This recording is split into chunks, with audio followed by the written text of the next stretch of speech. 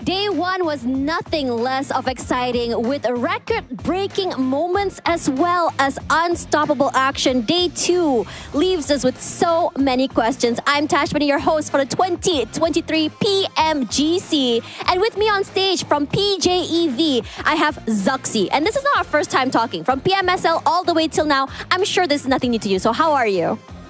Jadi buat Bagas, apa kabar hari ini? Perasaan aku baik. So Zuxi said that he is fine and he feeling excited for day number 2. Feeling excited for day number 2. Not surprising because you guys are currently on 3rd place. But before we talk about that, let's share your experience from day number 1. What are the ups and the downs for you guys yesterday? Jadi di hari pertama itu apakah permasalahan yang dihadapi oleh Persija EVOS? Permasalahan yang kita hadapin itu cuman lebih tepatnya ke drop spot dari masing-masing tim sih, karena kita ada beberapa tempat yang belum masih menyesuaikan lah. So basically the only problems that we have that we encounter in day number 1 is basically is the drop spot, is because of there's a lot of clash between the other team, and they still trying to get used to the new drop spot that the coach has been tell them to do so. Well, that's right. On day number 1, it's all about trying to figure out understanding or the ice breaking, trying to understand these strats from the other players. Speaking of strats, right now, STE is dominating ladder. So what do you think they're doing that is giving them so much success?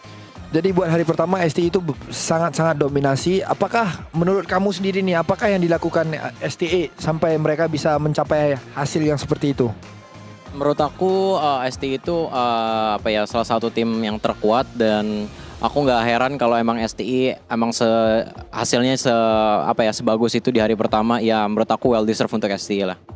Okay, so basically STI is one of the strongest team in this tournament, and actually Zuxi already expected for the result, and STI really deserve to perform really well. Yeah, with a whopping, I think, 26 points ahead of the rest of the team, I think that they are definitely a player or they're a team that should be looked out for. So, let's talk a little bit about you guys. So, for today, what do you want to improve on? What are we looking at for PJEV today? Jadi buat hari ini Persija EVOS apa yang bakal diperbarui, apa yang bakal ditunjukin lah? Jadi untuk hari ini paling kita main dengan sekonsisten mungkin dan berusaha untuk tidak no mistake lah. So basically Persija EVOS is trying to play consistent as they can so that they won't do a simple mistake. That's right. And speaking of that, we had record-breaking moments yesterday from STE. We also have A7 who managed to hang into the second spot without a single chicken dinner. Whether or not this will still be the case, let us see as we go into day 2 of 2023 PMGC.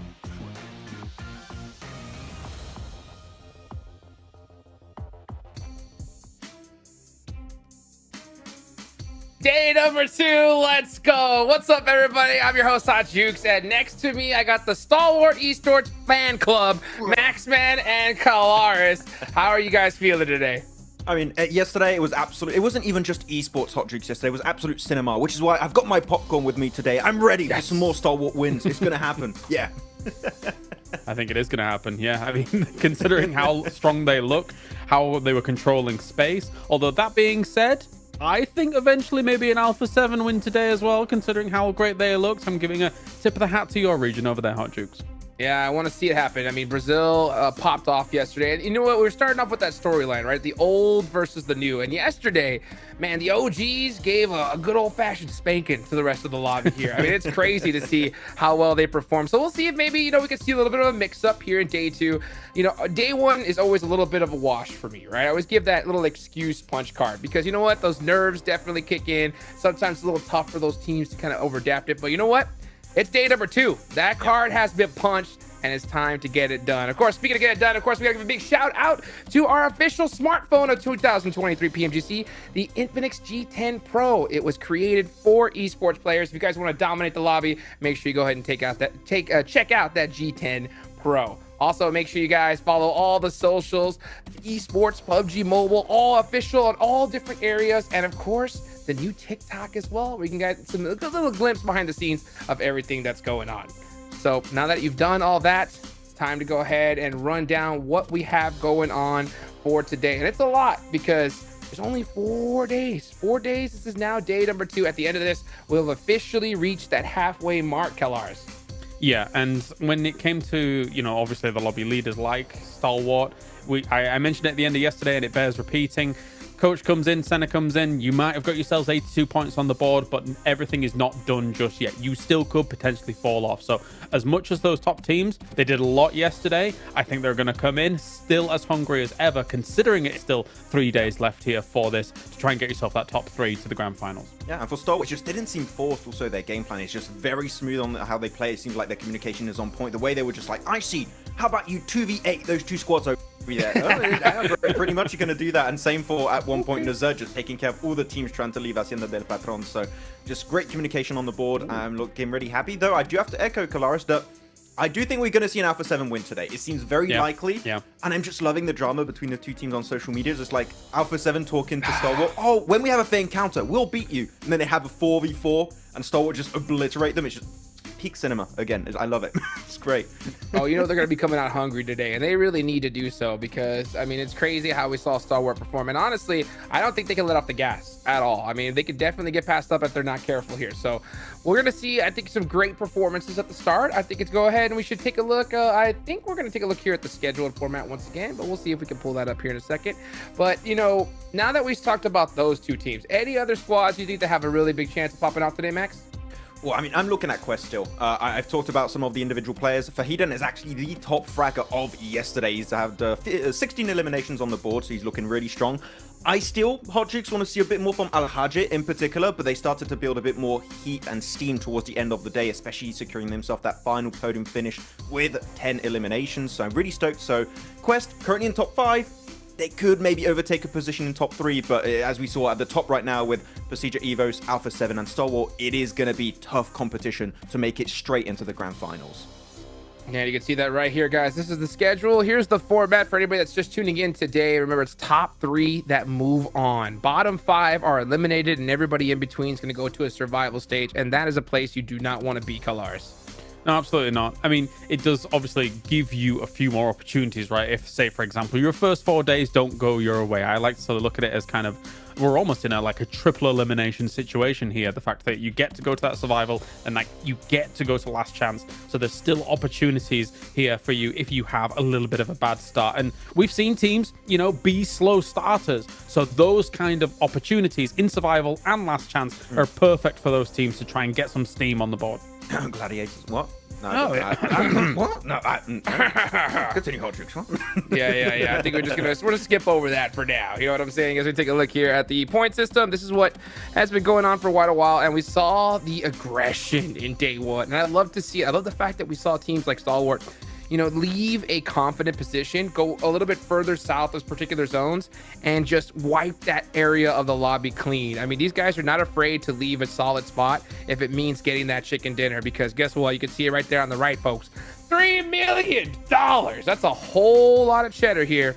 And, teams are going to be hungry for it, Max. Oh, so much cheddar. You can make a quiche with that one. Oh, man, we're going to have a great time. Oh, yeah. Wow, fantastic. But, yeah, I mean, especially you talking about the position Hodrix that Stalwart were playing. I think that one thing that was very important, and you brought it up a few times, Kalaris, too, yesterday, timing is very important. And the teams that are at the top are very proficient at taking their fights at the right time, rotating in positions at the right time. I'm especially looking at Alter Ego that I think had some really nice plays and sent in some positions when off angles would be cleared and they have the chance to go for that win, especially game 2 with that 11 elimination chicken dinner.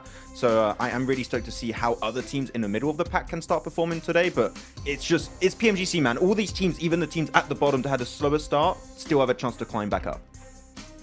One team in particular that I saw that really, ended the day, I think, pretty good was Rejects, Kalaris.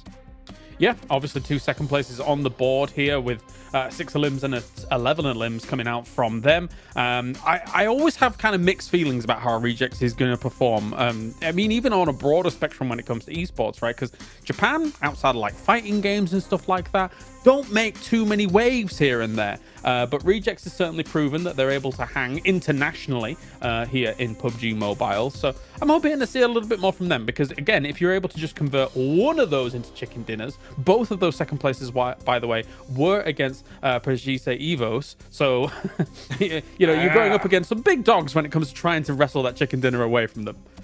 Speaking of big dogs, we can take a look here at the overall rankings. This is where everybody's standing out after day number 1. Remember, after today, we'll have officially reached that halfway mark. Top 3 is the goal, and I mean, there are a lot of teams that could still pass them up here, Max. Yeah, and there's going to be a lot of opportunities for all these squads, right? We only played 1 of the 4 days, so we're not even halfway done. We will be there at the end of today.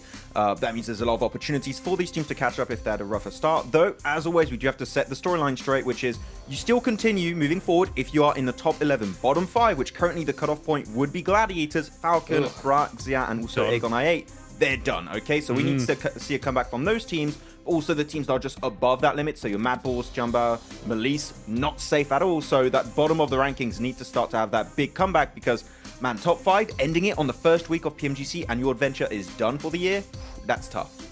Oh, that's going to hurt big time. Yeah, and I'm shocked to see Gladiators there at that bottom 5. You know, I talked to Kitsune yesterday at the start of the day. He said that he was going to be able to get it done, but I'll tell you what, we saw some people swing yesterday, so I can definitely understand why some teams struggled, but you can't let off the gas, and that is Stalwart right there, automatically at the top. Alpha 7 though could get that chicken dinner today though, Cal. Wait a minute. Average damage of Stalwart. That's ridiculous. 1.9k damage across the 6 games we had. That is insane coming out from them. Of course, you know, I think if we were to have Alpha 7 here in a vacuum outside of just having Stalwart available at all, we'd be like, oh my god, 1.6k damage. This is ridiculous. But Stalwart had an unbelievably blinding day yesterday. 46 limbs, man. I mean, how are you supposed to compete with that? They're almost 30 points ahead of second place after just 6 games. That's insane.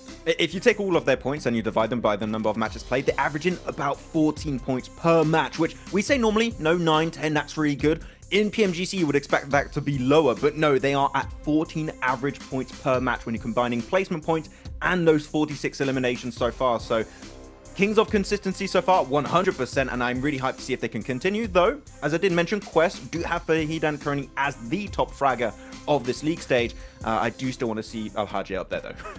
Yeah, putting the squad on his back. It's so crazy to see. I mean, honestly, if Stalwart just continues like the way they perform, all you got to do is just be near them. And it reminds me of that Sanhok match we saw yesterday, right? Well, where Stalwart was just dominating the entire lobby. Alpha 7 was just on the other side, just cleaning up everybody and just soaking up so many points. So, you know, if they're not careful, Stalwart's going to run away with this and get first place. And at the end of the day, that'll only leave 2 more slots left that teams are going to be able to fight over here, Max. Yeah, and it could be 2 Indonesian teams because we're talking about the teams that got wins yesterday, right? Hot Cheeks, you got, of course, Stalwart getting half of those to their lonesome. And then you have Indonesia, Persija Evos getting 2 of those wins and Alter Ego doing 1 chicken dinner also on match number 2 with those 11 eliminations. Actually, on this score finish right here, they did really well. So it seemed like we got 2 regions looking really strong. And in the last few years, I would say Indonesia may not the most present region at these level of play, but man, now they got 2 top contender teams to make it directly into the Grand Finals. That is insane how strong and how much improvement has been happening inside that region. Yeah, they're standout. I mean, Alter Ego, right? Like, of course, yeah, they got themselves a win, but I would expect more wins in these 4 days, no problem. Like, considering, you know, the kind of power they're bringing. Whilst we take a look at these highlights as well, one thing that I did also want to mention here, Hot Jukes, is I can't believe I'm about to say this, but I'm really impressed with the Xavier. That's really funny to Max because normally I'm a naysayer, but you know what, they came out of hot drop situations. They got 4th, 2nd, 4ths, left, right and center. I mean, I do expect also D Xavier to put wins on the board in the next 3 days. Okay, all right, I like to hear that. I like to hear that little bit of a mix-up. But you know what, Max, man, I'm going to ask you a similar question, right? You know, obviously, Stalwart just cast a huge blanket over yesterday, right, as far as storyline-wise. But are there any other teams, right, besides them, besides Alpha 7, that you think that we should keep an eye on today? I am going to be keeping an eye out for the teams that are involved in hot drops. So like you mentioned, D Xavier, which have been actually doing surprisingly well. I'm looking at Bra Esport, looking at Mad Balls, because we're getting into Sanhok right now. Are we going to have that Falcons fight against them in Ruins against Mad Balls? I do wonder. So all the teams that were involved in day 1 in those hot drops, I want to see if they're going to be trying to resolve that as much as possible. Also, Loops versus I8, that's still something that's going on in Erangel. That's going a bit of back and forth. So those would be the ones I'm looking at here, Hot Jukes. And if they do change it, we could see especially Brat Esport that are in the bottom 5 to have a bit of a redemption, because even though you might win the fight, you're losing a lot of resources. You're going to be out in the blue very often. You don't get maximum scouting. So I want to see a change of pace from those guys. I mean, they need to, right? At this point, it's so crazy to see teams still at this level, right? Going for those hot drops. They almost never work out, right, Kalaris? No, indeed. I mean, if you're a team like Bra, right, like, and you find yourself in these situations, it's absolutely terrifying, considering that they're just not winning these kinds of situations. That in general, you should migrate elsewhere. You should find another location that's similar rotation-wise. That's the most important thing. Well, you know what? Speaking of similar, we got 2 of the same casters, and they are some good ones. Let's take it on over to Jackie and Blanky. Number 2 started. Oh, that's right, Jukes. We're like 2 peas of a pod, mate. Very, very samey. We love the fashion. We love big chicken dinners. And we're probably in the right place for it, Blank, because there's going to be a whole lot of them today. Yeah, I would say so, 100%. I mean, look, it's same, but different today, Hot Jukes. You know, same me, different mic this time around. We're going to change things up just a little bit, keep you all on your toes at home. But yeah, heading over towards day 2 now. I'm pretty excited for it. Obviously, yesterday, like Max said, we had pretty dominant in terms of the chicken dinners that came through. He had 2 from Pasija Evos, as well as 1 from Alter Ego, and then the Mongolian Massive, as we like to call them, over on Stalwart, taking 3, which was kind of unreal, to say the least, honestly. But I think they can keep it up. I think they've got the right mentality for it. They've got the right discipline for it. And I think that is the main factor that might scare you a little bit coming into today. Oh, massively so. I think for Stalwart, obviously, we'll see how the games go, but everything looked very drilled. You could see the way they respected their coach, the way it was quite methodical, high-octane moments that were instantly brought back down to understanding they needed to be calm about it. They're playing for the tournament. They're not playing for the day, which is the smart way to approach it in a grand stage like this. But like the Des was saying, we saw so much talent from a lot of our teams across the board, and staking a claim for chicken dinners, well, that was Alpha 7's territory multiple times. They just fell short in the dying moments, right? When you're looking at those 2v2s, those 2v1s, where again, a few of those were actually versus Stalwart as well. So interesting story there to see how that will go. And I do like the fact, Blank, I don't think these hot drops are going to end. If I'm honest with you, I feel like you could see the clash of egos from yesterday. That's going to bleed into today. I reckon we get to run that straight back. Lest we forget as well, we highlighted the Bra hot drop on the desk, but Mad Bulls went up versus Falcons in the first clash of the whole tournament and got wiped out with all 4 players dropping without even a single lick of damage on the Falcons. So is that going to happen again? Because Mad Bulls, they need a better day, Blank. They need a good start. Yeah, I mean, for Mad Bulls, they're really quite behind at this point in time. And it's not a team that I expected to be this far behind either. And you're right, taken down by Falcons at the start of the day is a real unideal scenario, considering that, like, Falcons, yeah, they're the best team in the world. But in the similar vein, look, we got to be realistic about these things. I don't think they had what it took, yesterday at least, to go up against Mad Bulls the way they did. So they seem to have been really practicing, really trying hard to improve as much as possible.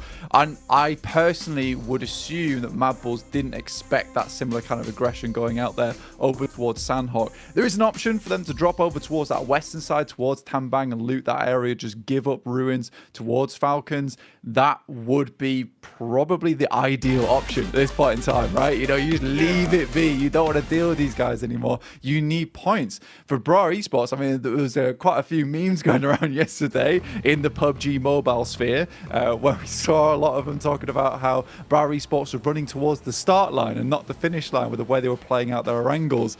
And I hope it doesn't happen today, but you're right. I think with the way that they like to play out this game, the way they like to play PUBG Mobile, I think they're going to be stubborn about this and they're not going to change things up.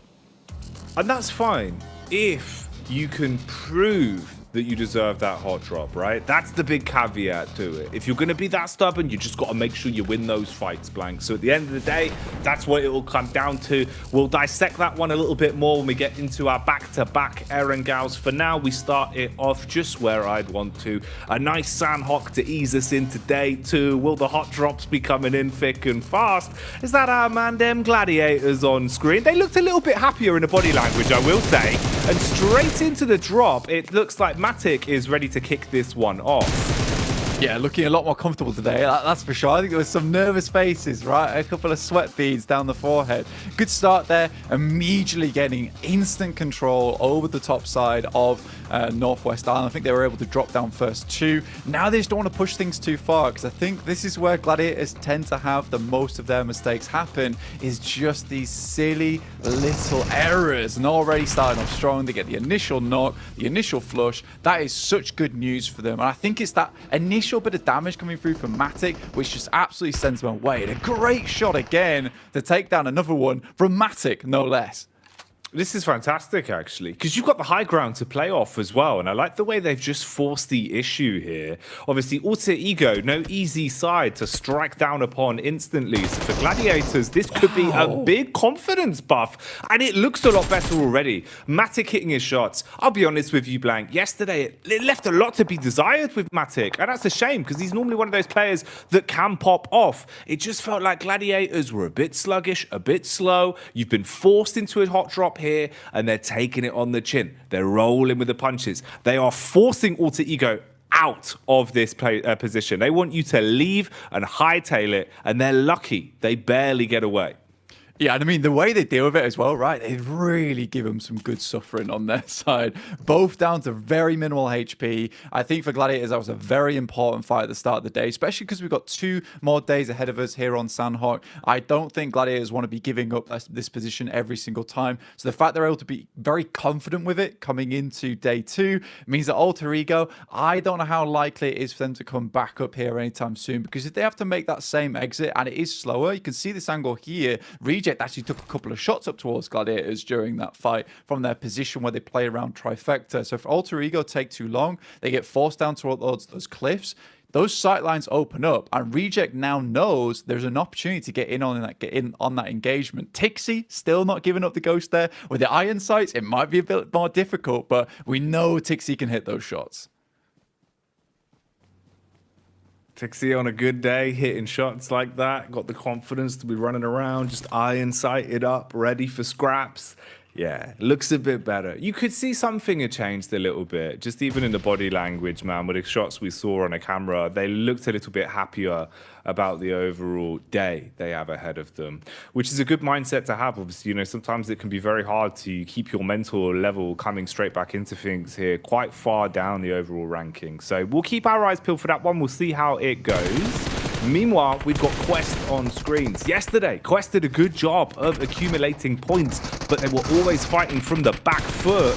Ooh, easy with a quick follow-up on that one, though, as he gets challenged by Chow and does chow down on him a little bit more literally there, biting with both barrels. Parajin on the trade as well, close towards the rock, as he'll rock Quest's world and leave them knocked in a bit of an unfortunate position. 2 of the players now completely isolated and not much room for the other 2 to help them or really bail them out for this. You kind of have to give the wide berth the whole way round to go for the res onto easy. By this time, they're going to have reset from the fight, and you're going to have a very angry DX ahead of you. Yeah, I think for DX, honestly, right, yesterday, I have to echo Kale's sentiments that it's just a case of this is not a team that I thought would be this impressive, right? I think a lot of times in the past, and I talked about it yesterday, the Circle loved this team over in PMGC last year. They did a really good job off the back of that, able to get themselves some very cheeky circles, get some great compounds to play off the back of. But it feels like they've really tried hard in towards this PMGC. It's not been easy for them in a lot of circles, and despite that, still hitting some great shots, still getting some very good fights in, even taking it to Bra Esports. I think that was a fight that we thought would be 100% in favor of Bra in the first place, but DX showed that they've got some real power coming into this tournament, and I'm extremely pleased to see it. Already, Quest is suffering badly at the hands of them. And this is Pasija Evos coming in over towards Malice Esports. They made this same rotate yesterday, so you'd have hoped that Malice would be ready for it. Already they're able to take off 1 player from them, but it's 1 apiece right now. Bit of a trade game being played from either side.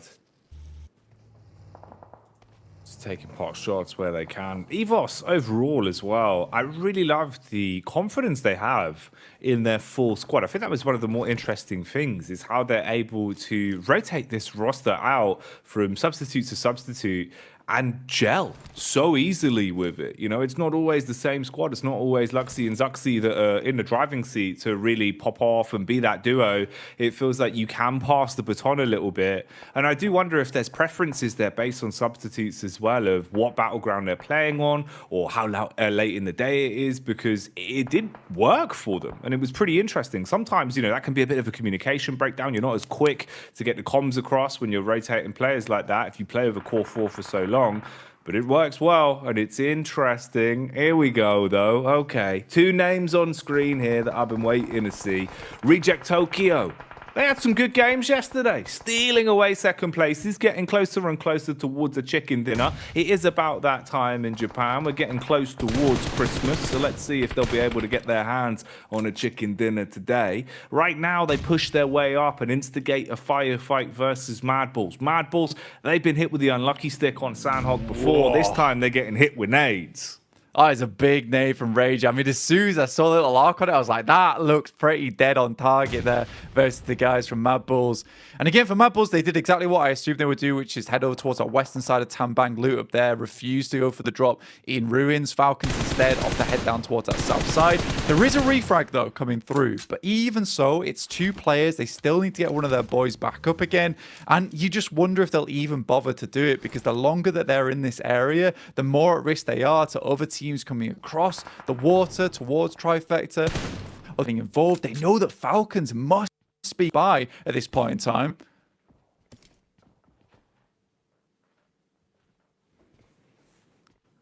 How's it going to go for Falcons as well? Are they going to be able to swoop in, cause a bit of carnage? This is a nice little establishing shot, actually, seeing the lay of the land between how far back Alter Ego were pushed from Gladiators in the initial clash. All 4 still alive for Gladiators, of course, after they stole away a few elim points to start things. Bra Esports on our screens now, though, and these are some big names all surrounding one another. Up on top of the hill, you've got Starwalt, the Mongolian side, that proved just how powerful they can be on the battleground yesterday. This man in particular, Nerzed, he was an absolute warlord, Blank. He was armed to the teeth. It felt like he was basically just obliterating anyone. We saw him taking on 1v3s, 1v4s, and doing it whilst grinning. He was very calm about it. Yeah, it was so easy for him, and it looked like just another day in the park for Stalwart a lot of times, and that's what was scary. Tops also 2k damage at the end of the day. You barely see that one time in the entirety of a league stage over in PMPL. He did it here on the first day of PMGC League stage in what is the group of death. So for Tops, that was some unreal gameplay. I love to see the way that he uses that prone position to really lock on with that M4, and I think the fact that he is so accurate with that thing and hitting headshots. That is what I was most surprised about the stats yesterday. The amount of headshots this guy hits is sort of insane, and it's the reason why he's able to put people down so quickly, is he just takes off the dome, dude. So for Stalwart, they're a very scary team overall. It's not just Nerzed, it's every single player on that squad. Nerzed's just kind of that wild dog in front that allows the rest of the team to gain so much control off the back of it. Oh, he got that dog in him. He does. He does. He loves it, dude. You see the aggression, right? Whenever a fight kicks off, it's the way that he just kind of beelines it to the front line. He's like this barricade that just sort of goes up, holds it down whilst causing commotion. But you're right, in a sense of teamwork, that is the big factor. That's the thing that sets them apart, is the way that they play off of one another. Right now, though, we'll see how they can react to this, as Nerzed is struck down and finished off. Zerish from Mad Balls jabs his way in to annihilate the key man and leave Stalwart down to just 3 off the back of the close clash we're seeing here. So many squads in close proximity to one another, just attempting to find the first knock, attempting to find the first mistake from one of the other squads. Loops there, lucky to be alive, and that's a big name for him as well. Ayala yesterday, it felt like he was really popping off, Blank, in close range combat especially. He was very confident with his flicks. Yeah, Isla, big-time vet here coming through from Team Queso, now over on Loops Esports. I mean, he did a lot for them. Really was able to push their boundaries to the limit, get them into a lot of awkward scenarios, and then out of those awkward scenarios as well. So I love that play from Isla, and the rest of Loops Esports certainly are able to rep that legendary name within Americas. Really, really good stuff. For Stalwart, like you said, losing Nurzed is not ideal. However, they have this really interesting gameplay where once they lose one of their players, they instantly buckle up, turn into a salvage mission type of mode, and then just try and get as far into these games as possible. Because I think for Stalwart, if they have 4 players, they're happy to pop off. They understand, though, that here on Sanhok, you need a little bit more pressure. You sort of need those 4 players to give you a chance towards that end game. So right now, it looks like they're going to be looking for a couple more elimination points and then just see how far they can push those placement points. As long as they keep that buffer at the top, they're going to be really safe going forward, Jackie, and it's going to make it nigh on impossible to leapfrog them. And I think that's what's terrifying about Stalwart, is just their ability to pump points every game. Now, this is crazy from Tops, currently looking for a 1v3, and that nade could be absolutely devastating. Dude, this is wild. The sheer level of confidence he had. And look at the timing on it as well. They've even called for the double nade. They were doing this yesterday. It's really hard to synergize this as effectively as they've been doing it. But they're really confident in holding the pin, waiting for the call, double nading at the same time, dealing enough damage to get the knock off the back of it. Action still throwing nades in through the windows and blowing Tiamba to pieces. You've now got to push in to try and clear out in close range. Molotov as well. So the utility massively paying dividends here. And they clean up. That's beautiful. They've just mopped them up like a spilled drink. Yeah, the utility usage is absolutely nutty over towards this side of Stalwart. Every single bit of utility has a reasoning and a value behind it. I mean, that particular building is a little bit rough to get rid of because a lot of times players can just dip in towards that back room and then jump back out again once you bait the nade out. But a fantastic lineup, like I said, with the double nade. Tops knows that nade's not going to hit. He cooks it in such a way that it doesn't explode immediately, gives them time to walk out directly into the nade, the action throws to bounce into that opening outside the door. So it's so smart, and I think that that's what makes Stalwart very good, is they don't take too many chances in these fights. If they can use utility to completely confirm themselves a team wipe, they absolutely will. You see a lot of teams with like 16 nades on board, and they're essentially just lugging them around for no reason. Stalwart uses every single little bit to their advantage. And I think that's the key fact you kind of hit the nail on the head with there as well, because I believe that was 5 nades in total and 1 Molotov for a full squad wipe. The fact you've used that so efficiently with the timing and the comms, especially with the spacing they had between one another, and being able to play so confidently, it's really impressive. It was happening all day yesterday. It's happening all day again today, it seems, if they can maintain this. And that'll be a big boon for you. It can make the difference, especially when fighting with 3 players rather than 4. Talking of fighting, though, it's still going on. Everyone is duking it out at this point. Melissa seems to be struggling as they're getting battled upon. Loops as well getting thrown into the fray, but Tops is dropped as he'll be connected from the sideline. It never ends right now, Blank. The elimination feed is going 60 miles an hour.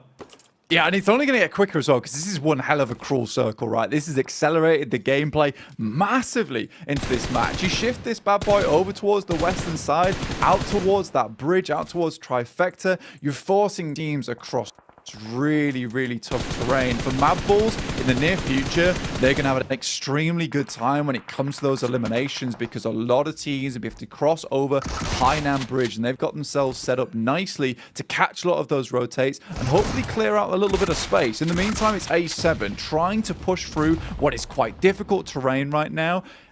On the other side of things is Gladiators. 3 eliminations in a great spot, a great compound holding out on the western edge. This might be the first time in a while we see Gladiators have a good game. I wouldn't classify that last Miramar from yesterday as a great game. I don't think they did too much. What they did do right was a quick rotate, which again they're displaying here. It's just those silly mistakes that need to be shored up. The good thing about it today, though, is at least they've had time to loot. They've had time to get suited and booted. You can see there's ammunition, there's utility, and there's also one important factor, which is confidence. Meku's been going for peak. Tixies is going for peaks. You need to have that killer instinct back, and it seems like Gladiators are starting to find it again. Yesterday, they were playing with a lot of respect, playing very timid, playing not to lose blank. Today, it feels like they're starting to get back into that mindset of we have to play to win, and that can be a very big difference maker for you. Right now, though, we'll switch on over to a clash that means so much. This was going on all day yesterday. Bra Esports versus DX was a non-stop roadshow of aggression. Here, it's the nade that blows the wheels clean off for Bra. 2 of them down in an instant, and they're pushing on out to try and clean up on this one. DX, oh, I didn't expect them to handle it so quickly, but they certainly have. And I mean, it goes on. That vendetta coming through from DX and Bra just never stops. And I think that team is a great dichotomy, right, between SEA and the Western region in general. It's just SEA just seems to have much, much, much better utility usage overall. They seem very, very clean with it. A lot of times if a fight doesn't need you to take it raw with DBSs, they don't care for it. They'll just send nades your way. I think the Western region has some incredible fraggers on side, some incredible mechanical skill, but what they seem to be lacking is just that utility usage, that smart gameplay to open up into a fight and then just clean out from there. Unleashing a hailstorm of bullets here. Just barraging in. Unfortunate for Misery, it seems, as he'll be suffering up to his namesake, going through some misery. Oh, overall, EVOS as well, really starting to buckle now under the pressure. The Falcons, meanwhile, have been clashed. The horns between them and Loops have been hitting each other quite consistently. A7 as well seem to be suffering from success somewhat here. A7 have been doing a good job into our previous games over day one of just finding an ability to backdoor, finding an ability to really third party on fights when players are low. Whereas this time around, they're going up against the Gladiator squad that has that bloodlust back. And it seems like they've just completely crushed them there, being able to handle it relatively easy.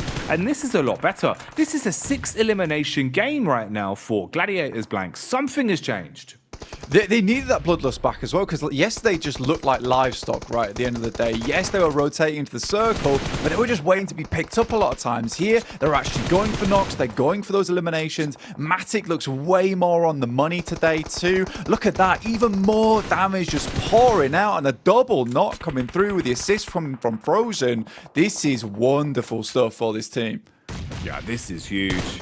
It's also insult to injury as they've been able to find mad balls and really quite cut their way through them, leaving them in a bit of an awful position here as Frozen, basically down in a ditch, needs to try and hold back the oncoming assailants that are the Gladiators. The chainmail is firmly suited onto them today, and it seems like the swords are sharpened. You've got a close grouping of teams off towards the wayside as well. This is really the only one clash that they've got to get through cleanly. If they can find their way past Frozen and do it without sustaining too much damage or being forced to use too many meds on a repair, they're going to be content with this one. You'll have a nice clean path, good edge to work with in terms of the zone as well. Frozen, he's got nades to play with. Dashes back one, single Molotov in the pocket, and then it's just down to the rifle to defend himself. Meanwhile, Meku, scouting out towards the coastline, has found his way onto Zuxi, who's just been swimming along, trying to stay alive as the last man for EVOS blank, but he is barely alive at this point.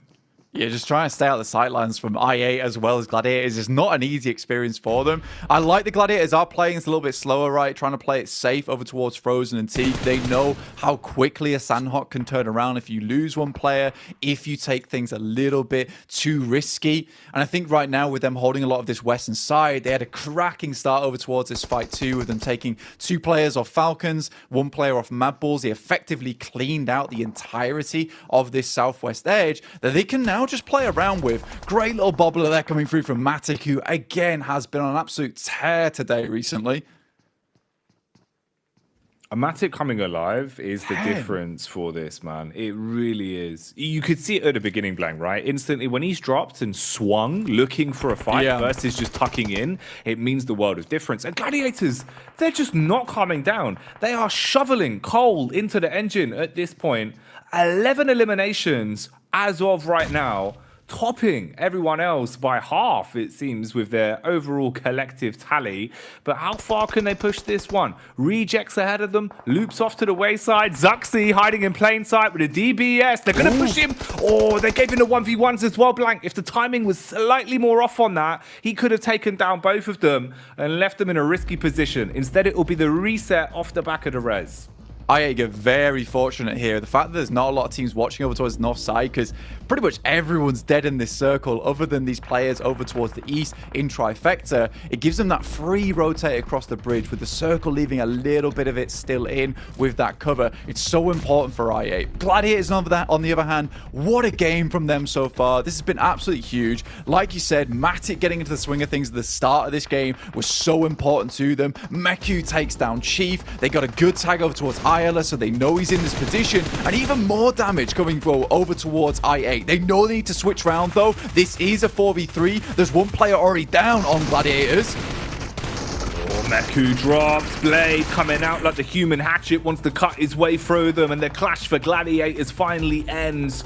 They were entertaining us, but it's over. No survival now as we're down to the final 3 and Gladiators aren't in the runnings anymore. Loops with a solo dolo. A man that has been proving his gun skill is incredible, but you'd have to go above and beyond in a spot like this.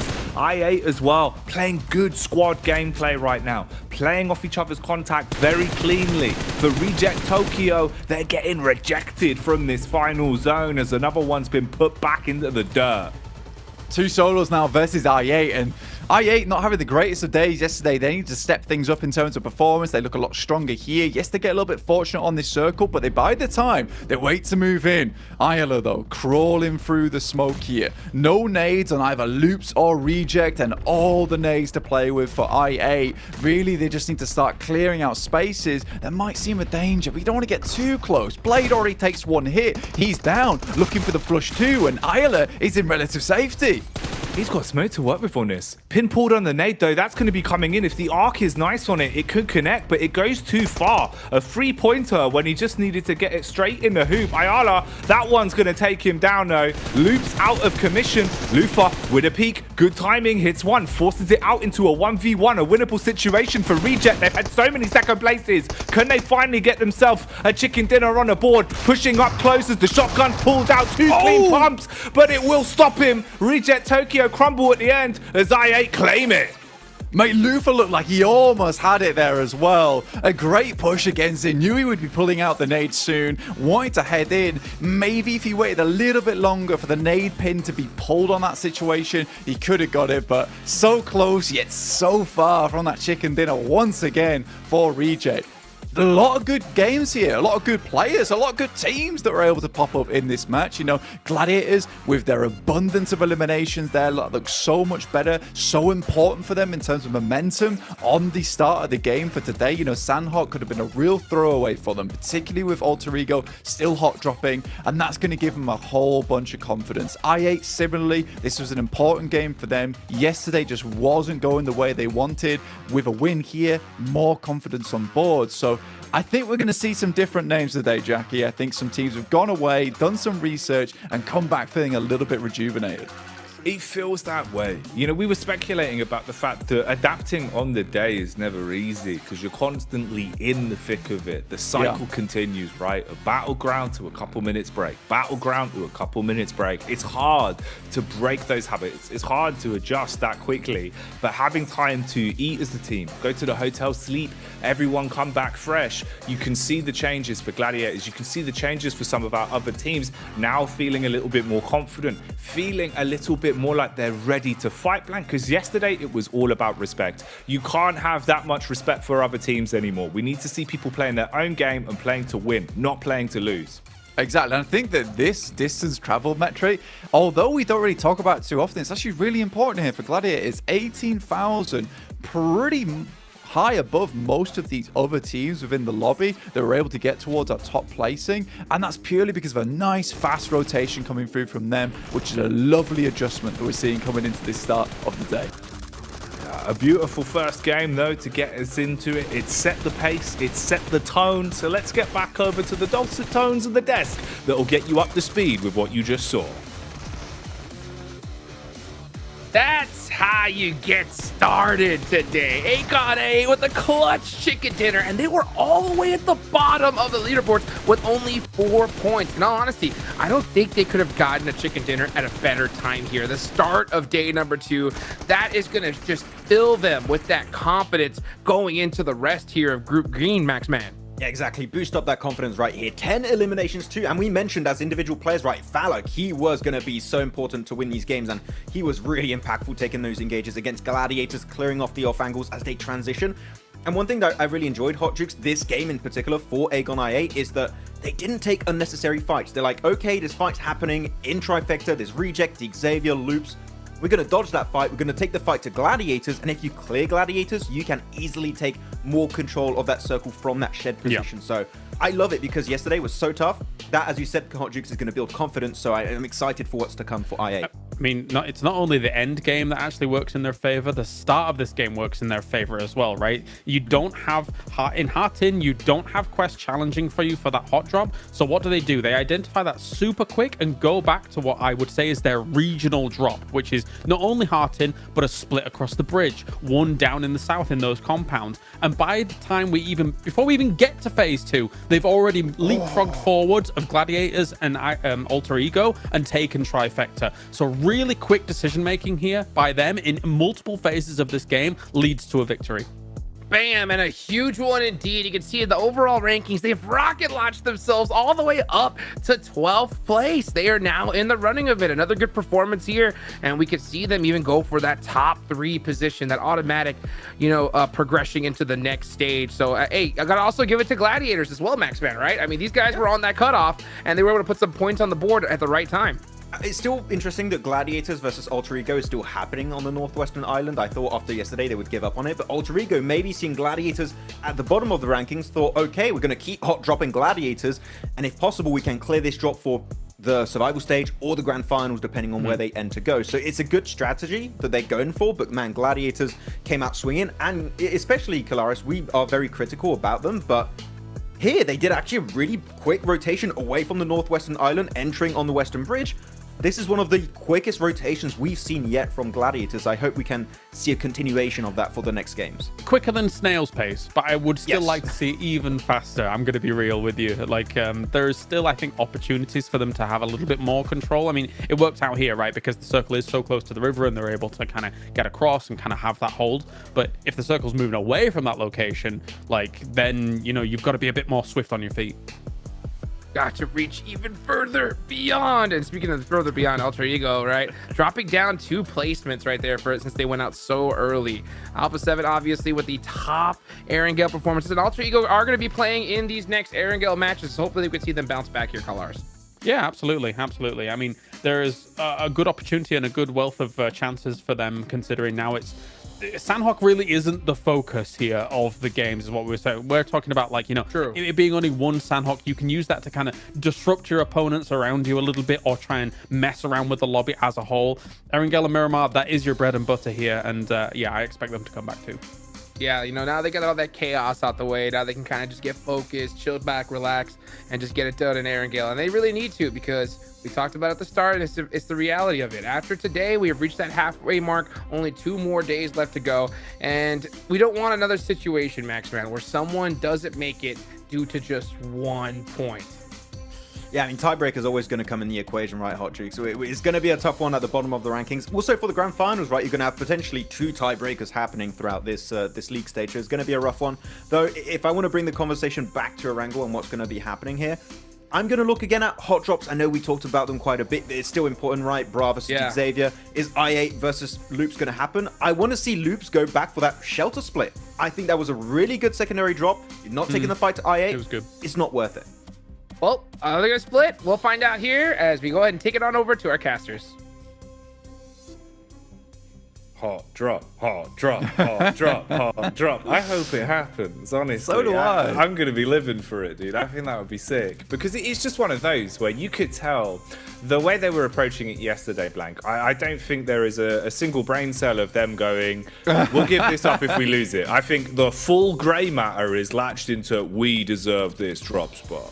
Yeah, it's all up in the head, and all that's going on over there is just plans upon plans of how to make that hot drop work, how to force the Xavier out, because Bra is not really working with any idea of retreat or cowardice at this point in time. They're going to keep hitting it up every single moment, and I think it's going to hurt them in the long run. I really do, and I hope it's a case that we see Bra take an alternate drop spot here, give up on Pachinki, because at the moment all they're doing is just causing problems for themselves. If you look at them at the moment in the overall rankings, currently stuck down in 15th place. They'd be going home. If we ended things now, they'd be going home. They wouldn't even go through to survival stage. And again, it's a case of like, you can't really have this mentality either of, look, if we go to survival stage, at least we'll have Pachinki drop, right?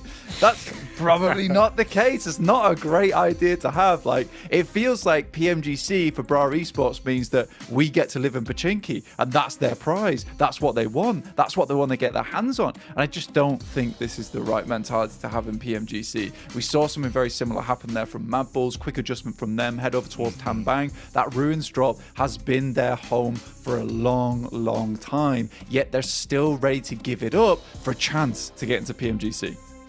Well, I think that really is kind of the proof in the pudding, right? It's one of those where at a certain point you have to realize, is your tournament life, is your overall opportunity of what you can make of this over the next 4 days worth the ego challenge of going, we will just keep fighting it until we win it cleanly? Because in each and every one of those games, man, you're seeing them, like, you know, at times getting 4 eliminations and then just going out to the blue.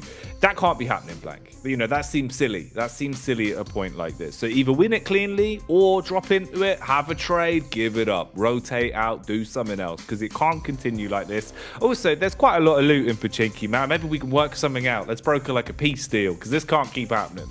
Yeah, just on either side, you know, one loops up towards Church on that northern edge, and then one heads down towards that south side. You know, it's very easy to divvy up the loot there. Very easy for both teams to exit on different areas of the map too. So, you know, there's really ideal scenarios here for both teams, but I think Bra is just obsessed with violence. So we'll see what happens going into the future. I mean, even the thumbs up, I was like, that's a worrying sign. They seem to be still quite confident with what they want to do during this map. Again, we had the reams of paper of Mad Bulls as Fleek analyzes them, thinks how he wants to play out this game. I think that they definitely did make some strong adjustments yesterday. Maybe pulling out the playbook middle of the day when they really weren't feeling all that good was not the best idea. It's a case of, look, guys, let's just go back to basics, have some fun, and we'll reset into tomorrow. With the point sponge at the top at the moment, anything can happen over the next 3 days. As we've already seen, you know, Gladiators jumping up to 10th place right now, 30 points. That's fantastic news for them. That's going to give them a little bit of a lifeline going forward, and they can push this a little bit further. Though it is quite the jump between 9th and 8th place, from 35 to 47, then it only gets bigger from there. So getting onto that front page, if you're on second page right now, will take a bit of a Herculean effort, but there is opportunity. There is. There's chances, there's opportunity, and there's many games ahead of you. If you're just joining us, we're kicking off our first of 3 Erangels, back to back to back. Now, yesterday, this is where we saw some utter shenanigans time and time again. Is it going to be the same sort of situation, or will things be different here for day 2 of Group Green? Group Green, rather. Whoa, Blank. Let's get it. I'm just going to drop it at Black and be like, I'm going to save you, bro. I've got the rope. I've got the rope, dude. It's not green. It's fully brown. We're all good to go. Don't worry about it. But we're heading over towards Erangel to start things up on our back-to-back, like you say, Jackie. Pasija Evos right now, 3rd place. Great stuff from the Indonesian squad. Like you say, I think that the important thing you brought up was the fact that this team gels any format they want to bring to the table in terms of their roster, so they can switch people in and out depending on what they want to get done. Right now, I feel like what they tend to do here on Erangel is they like to feel a Luxian, Zuxi, Misery, Redface roster. That works out quite well for them. So we'll see what they're able to do with this. Heading up towards Yasnai, we know they have this clean 2 themselves. It gives them a real good opportunity going forward. Obviously, some of their rotations do have to be fairly quick off the bat, but they've got no problem there. Boy, oh boy. The group of death. And fake colours. That's what we're in right now. Oh, you mean made-up colours? We're creating a whole new genre. A whole new world. But this is something we've seen time and time again. As we're back to the basics on this one, Pra Esport up against DX. It's not stopping, which means we're probably going to get it for another 2 games in a row as well. So let's see who can pick up the first. I think in a total tally right now, I'd say they're about 1-1, and then there was one game that no one really won. So I'd say we're at 1 apiece at the minute between these two. Yeah, it did feel like DXavier had a bit of the upper hand, though, to be honest with you. And I'd just give them that extra little 0.5 points towards them, just on the sense that the way they're playing is to actually get points on board after the bout that occurs towards the arena that is Pachinki at the moment. So I do believe that right now DX has the better chance and also looks better in the engagement. I do like the way they quickly turtle up in some of these scenarios, really bait Bra into a false sense of security. And again, it's the same situations that Bra keeps falling into, which is getting one player taken down by utility when they get impatient, which seems to be a reoccurring trend for this team, where they just want to send it over towards a building, run in, just tapping the feet all the way, going 60 miles per hour, but they immediately crash into the wall that is DXavier a lot of times. So I think that for DX, they're playing the right style to counter what Bra is currently bringing to the table over in Pachinki. I love the observers aren't even bothering with it right now. They know that it's going to go on for a while, so let's show a little bit more of the map, which I always like to see. You know, there's one of the observing team just watching it, like eagle-eyed, like if something kicks off, we'll check it out. For now, let's see what's actually happening. Because it was a solid maybe 50% of our screen time yesterday, because it just did not stop. It was the hot drop talk of the town that we were constantly tuning in with, just to see if there would be a different outcome, if anyone would finally give up the goose before it gets out of hand. This time around, it's a little bit more fragmented. We've already brought esports starting to double back and give up the space that's taken. So actually willing to not fight to their demise, willing to rotate off. That's an adaptation we did not see yesterday. Here we go. That's that single brain cell going, no, bad idea, bad Leave idea. now, leave now, escape. So yeah, good job to them. And it does feel like, yeah, they've taken the northern side. They went towards church. They got some loot on board. And Ruins is fairly free a lot of times at the start of this game. It's not the greatest loot in the world, let's be honest. If anyone's headed towards Ruins in chat, you know, you tell me it's horrid, but it'll get you forward. With the little bit of loot they've already got on board from Pachinki at the start there, it certainly should be enough to push them into the rest of the game. They also understand that it's not a bad time to be leaving if they're already on that northern side, particularly because we did get that circle very hard up towards that northwest, supporting both Gladiators as well as A7, who are currently on your screen. Right now, this is the team with some of the highest average damage in the entirety of the lobby, doing extremely good for themselves. Revo still a force to be reckoned with after many, many moons of these tournaments. He's doing really, really well, and I respect that he has not let up in terms of that momentum.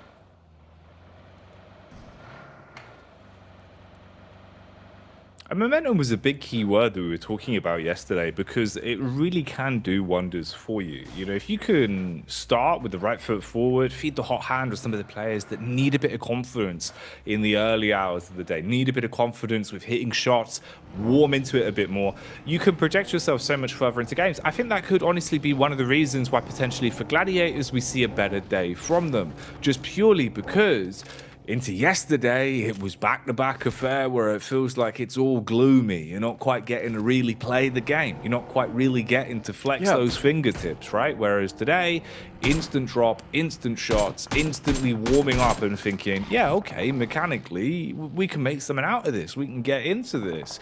This is the other side of the coin for the two rotates, of course, where we saw DX go one way, and they've ended up just on the lip outside of Pachinki, fighting for control of the hill, where Rejects have pulled up. Rejects losing a man early, as it seems like someone's taken a bit of a hefty hit, and Parajin's roaming in to try and support the rest of the squad, whilst Rejects just clean up on that one. Oh no, it's Sarah Biceps as well.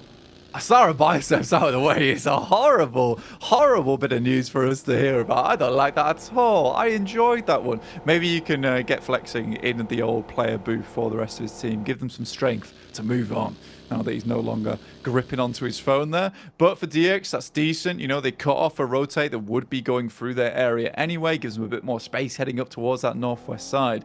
So I do think that this is going to be overall net positive for DX. Obviously, Bra is already in towards the circle. I think a lot of the plays that we've seen from DX have come from the fact that they've already made a good rotation and they're great at holding down these buildings. I'm curious to see how it works where they're wearing the shoes of we've got to get into the circle and we've got to break our path in. So what do they do in that situation? And we'll just have to find out. We won't know right now as we're going to be looking at a couple other teams. Procedure Evos currently making their rotate from Yasnaya just underneath Severny right now. One of the few teams to be heading over towards that northern side of the island. Last time we saw a circle like this here in the league stage of Group Green, we saw it head over towards that northern edge. So potentially Procedure Evos gets thrown another bone.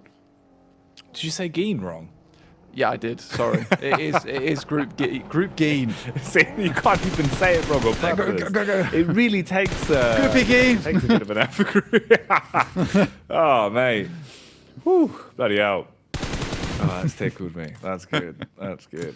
I tell you what also has tickled my fancy over the past few days. Quest. Yeah, they've been pretty impressive to watch in some of the situations. Yeah, up and down. Yeah, man, it really does feel like, you know, honestly, for a side that's kind of had to fight from the mud in sense of like a lot of their rotations have felt a bit uncomfortable. You're kind of always playing from a bit of an off position. The angles they're kind of utilizing are a bit weird. They're hitting their shots and they're being able to pick up the pieces and at least project themselves in towards the upper echelons of a good majority of our games. So they've accumulated a fair amount of points, and if this is something they can remain consistent with, because we've been saying, you know, with the point vacuum that has been Stalwart, there's a lot of opportunities to get yourself out of that danger zone. And I think that's the one key thing at the minute for a lot of these teams is just maintain clearance of not having to worry about the potential danger zone of where you might end up going into tomorrow. Day 3 is a whole different story to where we are right now. Kind of feels like we're still in the land of opportunity for day 2. Yep. Once you get into day 3, Blank, I feel like the pressure's really going to start nipping at you. Yeah, day 3 sort of stressy Bessie. That is not fun at all, where you really do need to put some points. For some teams, that's about securing their position to the PMGC Grand Finals with their top 3 spots. For other teams, it's a case of, can we set ourselves up to maybe, potentially, leapfrog in towards that top, in towards 11th place and beyond to try and get towards a survival stage, you know? Yeah, it's not the ideal scenario, but you do need to still get yourself into that springboard position to take over, to try and maintain your legacy here in PMGC 2023. But for Quest, you're right. I did like the way they've been playing. You know, they were in a bit of a depression arc yesterday, but constantly providing themselves a little bit of therapy here and there, dragging themselves back out, getting some points on board, and getting an 8th place off the back of that. I think at one time they were around about 5th as well, despite it looking pretty bad some of the games. That is a great mentality to have, and I'm extremely pleased that they didn't just fall on their face like some other teams. You're right, though, there was some real gloomy scenarios for some of these other squads in the lobby where it was just so impossible to pull themselves out of that quagmire. I mean, Gladiators in particular, but it looks like that they've had a full reset coming today and another great rotation from them. I mean, we look at where they are currently on the map. Yesterday they just sat around in the compound that currently Bra is holding in, and then they've just sent directly up towards shooting range this time around. You know, they decided that the circle goes even a little bit north. It's better to have a pretty rubbish position on the northern side that you can potentially hold out for later to break inwards than it is just to let the game happen. It's a lot more proactive. And I think that's really the one thing that we could ask for from them. You know, we wanted to see a change. We wanted to see them trying to play to their strengths. And at least this is a stepping stone. This is a starting point. Oh, man. That is deadly. Wow. Rosemary and co. Just absolutely ready. Lip ripping on the P because they're able to just bully him, really. Guess I won't peek that. Yeah, he's just given up. fair play. That's one way to handle it. Okay, Falcons going for a little bit of a crash here as well, it seems, as they're trying to force out control of the compound. Nade's going every which way but where, sort of like the Great Glass Elevator. Six going to be able to make his move around towards the balcony side, but it seems like the bonnet has done some damage as the car's impact will silence one of them. So numbers dwindling quick as Falcons swoop in to gain control. Yeah, I think Six is just a real ideal player on that squad. But look at this. Tiamba actually decide that after QZZ got absolutely obliterated on his peak around the rock, they just sent in. They decided they don't want teams thinking that they're an easy target. Even with their slow but wide rotates, they don't want teams thinking that they can just be held out every single time. So a nice little crash there and a little bit out of character there for Tiamba, for a team that likes to play their way in towards very much that late game and then starting getting involved with a lot of these fights. That's a really nice play. And it's very promising to me for the future of this team. Currently in 11th place, not a huge amount of points on board, but they were consistently putting up points yesterday. They weren't huge points, but they have kept themselves in the running.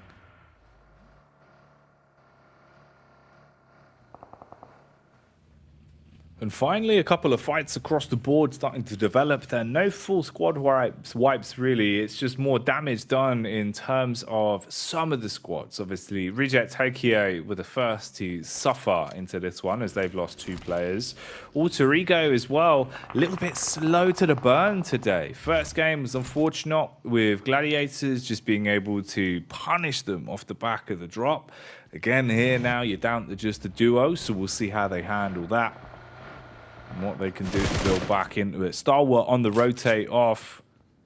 Been spotted, trying to trace here outside of the window, putting bullets down range, but they've got 3 vehicles to play with and breeze their way past to regroup and set up towards the hillside with a lot more control in terms of the zone.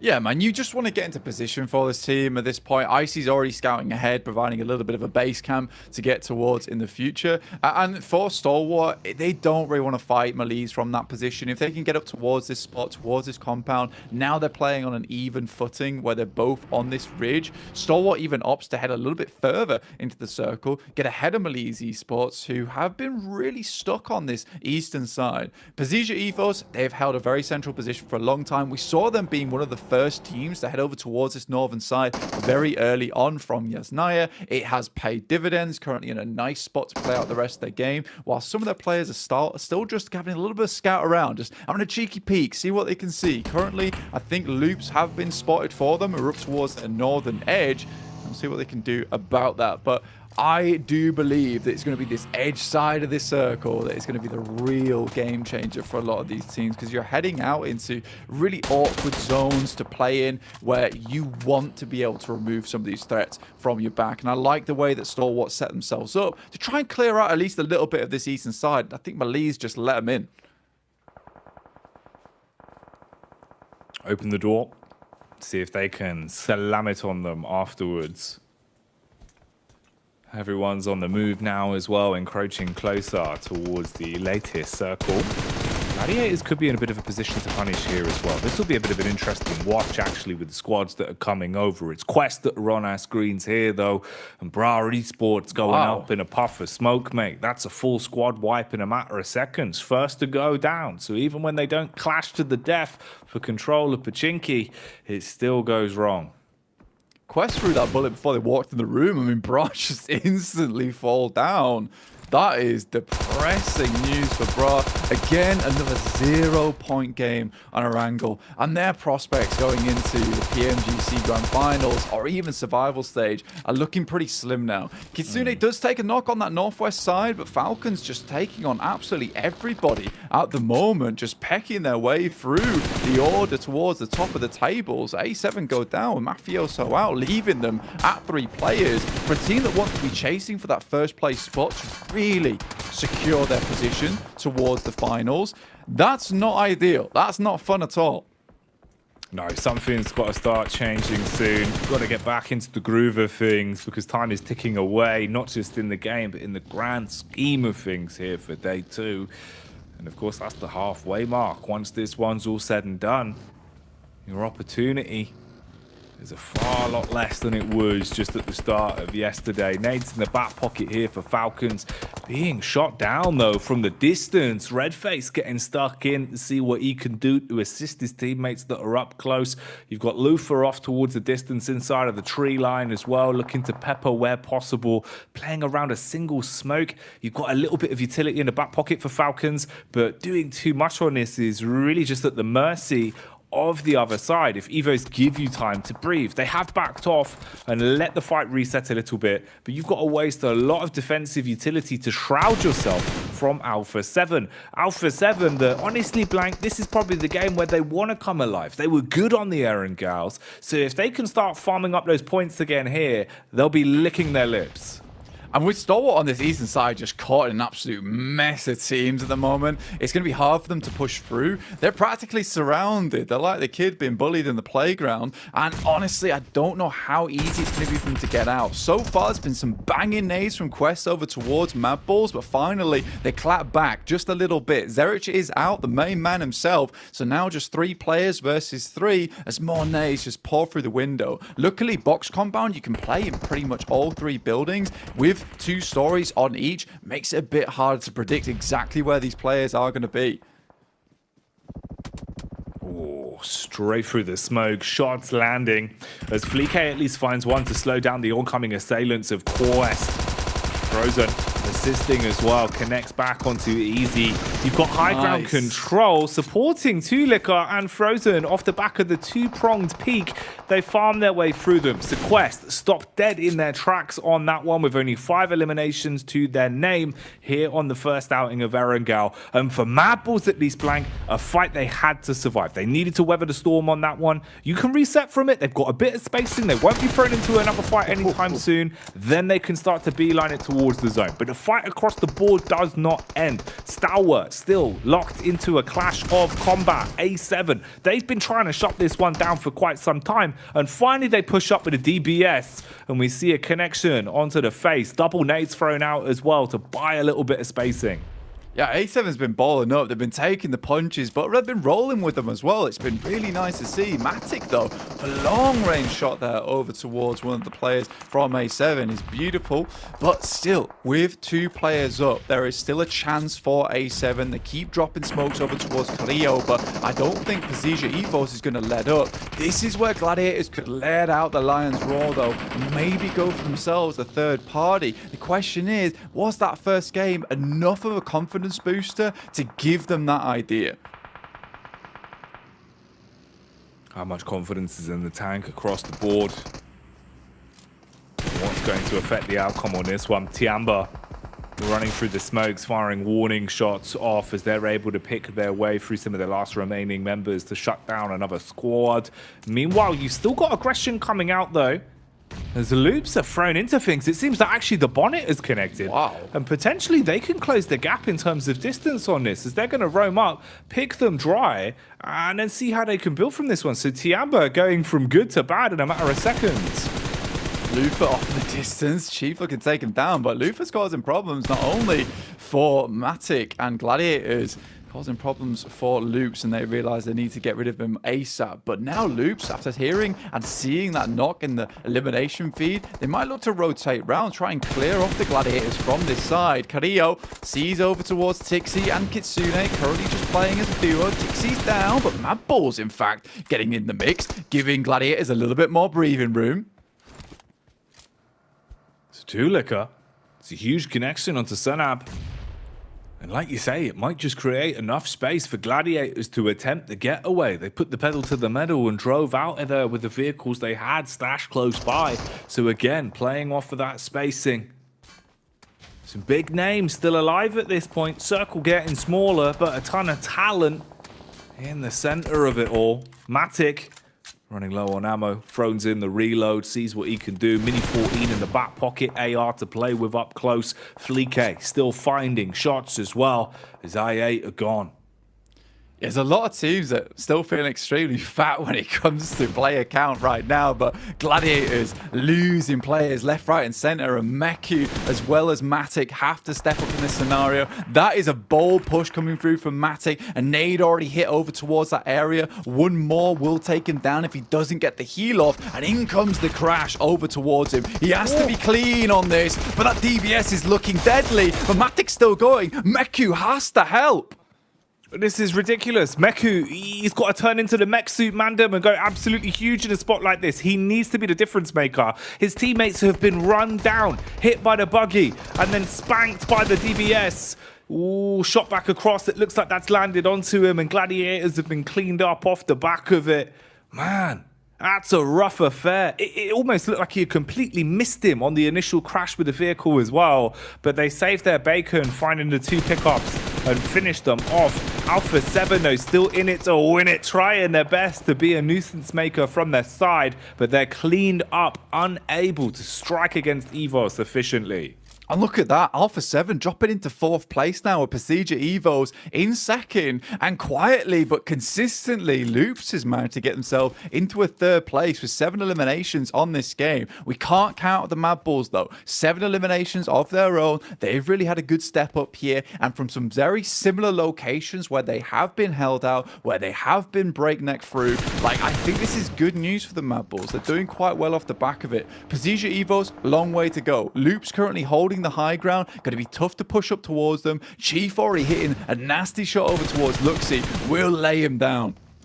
Oh, Chief warming up now. And Loops, it feels like the whole squad starting to pass the baton a little bit more. In the past, it was Ayala that was making great plays, Mythic stepping up when necessary, but now all 4 of them are getting to grasp with it. They're coming out swinging into day 2. A smoke screen ahead of them, fighting downhill. Redface peaks up with anger as he'll battle back onto 1, takes out Mythic, readjusts with the SMG, peppering bullets towards the tree. Chief waiting for the attack. Nades exchanged as the Molotov burns the grass all around him. He's got to do something quick on this. Tries to close the distance blank. The double pump comes out and takes down Redface. I mean, that was a nice play there from him, trying to get the nade, trying to get a utility through, but I think Redface, with the mechanical skill he's got on board, probably could have just gone for the dry fight there between him, but a lot of players on that side from Loops does make a lot of commotion happen. Mad Bulls looking for some more, though. Zuxi gets knocked out there from them. Just misery now from Procedure Evos, trying to push this game as far as they can, but it is Chief, once again, to lock it down on this upper side. The big chieftain, he's got the lay of the land right now. Everyone is following his rules. He is giving it the big one. Nerzed with a nade as well, dashing it out, and they're feeling the pain.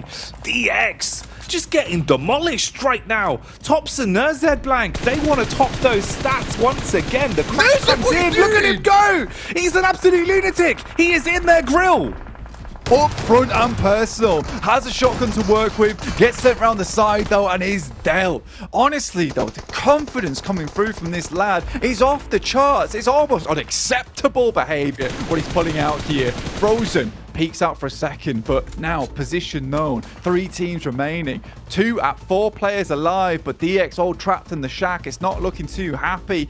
I go lucky for this team, and Mad Bulls right at the bottom of the hill. They've got a long climb upwards. Let's see if they can pull it off.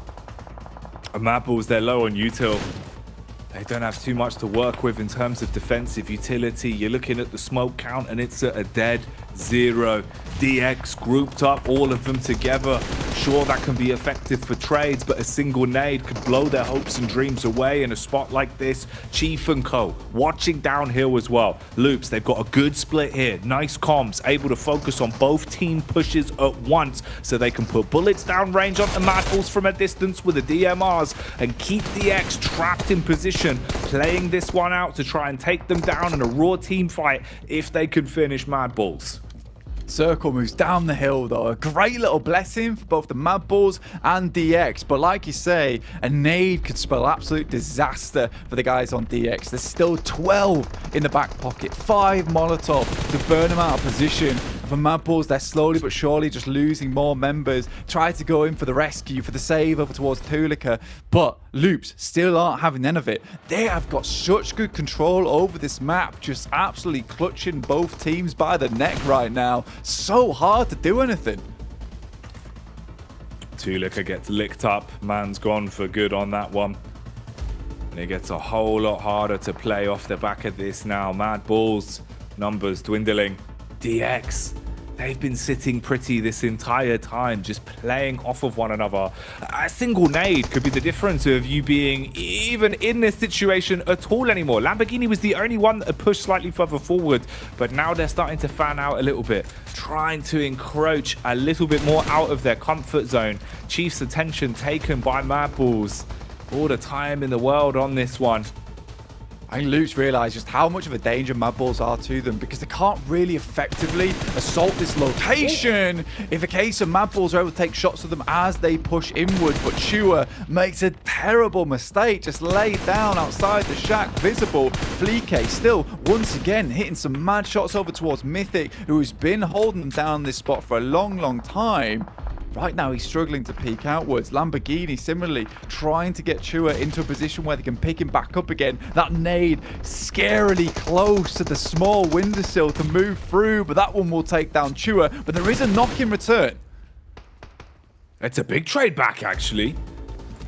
This could give them a leg to stand on. This could give you an opportunity to fight. Look at the nades coming out. One by one, dashing them in, trying to keep them uncomfortable, playing off the back of the timing. They know that he's got to reload eventually. Forced to fall back because of the contact with the nade blank. They silence him. He's gone. Space being taken now. Lamborghini flanking towards the right.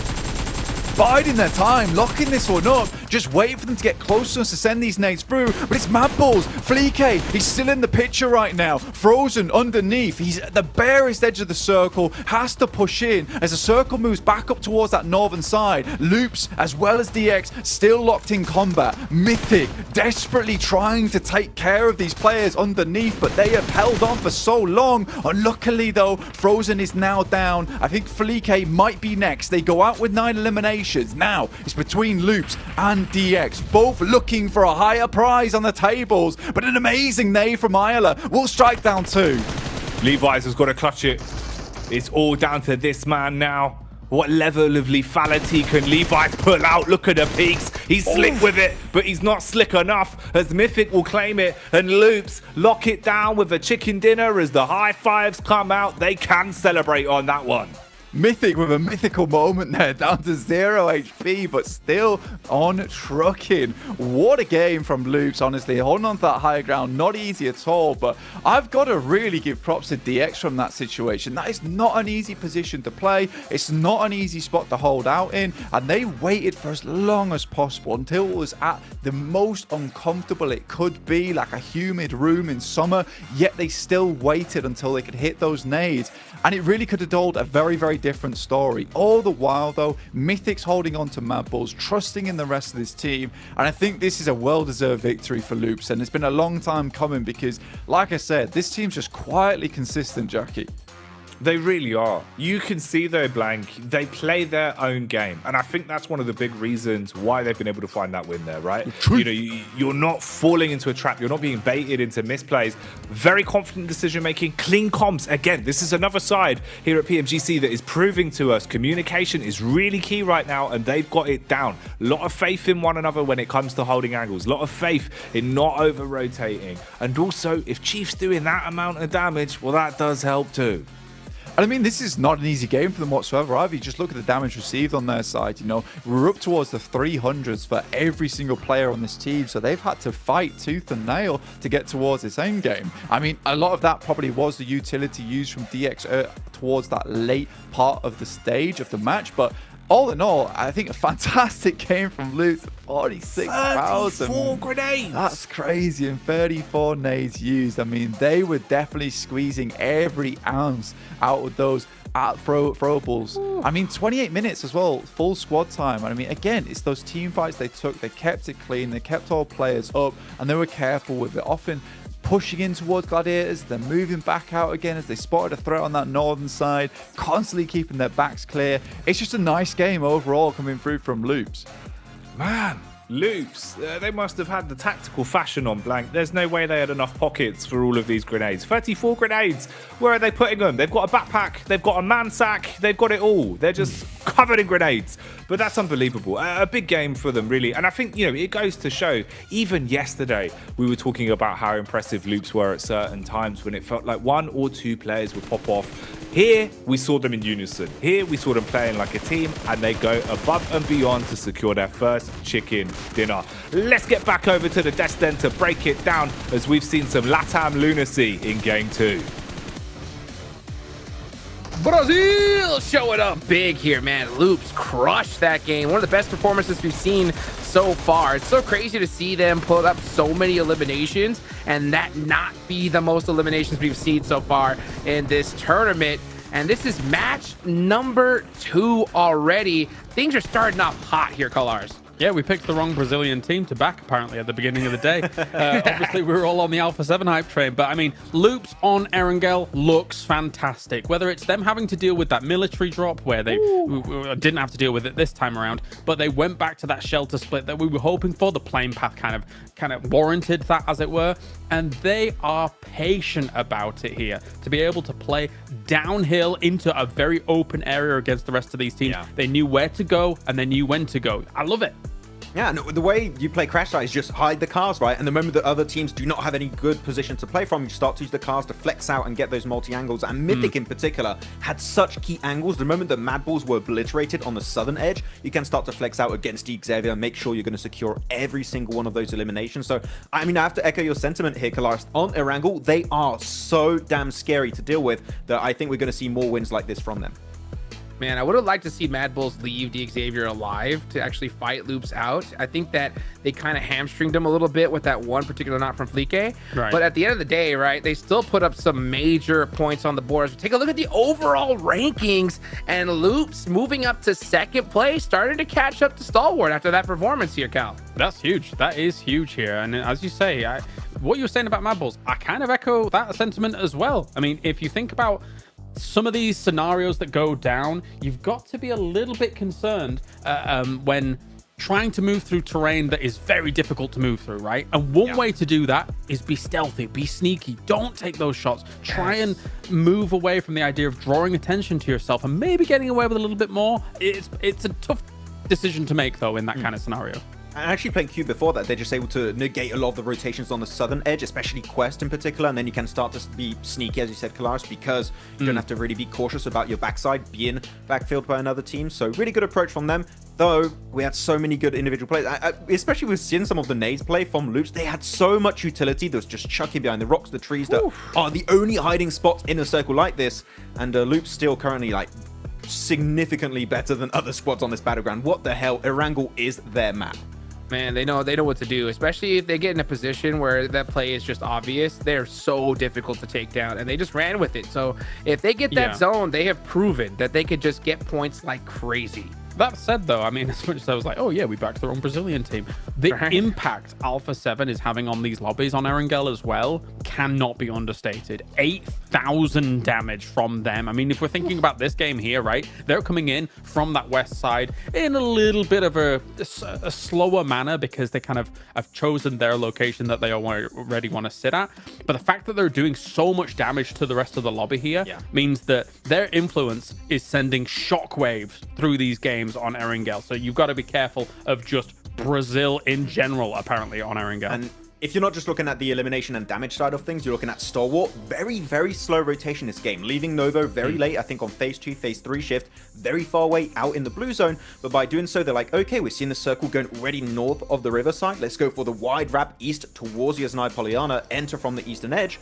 And they were able to clear actually a lot of angles by doing that rotation, clearing out especially Aegon I8 really efficiently. And when you have Nozed and Top still alive, I mean, come on, that's like the golden duo right now. There's still a chance they can pull something out of the sleeve. So yeah, sure, not the big flashy game, but they're still getting consistent points, which keeps them high up on that first place. Just to briefly add as well, Hot Jukes, I mean, like, for a Stalwart, you're a Novo team. What do you expect from a circle like this? It's always going to be a salvage mission, right? Yeah, I mean, well, one thing that they have for them is that we saw a zone like this in the past. But you know, one thing we got to talk about, of course, is the official smartphone here for PMGC, the Infinix GT 10 Pro, a phone created for esports players, guys. If you want to go ahead and dominate the lobby, make sure you check out the GT 10 Pro. Also, make sure you're following the TikTok, guys. You know, PMGC 2023, search it up. You can see some cool behind the scenes and a whole bunch of other goodies as well. And if you're doing that, you gotta also hit all the buttons. Subscribe to everything we got going on here, because it's only gonna get more intense every single day, every single match. And one team in particular that we got to talk about as well, Max, man, is Persija, huh? Oh yeah, I love their play this game. I could talk about that I could do a whole segment just talking about how Persija play this one. There was a super cool fight in their compound over to the west. There was that little hilltop, which usually is strong if your backs have also been cleared. And there was Alpha 7 that were getting involved and looking to third party their own fight versus Falcons. So Persija being very smart about it, thinking, okay, we don't want to get in that third party situation. We're just going to exit that fight, go for the compound, which at that point is in circle. And we're going to send our main man, our off-angle player, Redface, to go up north and just collapse on that fight happening between Falcons and Alpha 7. It's a great setup. You're just clearing the entirety of the western side, can play from the compound and rotate from there in the circle even further. It was not an easy play to do, but man, I just love how methodical they are in these situations. So Persija, again, maintaining a podium position. Beautiful, beautiful. Still a lot more action to go, guys. Time for us to cool down a little bit, and we'll be right back after this break.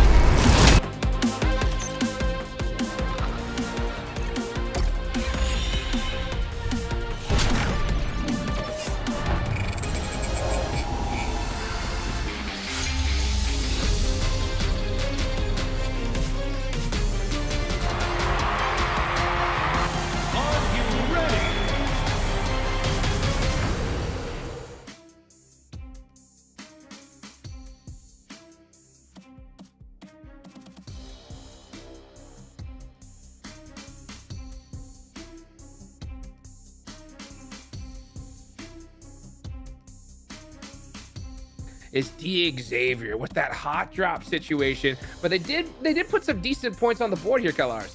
I mean, they keep winning it out, like, firstly, so they absolutely understand Pachinki very, very well. They're not willing to share, and also their movement beyond that as well is very important. I was surprised for a little while that they were surviving as long as they did in the shack, but even when you get into nade range of it, like we were seeing Loops try and do, they were only able to hit nades outside of the shack, right? Dislodging people inside the shack, even from nade range, you're having to thread a very fine needle there to try and do that. So Xavier gave them problems, even though they did win in the end, Loops. You saw like 34 nades coming out from the side of Loops. Like, oh, we're going to be very aggressive. And then you have 34 smokes used for the side of Xavier. Please don't nade our shit, please. But it was good to hold down the position because you don't want to, as you say, Klaus, thread the needle. You want to defend it. Yeah. Well, you know what? Hot drop, hot drop. Let's see another one here as we get back into Erangel. Let's take it all over to our casters.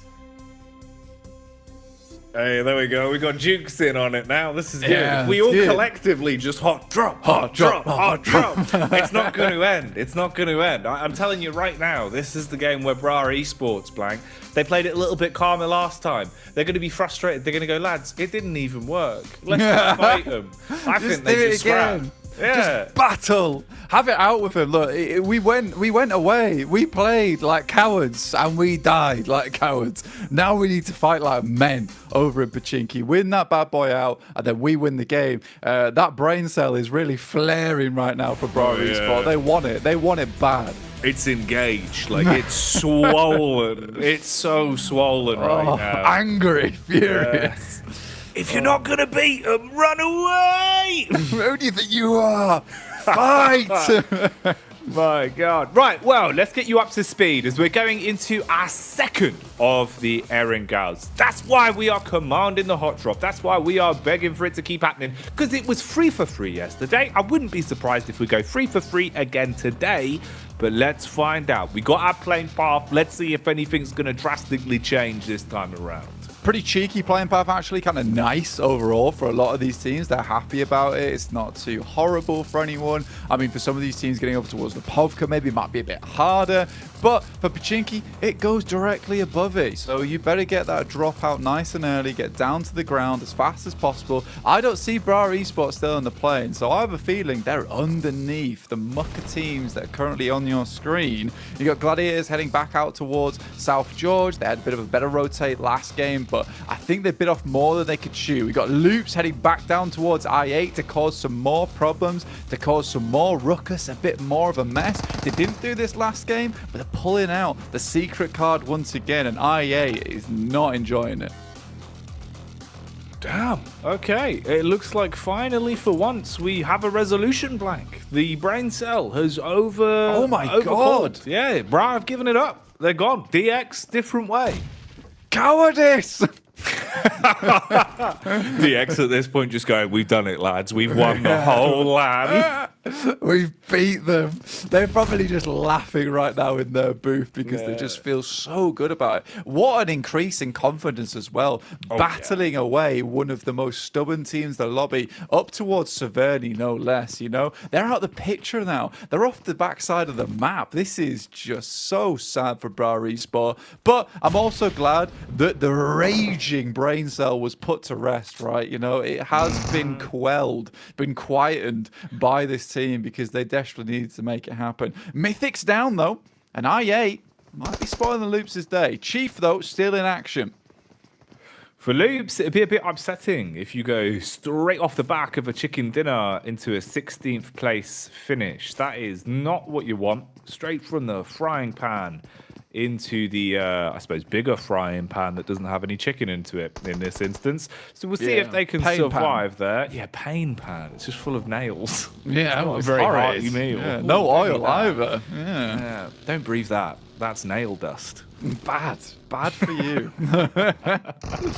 Wouldn't recommend it. IQ though tries to head up towards that top side, but Cardozin got himself a nice little angle over towards the other side. Chief, surprisingly, still alive and being rezzed over towards Mythic. That is That's crazy. I can't believe they've allowed that to happen. They just cannot get control of these rooftops at the moment. I think Luke's played the correct hand, which is, look, if we have control of this top side, we're confident on our peaks, we're confident on our ability to spot out these players. They're constantly giving IA trouble.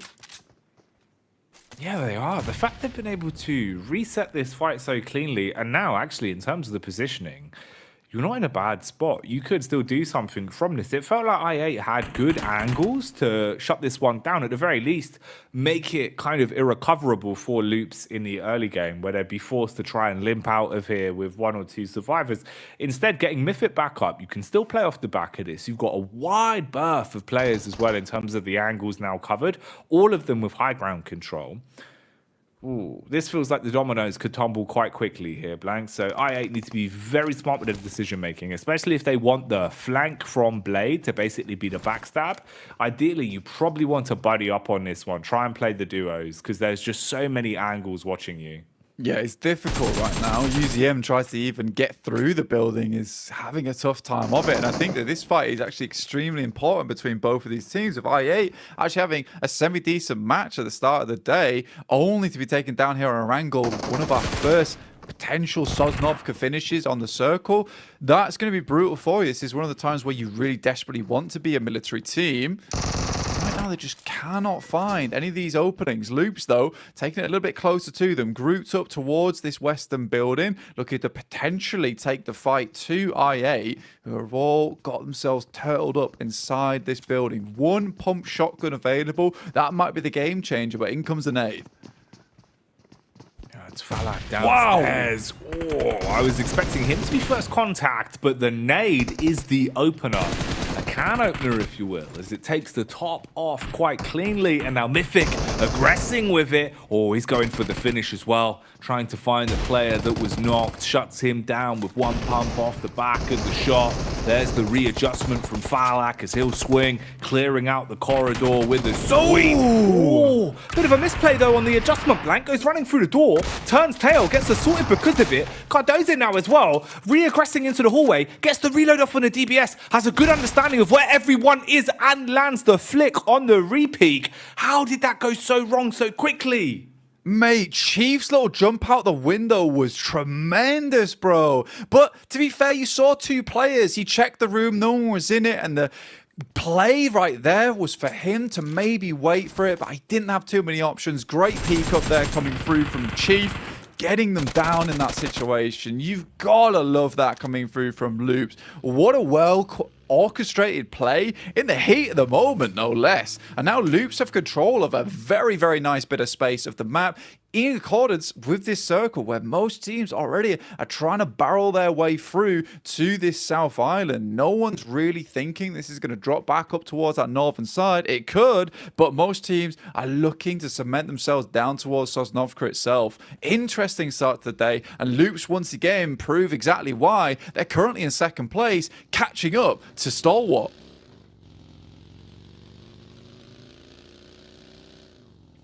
Really cool fight there between the both of them. Different as well, different flavor considering the hot drops that we have been seeing on Erangel. You know, we've traded out the DX Bra Esport clash and we got a little Loops IA clash, which honestly, I'd take it. That was something different, mate. You know, that was kind of like the cayenne, maybe a little bit of garlic in there. Yeah, and honestly, it really was like IA just became smoked that briefly. They certainly were smoked by the guys from Loops, just wielding some pretty heavy weaponry towards their way. Gladiators still yet to make their move. Mad Bull similarly also on the same trajectory. For Bra Esport, again, another pretty brutal game for them. Been forced up towards Severny, the furthest you could be from Sosnovka. Getting themselves down here, obviously, is a bit of a trek for them. They are rotating alongside Pasija Evos, but they've had to limit the amount of time they've had to loot here. Because remember, Circle was south to north, so although, again, there is a lot of loot in Severny, they were limited by the fact that the majority of their time would be in the plane, in the shoots, getting a little bit of time to loot. They see this circle, instantly they realize, look, we've got to start making our way down towards that south side. This is not going to be an easy game for us otherwise. But a lot of these areas are taken up. A lot of the bridges held out by 1 or 2 teams. It's going to be a bit of a struggle for some of these guys on the northern edge. Most likely might just want to post up to some of these important compounds that sit on the side of these bridges on that North Island. Thing is for Bra Esport though, at least the one saving grace that is, although it's going to be uncomfortable and it's not going to be the easiest thing in the world for them, is you're basically having to fight for control of what is left already with a lot of the compounds being scavenged for, especially now with the zone moving across as well, making it an awful lot more awkward back over towards Novska. It's really going to be a bit more uncomfortable for them. But at least, Blank, this is them playing out that longevity, playing out a smarter game in terms of the early rotation. So many times they tunnel visioned and then just got left in the dirt where they weren't able to do anything outside of the opening fight in Pachinki. They've had to adjust their game plan here, and that might bring up a bit more of a pep in their step. You'd hope. But we'll see how they handle it. We'll see what they can do. We know Bra Esports have an awful lot more to show us. We just haven't seen it over day one. Tiamba on screens here, though, and they are being crashed upon. Nades for days. Stereo frags could be coming our way as they just decimate with them. It looks like you should be able to pick off the numbers, but instead it's Tiamba that are eating the damage. It looked like it was well placed with a Molotov and the follow-up for the grenade, but hasn't really worked out too well. Unlucky as well on a back tap here. Oh man, Blank, this could have been a whole different fight.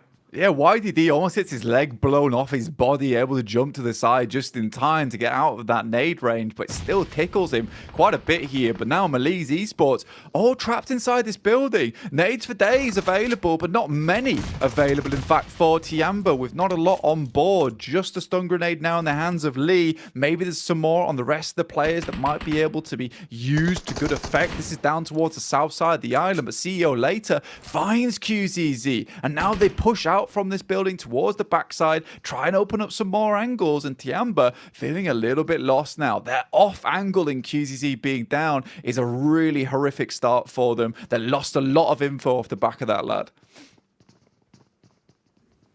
So rough, man. It felt like it really should have been a different encounter off the back of the way the initial crash went with the utility used, and especially with some of the shots they were landing. You're going to be kicking yourself that it's now fallen into a position where you feel like your confidence has been sapped a little bit.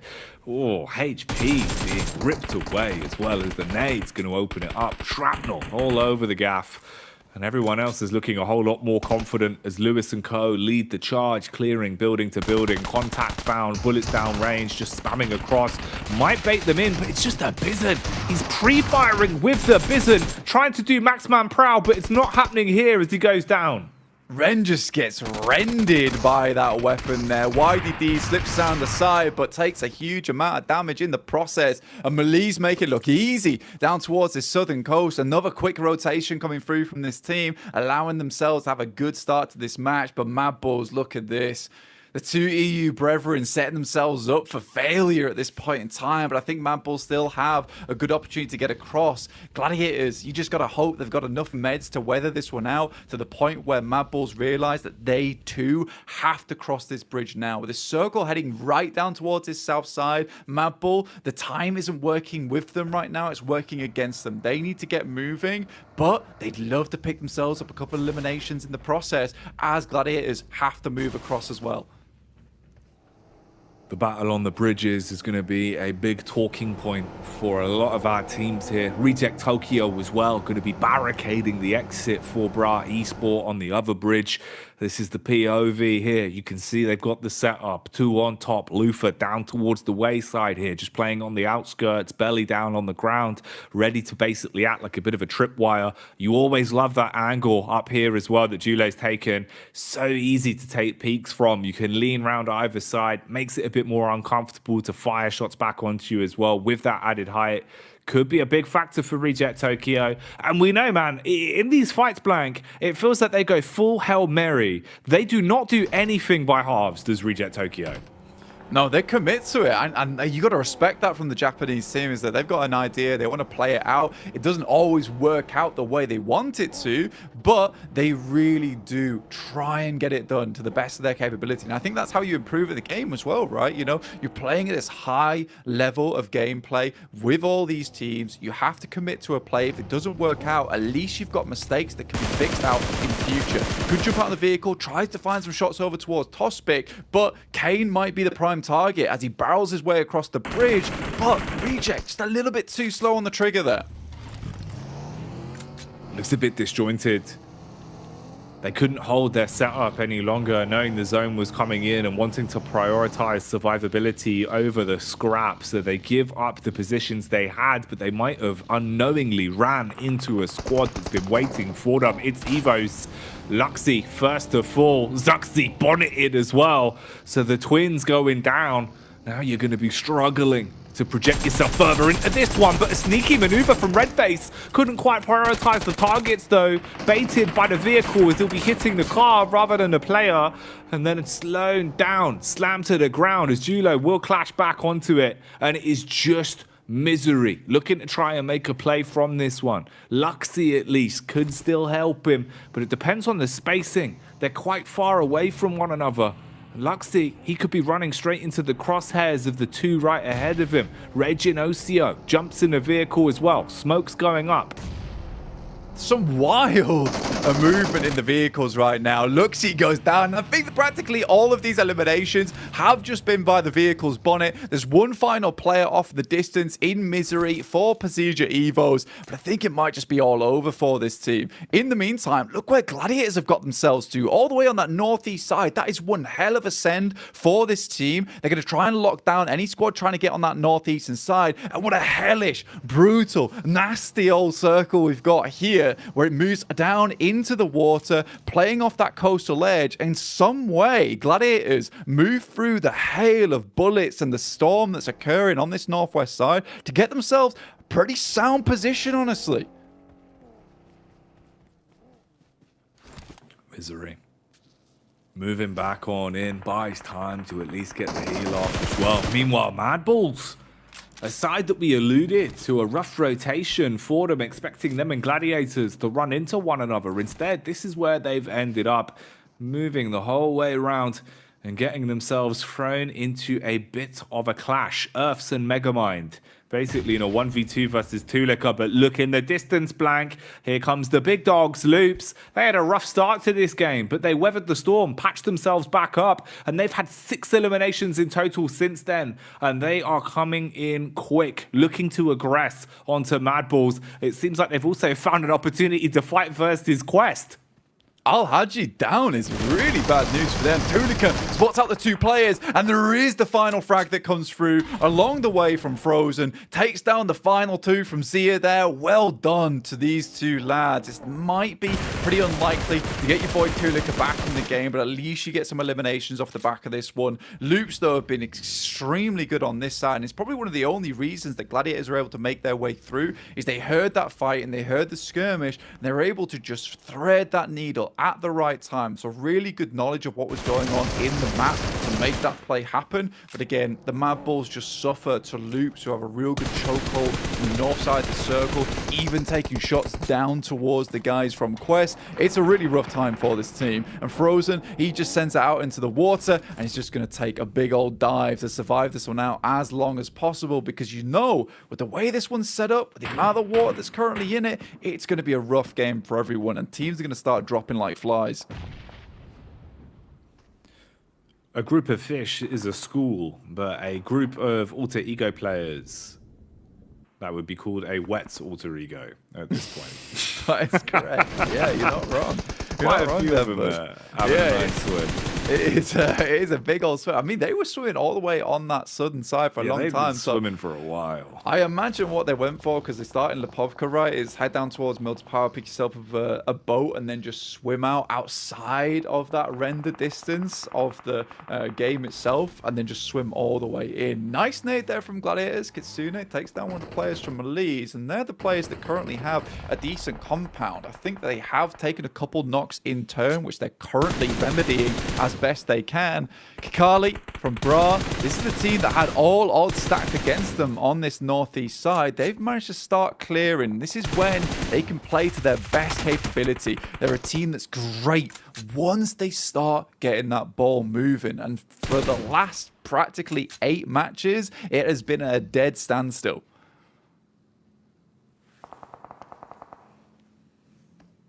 Zone moving in as well. Oh, okay.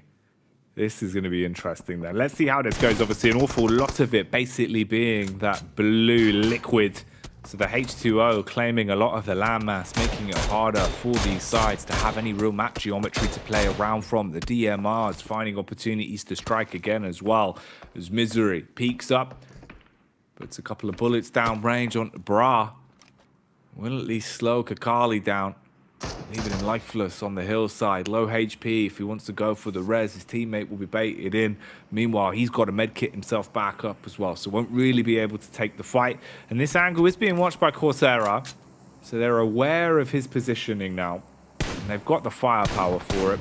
Scope attached for max precision. Meanwhile, Cardozin taking a hit as well, as they actually find that adjustment there. So Bra Esports, 3 eliminations to their name, getting a little bit more out of this one. This might be where we start to say goodbye, though, to Alter Ego. It's taken them so long to arrive on land. They have been swimming for ages. Their boots are soaked. Their jeans, absolutely ruined. But they're going to try and get up on a rock face and see what they can do. Rosemary, low HP, though, blank.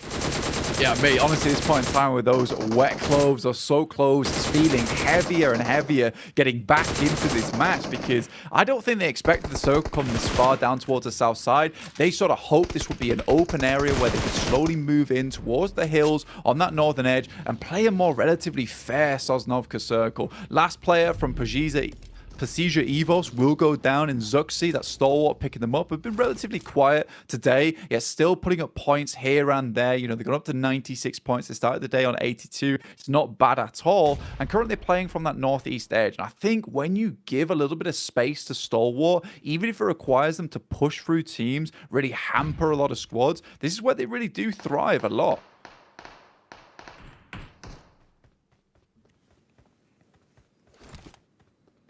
How can you play around this, really? So fragmented in terms of the setup as well. And 6, he's just agitated, man. He knows that he's so exposed, right? And he's just trying to find something to work with on this. Like, if I just peek you before you peek me, maybe I can make a play on this. Certainly is that idea that he's got ants in his pants right now, and he's got crosshairs looking his way too. It's a difficult scenario for Falcons to play out this edge of the map because, like you say, it's very exposed. They still want to deal with Alter Ego, who could be moving up on their side of the map any moment. So they've really got to be on the swivel. But almost that nature of them constantly being under threat, under pressure, has allowed them to take down 2 players there over on Loop's side. Currently, Gladiator is sending the nades over towards Stalwart. It starts off well with a singular knock coming through, but no elimination found just yet.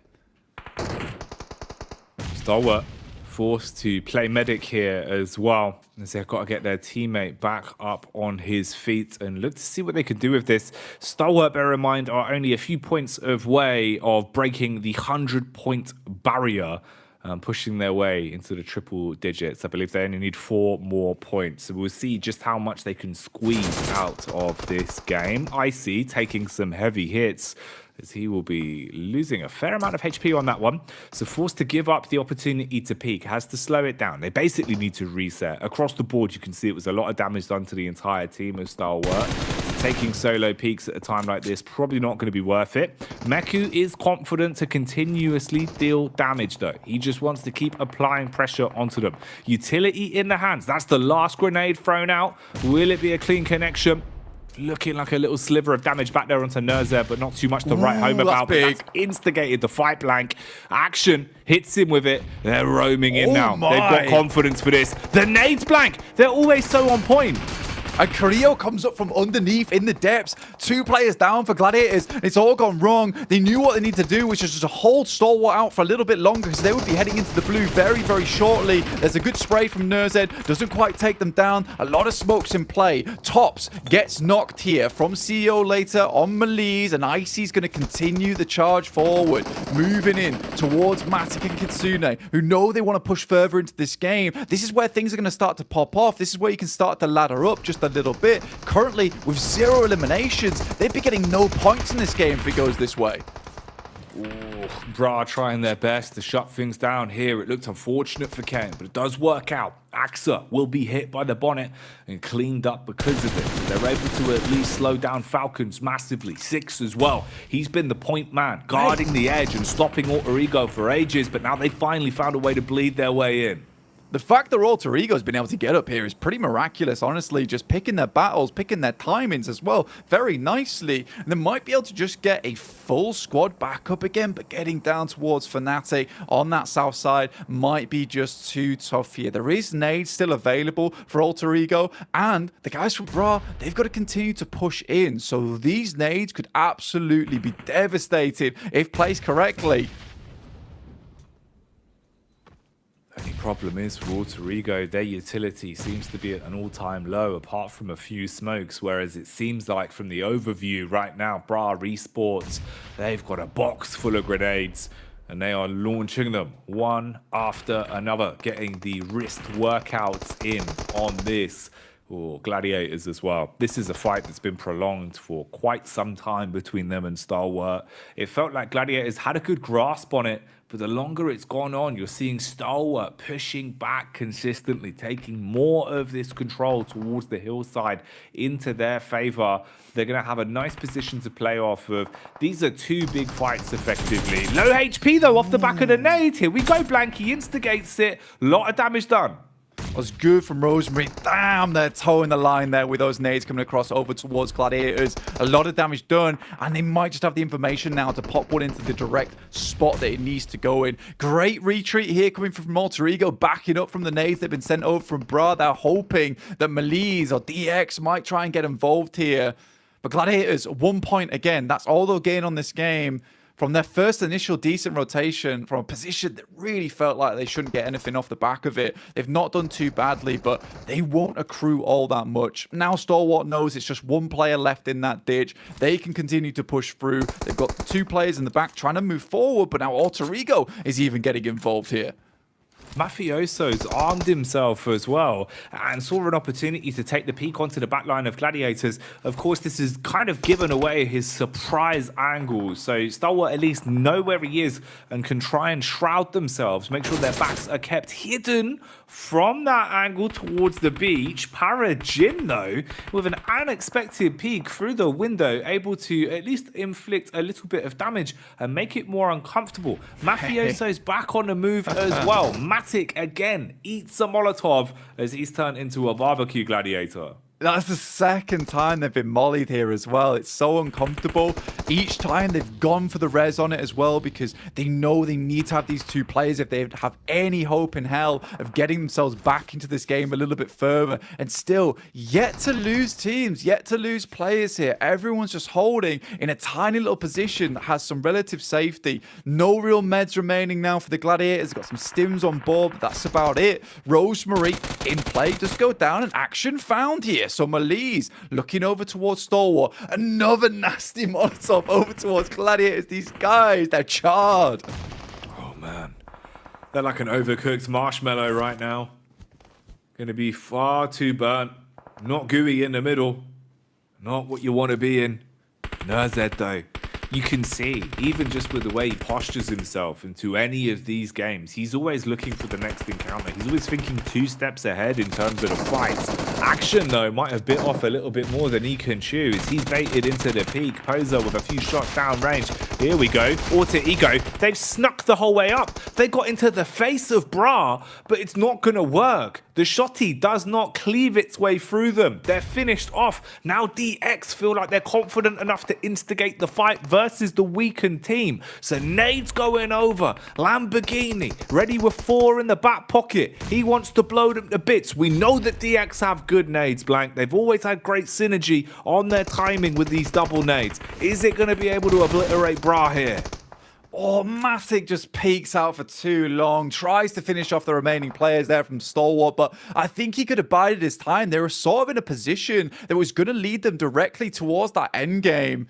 And instead, they only get themselves a 7th place off the back of that. Not ideal, but again, some serious resilience from these boys. Mad Bulls have just lived it out on the coast over here. They're going to be getting some serious placement points. They can keep this sort of thing up. A7 decided to completely remove themselves from the game. They've headed down towards the south side of the coast, and this is going to keep them safe for a little bit longer. Stalwart have had to deal with so many teams in their way, and this is sort of their MO, right? They're so good at controlling controlling multiple teams at the same time, keeping relative info on absolutely everybody. So it's a scary team to come up against, and I think that they've played it wonderfully once again from one of the biggest outside positions that has so many sight lines that looks over towards it. Oh, man. Okay, action.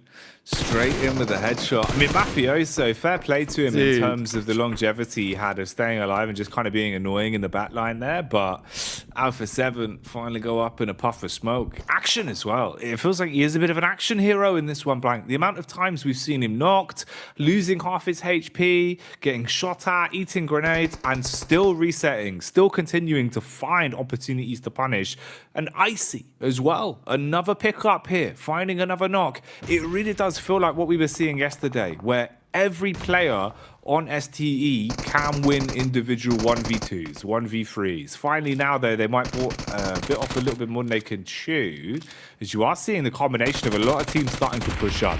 DX have been trying to deal with Bruh for ages. A Lamborghini's nade will secure it. Huge knocks on that one. They've just got to clean up now.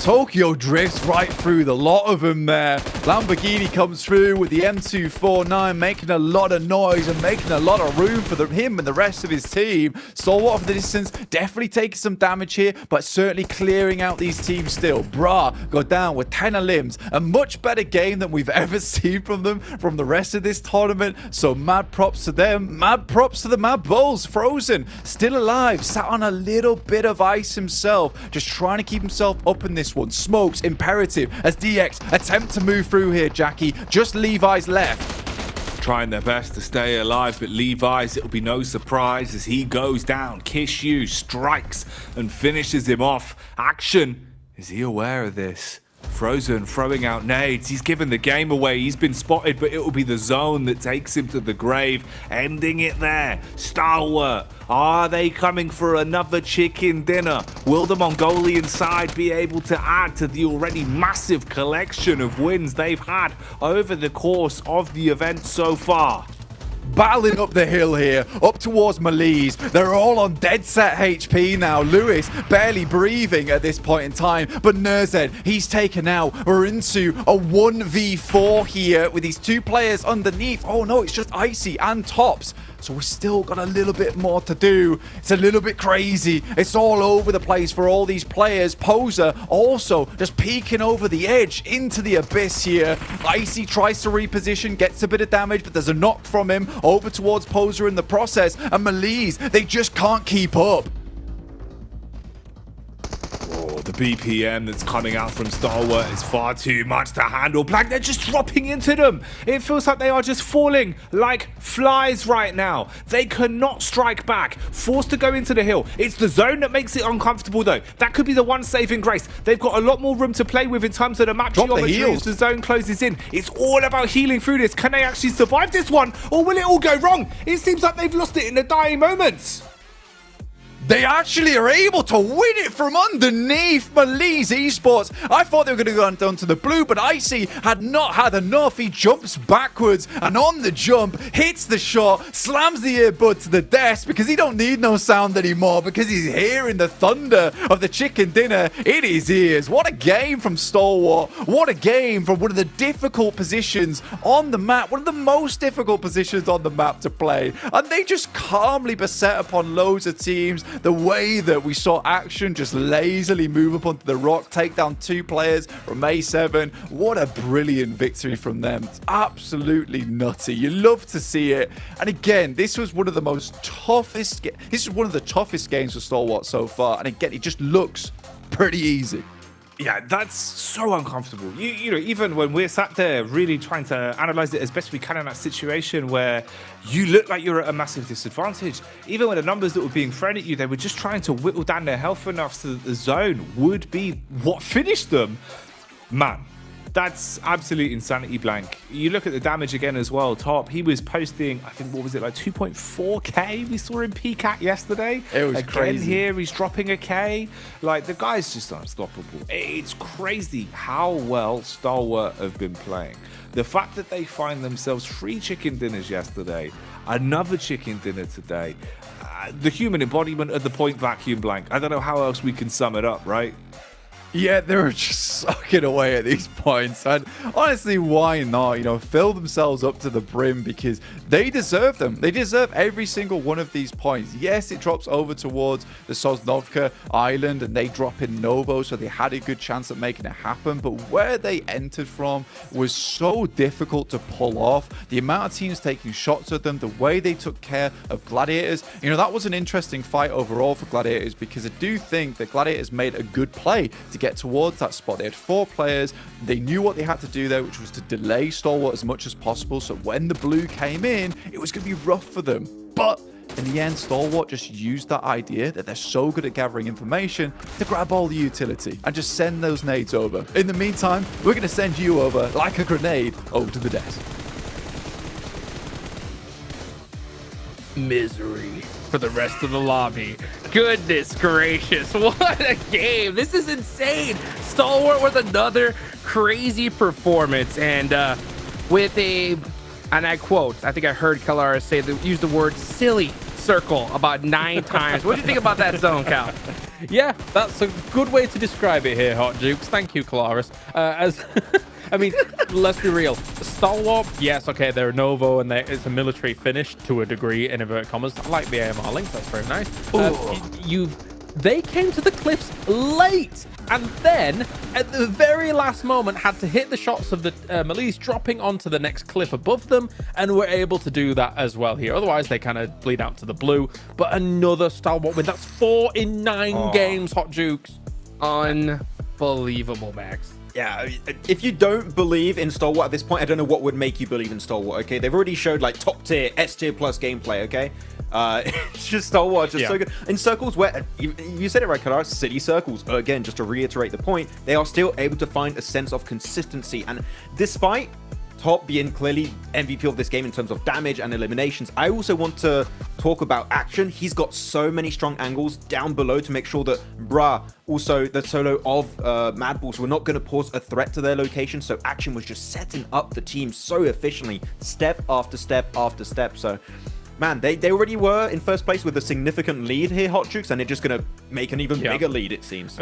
Obviously, as well, like there was a Trash Talk video released just before today's games as well. And Pregisa was saying instantly, they were asked, who's the biggest threat in the lobby? Stalwart. No hesitation, nothing whatsoever. What a surprise. 116 points in 9 games. But Xavier, Mao pushed up in top 3. I mean, they have been also consistent on this map, and especially now with the hot drop not happening anymore inside of Pachinki, this is actually going to give them even more opportunities to reach that late game and frag out hard. Like, they got 41 eliminations on 25 placement points. Xavier are a threat, especially with Lamborghini hitting some of those sick nades, Hot Jukes, so he's just able to carve his way in that circle. Oh yeah, man. I mean, I love the way that they were pushing up to it. Unfortunately, not able to make it all the way to the end because it was a tough circle. I mean, it's crazy that Stalwart, actually got their drop location, right, as a final circle, and that's insane. And it's so crazy to see a team that lands so far south on Sosnovka dominate this tournament. The first team to hit 3 digits. It's absolutely ridiculous, But another thing is, Kalaris, Bra, they gave up the hot drop. We were doing the chant. They gave it up, but they actually put some points on the board. They are an aggressive team. They are relatively stubborn in some of their tendencies, but it's good to see that kind of mature decision-making come to the forefront this early in a tournament. You could, in theory, just bash your head against the wall here over and over again. But the major problem is Xavier was performing well on other battlegrounds as well. So there's no reason for them to ever leave. And in fact, Xavier, in theory, if that hot drop did continue, could just be more aggressive on that push. Even if they lose out on that, you just wound them a little bit. And then in future potential scenarios in the tournament, you don't have to deal with them.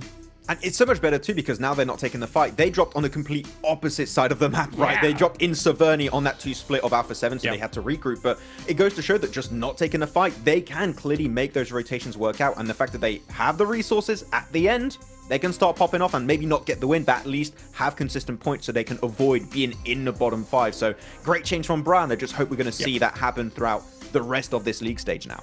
We should. I mean, honestly, if this wasn't like a massive wake-up call for them, I don't know what it is. I mean, the fact that they landed in the complete opposite side of the map and efficiently were able to push through, that's how they're going to get points. And this is why we keep talking about avoid the hot drops at all location, at all costs. And we did see that right there. So good for them. Another team, right? We saw Melise were able to get a very, very close game towards the end. They almost won that one, Max. Yeah, and they were just holding down on the compound. They sent it really early. We're talking phase 1. They sent it towards that compound and just stay there for the entirety of the match. And very good on them. They just hold on to their resources. They know that nades on those cliff positions are going to be very, very important to make that transition later on. And the smokes too, to just make sure you can't get naded from those teams at the cliff side. So yeah, good hold down. Passive until they had to start being aggressive, which is what is kind of their motto right now for the side of Melise. They just chill until they have to start fragging out. Can't quite get the win, but it is just a valiant effort in a very silly circle again. Yeah, I mean, this is starting to get a little bit crazy. Stalwart are going to start running away with this. I mean, we thought Loops was going to be able to catch up to them really quickly, but again, they just put down a crazy performance, Colaris. So what do you think that's going to impact on the rest of the lobby? Do you think teams are going to start avoiding them, maybe give it to them a little bit harder? What do you think? I think if you're Stalwart, especially on Erangel, you could start... Yeah, I mean, I don't think personally they will deviate from their game plan. I think they are absolutely just going to play exactly the same way every single game. However, in theory, you could start hurting people that drop slightly north of you on Erangel, right? Like, because they're almost, well, they are at this point, they're guaranteed to go through into at least the survival stage, never mind the idea of like going to the grand final. But my eyes for Stalwart would turn attention towards what's happening in Milta, what's happening in Farm, right? If you think about where Rejects are, if you think about where Tiamba is, those are the potential barrier teams that could then cause you a little bit of hindrance as you're trying to rotate through into that main island. But I mean, this is a far stretch. This is just all theory because I don't think they'll deviate from their normal plan. I don't even think they're going to change that much because they go for the late rotations. If a team could be an issue, just like, okay, we're going to wait until phase 2, phase 3 in the blue zone and then going to start rotating. I don't know who would be so stubborn to hold a Bryn. So they're just like, okay, we're just going to keep playing our usual game and just maybe get an easy sailing into the finals, because that's what's going on right now. It's just who's going to take up away that first place away from Stalwart. As of right now, I can't see anyone really doing that. Well, as a team, I definitely want to see in the finals. You know, we got a lot more left to go, guys. Let's go ahead and bring it on over to our casters. Oh, that's right. Our last of the 3 Erangels before we ease into 2 back-to-back Miramars to round out day 2. Now, Blank, this kind of is getting towards like last chance saloon territory, right, for the end of the day here for Group Green. This is where you need to condense some points if you haven't really been able to build any, because we know who's been taking them all, shoveling them into a big backpack. Yeah, they've been really stealing a lot of these points in the lobby at the moment of Stalwart. They don't really care about anyone else in terms of how much points they want to grab. They'll have all of them. Yes, please, and thank you. It's getting so ridiculous in terms of like where those points are leading to right now on the overall rankings. If we just take a quick peek right now, 116 points for Stalwart. That's first place. Now I'm going to read you a points total from another team, 66 points. That's third place. Doesn't really make much sense, does it? I mean, that's almost halfway behind what this team has been able to pull out. I think that you could be close to saying this team is fairly qualified, at least into the survival stage, no matter what happens going forward from now. Yeah, I mean, you'd hope, right? Something absolutely miraculous would really have to happen. And honestly, I think it's one of those where unless they start just coming bottom 16 every single game, and even then, I feel like maybe there's a chance. So we'll see. But the way Stalwart are playing it, it feels like they are very, very comfortable at the minute. But they're not going to slow down. I think that's the beauty of it. You can see, even when it's a close game, Blank, they're a little bit frustrated with some of the outcomes. Even if they're taking wins, they want it to be clean. They want it to be a high-point scoring game. It feels like they are here to play, no matter what the situation is. And that is a great mindset to have. Championship mindset, Blank. Championship mindset is what you need at the end of the day, because this is the team that looks like they're playing over towards the PMGC Grand Finals right now with the amount of effort they're putting out. And I think that, you know, if you can do that over in these first couple of days in your group as well, just put out the performance of your lifetime, directly qualify towards that Grand Finals, where a lot of that prize pool actually is already. So you just get maybe a tops. If you get even into that top 8, you've already made absolute bank. So, you know, having a really good performance here here in the group stage, getting the direct qualification to the Grand Finals is really good, not only in terms of taking a lot of the pressure off you, but just in terms of securing the bag at the end of the day. Yeah, I'm getting that mega bucks and being happy with your efforts. Well then, we make it back here, Group Green and the Green Pastures, as we go into Erangel one final time today.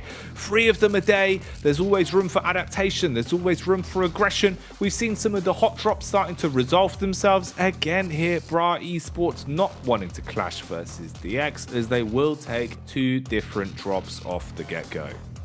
Yeah, I mean, the boys on the desk we're talking about is just a case of, like, even if they want to go back to Pachinki now, it's a case where the Xavier are playing so well that they just accelerate the gameplay over in that position of the map, give them a real hard time, and just make it never worth to come back towards that position in the future, which I really enjoy overall. So this is great news for DX, you know, slightly less good news for BRA, but at the same time, you look at that last match, how many eliminations did BRA get?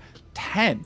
It's not like they're a bad team. They were just massively hindering themselves from the get-go over in Pachinki, just staying way too long, forcing the issue. It was all fun and games on day 1, but I think they've realized now that it is time to switch things up, change things up, because it's not ideal the way they're currently playing. You look over towards the map, though, we're getting a Western Circle. We've had that Western playing path as well, and I think that might have made things pretty awkward for a lot of teams. Luckily for them, they don't have to go too far outside of the comfort zone here. They can move on back. There is a lot of those alternate drop spots available too. You can see even Alter Ego switching things up here, heading over towards Hospital and the trash loot compounds that do sit in that area. So decent stuff for them. It's been nice to see as well, at least, that the gap towards the upper echelons is closing a little bit. We're starting to see some of our better squads accumulating a few more points. Reject Tokyo as well, doing a good job of actually maintaining quite a high placement, all things considered. It seems like, again, even today, Blank, you know, kind of always the bridesmaid, never the bride, you know? They're always being able to make it into that top 2 position, but not quite close out the games. It's unfortunate for them, but consistency is key, and as long as they can just maintain this, close it out with a good day of play, who knows what tomorrow will hold for them. Similar things can be said about A7's run yesterday. At the minute, though, it feels like they've petered off a little bit in terms of almost that snappy decision-making. It felt like yesterday it was very cleanly cut in terms of the way that they'd be able to flank around other teams, find backdoors into fights where they would really pick people off and kind of add extra eliminations to their tally that almost at times you're thinking, how on earth have they even sort of squirreled those away? Today been a little bit quieter. Feels like they've been targeted a bit more by some of the other squads as well. So something to keep our eyes on. Gladiators on screens now, though, of course, looking a little bit better, but how far can they take it, Blank? How far can we see them ascend today? Because getting a little bit better still isn't going to be enough. Yeah, I think for Gladiators in particular, like, today has been not so bad for them at all, right? You know, they've been able to get some good rotations in. And I think if you look at the overall point scoring from them, you could be somewhat a little bit disappointed from what's occurred. But if you are a fan of the Gladiators, I think you can sort of rejoice at this moment, because the matter of the fact is that they're actually doing some decent plays now. They're making some good rotations. They look like they're less in their own heads, right? You know, they're not living in their own heads rent-free anymore. They're definitely making some more smooth plays. They're opting for going for some of these engagements. There's still that hint of indecision in there, though, Jackie, and that's the one thing that does scare me just a little bit. But I appreciate that it wasn't a case of yesterday was just mad bad, and then you get into today and it's more of the same. But it looks like they have had that full reset, had a big breakfast, and come in feeling a little bit more lively here into today, which I am always happy to see. Looking at the map, though, at the moment, we are having a fair few teams already towards the center of this map, you know, mainly because of that playing path and the circle itself. So not a lot of teams will have to breach through, and this is going to give some of these squads a really good chance to get into a decent location early on in the game and start controlling areas, these maps. And a good early game can really project you quite far into a great late game quest. on the peak, trying to read the room in terms of the timing. But as he swings around the corner, Alpha 7 will be able to pick up the pieces on that one. So severing one player from the rest of Quest and leaving them down to a 4-stack as they get away. At least finding a compound to slow things down. But Al-Haji, he's had some big games playing. It feels like he's kind of the instigator for a lot of the bigger, impactful plays we've seen from Quest. So losing him early, I don't know if that's going to be quite an impactful one to lose out. It feels like at times he is a bit of an impact fragger for them. So could be a problem. We'll see how they can react with it, how it affects them over the course of the game. One of the first players to exit stage left here into our third Erangel of the day as we wave goodbye to him. I mean, you were mentioning AA7 as well, and I think they're a good team to bring up because they were doing fantastically well during that first day, right? They were doing lovely, and I was very, very pleased to see how they were playing, and it wasn't a case of they were getting outclassed or outmatched by some of these other squads who have a bit more of a pedigree, right, in terms of that ability. They certainly are a team that's been together for a long, long time now as A7. They've proved themselves in several different tournaments over the years, but I think the issue they're running into now is that mechanical ability alone is just not carrying them through. There's teams like Stalwart now that used to be very focused over towards that macro play with having those two good players in action and top be able to take a lot of names with them. But A7 could usually overwhelm them with the squad that they had. But now you're going up against a whole new beast, a whole new type of team, especially throughout the entirety of the lobby. So I think A7, like you said, needs to get back to that bit of a snappier play style, go from point A to point B, and not like Max said on the desk yesterday, which we saw a lot in that region, which is point A, point 1, point A, point 2 to point B. This is not what we want to see. I want to see a bit of those better, quick decisions made from A7 because they're a great team and they can make fantastic things happen. In the meantime, we're watching Alter Ego on our screen currently get dumpstered a little bit by Stalwart as they continue to push in towards their base of operations. As per usual, of course, it was Nerzed in such an advanced position, just kind of, you know, given so much room to play off the leash as well, right? In the way that if he wants to make a play, kind of comes it across, instantly just goes for it. The team seems to support it wholeheartedly, knowing that they've got a lot of faith in him in terms of the individual mechanics. Yeah. They're just able to harass Alter Ego really blank and make them uncomfortable. Even if you don't squad wipe them this early into a game, harassment and just whittling numbers, that's going to pay off massively. Yeah, it's a play style that you kind of have to cultivate before you come into this tournament, though, right? And I think that is just the confidence factor coming through from Stalwart, because you look at Stalwart, you look at Bra Esport, they try and go for the same thing in a way where they're the bullies of the lobby. They will just crunch you out of position with sheer overwhelming force. The issue is if you try and play that same gameplay when your team just cannot match up to some of these squads in the lobby, you cannot push into the circle, you cannot find those cracks in the armor of other teams, and you just slowly get pushed out onto the edge a lot of times. So you need to know that you are the best before you come into this tournament to pull that kind of thing off. And if you can't do it on the first day, you have to quickly readjust. I think the readjust maybe came in a little bit too slow for Bra Esport and they had to swallow their pride a little bit earlier, but now at least they are back on the path to at least a survival stage finish for themselves. But for Stalwart, that playstyle is just working absolute wonders for them so far. Yeah, it really does feel like, you know, they're kind of the biggest kid on the schoolyard and everyone else is just too scared to touch them. Because that's the other thing that's going to come with it. You know, you think about when you run into them on a rotate now, you see Stalwart, you're probably already kind of thinking between two minds, or do we even actually really get stuck into this engagement? Scared. Yeah, like, do we just give up on it? Because the likelihood that we're going to get out-aimed right now is probably quite high because they are just hitting some unbelievable shots. And the teamwork is super drilled from them. So they're not the sort of squad you want to run into. Probably for Bra as well on the same page as DX, because probably just got all that trauma. You're like, oh, God, Pachinki. They need some serious therapy right now after that, don't they, bro? Like, DXs just cause some big, big problems emotionally. The mental is damaged at this point in time. But again, it feeds back into what we were saying about Stalwart being the biggest kid in the playground. You know, he's got a beard. He's just got into secondary school. he's only 11. He's only 11. It doesn't make any sense. But I think for them, look at this. Like, they've just headed straight straight towards that central side. They know that they can challenge off against anyone, and that spot's open. This is not a circle where you're like, okay, I could just take center now, because the circle was over here in the first place, so was the playing path. There's likely to be a team there. They didn't care. They just sent it in. It was free. They've got it. Now they've got a really strong base of operations to play around with great sightlines out towards a lot of the fielded area around them. It is so good to play into their favor right now. And as you like to say, Jackie, feed that hot hand. You've got to, man. You've got to. It's the difference, really, of being able to bring up someone's confidence. Because the thing is, Blank, confidence, especially like in esports in these days, it's one of those where it feels like if you break it and if you bring down someone that, has natural talent but not enough confidence, it's very hard to ever get them back to that point.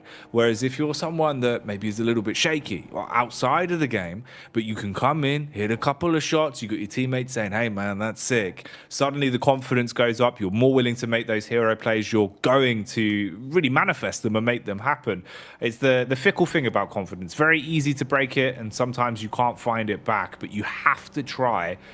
And in some of these squads, we're seeing the benefit of believing in yourself, of backing yourself in 1v2s, 1v3s, just how much of a difference it's made. Coastal clash going down here, though, as Gladiators are going to be on the roam. Falcons looking for the contact as they've got high ground to play with, spotting out Matic and putting a couple of bullets his way. Puncher jumps in a driving seat and seems to be debating whether or not he wants to start to make a bit of a move on this one, just getting the vehicle into a better position for later. But Matic stimmed up and on the move. Mate, this is actually kind of a cool play that happening here, because Matic moves out into a location where he kind of is going to get shot no matter what, and then backs off. In the meantime, the entirety of Falcons are looking at him. You know what happens? All of Gladiators rotate over the top side. Unfortunately, they rotate directly into Mali's Esports, but it's a great distract play, no? It's really, really fun to see. Meku can't quite get behind. Kitsune might just be able to heal up, but his vehicle's absolutely trashed here. Meku shot out from underneath the vehicle. I mean, what they did there was smart. They got into a decent position because of it. They also circumvented quite a difficult rotate through Falcons. So you can see the Gladiators are still trying their best. I mean, from that western side, it's sort of the safe pick, the safe play, which you expect a team like Gladiators to go for at this point in time. Just hasn't really given them the biggest boon going forward, as they just rock straight up into a lot of teams with a little information that they had. And I think at least one of the good things about that is it starts to show that Gladiators are willing to show ingenuity again, right? They're willing to kind of run a risk of, if someone calls the play, everyone's all in on it, rather than kind of umming and ahhing, because that's always the worst element. When you see a fractured team, when they're fragmented in just sticking to one call, that really can come back to bite you directly on the bottom, which is never what you want. Always quite painful. Makes it hard to sit down. At the minute, though, we're seeing some of Reject Tokyo being forced to sit down as they've been taking bullets from the wayside. It's Alter Ego that have been peppering up towards them. So you've already lost Rage and Ocio. And it just leaves the triple threat of the Japanese squad left alive, closely grouped, all jumping inside of the vehicle, though, and losing a ton of HP. Zone going to start to push them back out and take some of that space away from Alter Ego. They've set up just on the ridge here, and this is a triple threat now. A7 are coming in as well, Blank. I think the gloves are coming off. This is going to be a bit of a boxing match. Absolutely, you're not wrong here whatsoever. For A7, Alter Ego, as well as Reject, they're going to be struggling to get out of this situation alive. And I think at this point in time, it's more about the elimination points. But Alpha 7, this is a bit more snappier. You know, they're heading up towards the northern edge, towards the ridge, to try and cut off both of these teams, acquire some elimination points in the process to make it easier to get into the circle going forward. Speed of the circle heads towards that northern side. This really does cause now problems for a lot of these teams down towards the south, who have to get a move on. DX immediately sends out from the safety of their compound towards this fielded zone with little to no compounds in it. The one that is the main focus point is Loops' compound over towards that northeast side. If they get a northeast shift on this circle, practically just a winning position. But in the meantime, every single team, they want to control the ridge on the left. Going to be a fight for survival, it seems. Then right now we're seeing the clash going down. I8 spraying and hoping that they'll be able to smoke everyone that's coming up through this stairwell. Blade goes for the quick readjustment, tiptoeing his way around. Low on HP, re-aggression comes out as Kishu will find the snapshot, hitting the head and stopping him in his tracks. Now playing field medic to get the rest of the team back up and see if he can save their bacon. So numbers thinned here. A few of our squads starting to lose manpower as the fights are kicking off across the battleground, it seems. Even Stalwart now losing one as they're down to a triple threat. Yeah, it's never easy holding this Ridge side because this team is filled with absolute giga gamers, right? Mega minds of the PUBG Mobile scene. Everyone knows that this Ridge is going to be so important to hold, right? You could hold down towards the eastern edge of it, try and play around that little hill that on the other side, but so many teams know they have to fight for their lives here. So we're going to have a lot of players going down, and very quickly in the meantime, A7, they move in towards Zia, and it's an absolute bloodbath right now as Carrillo sends in, takes down Shopper, picks up some shopping of his own as he picks up as much loot as possible from this building, and that's Zia out. Gone again. I've had some really unlucky games over the course of the past 2 days. It's felt like just haven't been able to find too much to add any real points to their tally. Dead last at the minute with 11 being what they've been able to accrue. Falcons, best team in the world, slightly further ahead, 25 points to their name. So let's see where this goes from here then. Falcons are on screen at the minute, just ahead of Bra Esports. Oh, hello. Rosemary tuning in. He's got one across onto Gladiators, Blank. He's completely split off as well, he's Matic, so it's not like he's getting back up again, leaving Tixie all in his lonesome. And I think really at that point, you just regroup back up with Tixie. Mad Balls are in, takes down the remainder of Reject. What a send in, like the cavalry. I mean, at this point in time, it's going to be very hard to get Tunica back up on his feet. You'd either have to carry him, but with BRA looking down towards this side of the hill, it's going to be carnage for the Mad Balls as they all get picked to pieces. For Tunica, instantly has to hit the bandage on stage 4. We're heading into stage 5 as well, so Zerich is most likely down. Chua will find Rosemary, but in the meantime, it will be Tixie going down on the south side. So Gladiators, again, not another good game for them, but another decent rotate, another decent attempt at getting points. And as long as they continue having this mentality going to day 3 and day 4, I do think there is a chance for them to get into the survival stage. You'd hope so, man. It feels like there's definitely a lot of talent there. Just needs to blossom a little bit, just need to see them delivering. And at the minute, who is going to deliver here? This is the last game of Erangel for the day. Following this, we've got 2 more games, both of them being on Miramar. So opportunities to secure points getting lower and lower as today ticks on by. After this, there'll be 2 more days of competition for Group Green. Oh, nades coming out though, Blank. And that's going to be obscene. Red face as well. Look at him. That killer instinct's kicked in. He knows that he can aggress now. Utility in the back pocket as well, but he's taken a hefty hit, Blank. Second guesses it. Tries to backpedal, but Tiamba, they hold their ground. The cornfield is burning, but they're hotter.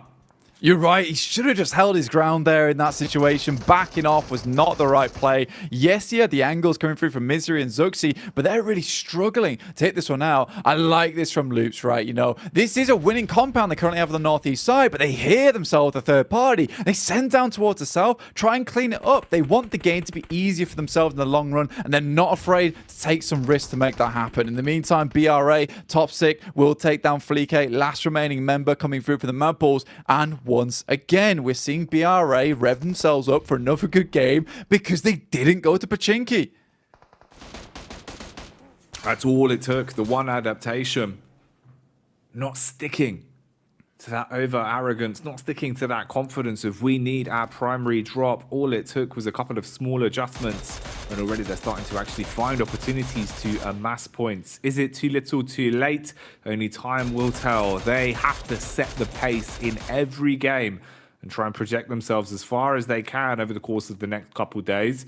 And you can see with the spacing here, they found a few opportunities to backstab and deal damage onto Stalwart, at least softening them up once again. Even Icy eating bullets with the UMP from a distance as he's left in a bit of a rough spot. And Kane's got good eyes on him as well. Relatively nice lay of the land from the high ground they've got here. They know they can't be flanked from the back with their backs turned towards the blue. And they've got a little bit of map geometry. So it's not looking too bad for Bra right now, Blank. Yeah, I mean, Kane has to keep tabs on quite a few things at the moment, which is why he's hurrying Topsy up towards his position, right? He needs him to hold over towards Falcons whilst he can spot down towards Stalwarts, clean out the rest of those players. DX out, kind of a surprising turn of events there, considering they were able to get up towards that top side. Sorry, that was Precision Evos. They've both got quite demonic logos. It's a problem for me at the moment. Yeah. I feel you on it. I'm okay with that because this does mean that eventually we might have the BRA DX rematch in this match, which is always lovely to see. And we'll see if BRA can, in fact, come out on top this time, regain some of that pride, some of that confidence, some of the glory into the PMGC League stage. Alpha 7, though, comfortably sat on this northern edge. Loops took a bit of a risk. They took a knock because of it, and Tiamba still pushing forward. It's just QZZ, though, and Ayala desperately trying to keep his boy alive. Ayala. We've been saying it all day, but specifically yesterday as well, he was really good when it came down to hitting the mark when he needed to. In this instance, prioritizes dealing damage towards the vehicles, blowing up the engine block, making it usable. So Tiamba can't find a quick rotate. Nade? Ooh, look, that was actually pretty clean. Thought he was going to get it through the window there, Blank. Straight back at damage, though. These are filthy peaks. Look at the way that he's crouching into this as well. It's like a rhythm game. I mean, QZZ is not one to be ever underestimated. This lad played on Nova back in the day was an absolute killer for them. Finally down to the barest edge of damage, and they can get some more of their lads back up in action. So Tiamba go out with 3 eliminations, but valiant attempt there from QZZ. Some sick little angles, some sick little peaks coming out from that dude. Kane's up on top right now on the roof trying to gather some more information. They firmly have the southwest edge. Loops obviously do now have to leave, and Stalwart, despite everything, still have 2 players into this match. Again, still continuing to chunk away at those placement points. DX, though, did they just love the Shack or something? It's like, is this their like MO Shack gameplay? Well, it's the Love Shack, Blank. I mean, they're all in there. They're chilling. Yeah, B52 in right now, living it large. Let's see how long they're going to be content, though. Is there going to be a new landlord in town? Someone's going to come in, slam the lease down, tell them they're being evicted. We'll find out right now. A bit of a move as you've got Kane jumping in the vehicle, having a cruise, trying to draw the attention onto him, planting seeds of doubt in their minds. Tops, he has been absolutely menacing in some of our games, posting unbelievable damage numbers, really quick with it, absolutely slick in the 1v2s, and he's got backup as well. Oh, it's the man you'd want. Nurzed still alive and kicking in the back line. Pin pulled on a grenade, looking to instigate a fight. Kakali just trying to understand and assess where exactly everyone is. Meanwhile, we can see the Love Shack still in play for DX as Loops are on the move. Pushing through to that eastern edge. I think a lot of teams understand that there likely is going to be one team at least with 4 or 3 players over on that eastern side. So a lot of eyes towards Loops at the moment. It will be pretty tough to get through, and they're looking to push down towards DX's shack, which is apparently owned by a landlord, which I feel bad about, right? Which landlord is renting out shacks these days? I mean, it is the Love Shack, to be fair. Quite a piece of property indeed. Revo, though, comes out from that top side and will put down one of the players coming through from Loops. Ayala is out. It's a good first opener. Top still just lurking, buying his time as well. We're getting ever closer to the possibility of Bra Esports path eventually crossing DX. Maybe they're the secret landlord. Maybe it was their property the whole time. We'll see. Is the lease in the back pocket? Whip it out. demand recompense for coming anywhere near to them. They are on the outside of the circle, though, so they will have to finally go out on an outing from the Love Shack itself. It is in a ditch too, so getting out of here will mean they'll have to have eyes in the back of their head, and all players will have to be swiveling that head 360, see if they can get it done. Surprisingly, I think Loops has got quite far into this game. I thought there would be way more players looking over towards their direction. There's been a serious stalemate between both of these teams over towards BRA and Stalwart and DX. Nice shots from Chief, though. The Chieftain seriously bringing the pain, bringing the thunder in these matches so far. Levi's got barely 2 steps outside of his home before he got taken down. Ooh, he's trying to crawl back to safety as well, but denied as Chief shuts him down with the big nades, blowing him to bits and stopping him in his tracks. Nurzed, he's just been waiting, dinner plate loaded, ready to unload and stick a fork in him if they peek out. There's first contact, big damage done. Backs off for a quick nade as well, lines up the arc on it, hopes that it will be right on target as it lands in. Perfect. His aim is squeaky clean, the arcs and his grenades are insane. Disgusting stuff, leaving Tops to deal with BRA all on his lonesome. This is terrified. And DX go out with nothing but a sound. A still Stalwart battling back against many different teams in the lobby. Smoke's being let out at the moment to try and provide a base of cover to get Tops back up. BRA, they've got bigger things to deal with as A7 starts to swarm in the distance. They've got a nice lineup here. We asked for more from this team. They're starting to deliver like a postman on a Monday. The letterboxes are open, and he is pasting them straight in. First class delivery. Talking about first class as well, the reset from Stalwart is pretty A1. The fact that you've been able to revive Tops, get the smoke down, play off the fact that you know the attention of Bra has been taken by A7 pushing in from the side. And this is quite the regional clash we've got going on here as well, with both of our LATAM sides in play. The big boys from Brazil on both Loops and A7 coming out to try and deal some deathly blows. That's going to be an aggressive play style going into the final circle here. Limited numbers across the board as well, Blank. A7 is the only one with 3 players alive and kicking. Nurzed, though, we know he's a one-man army. He basically counts for 2, but he's going to be left black and blue on the contact as he's overwhelmed as Bright Esports finish him. Take down Stalwart, whittle us down to 3. Yeah, BRA sensed the looming threat of A7 on the distance. As soon as they got that knock as well, they decided it was high time just to send it in and show them what BRA is made out of. Stalwart goes down with nothing but a sound there.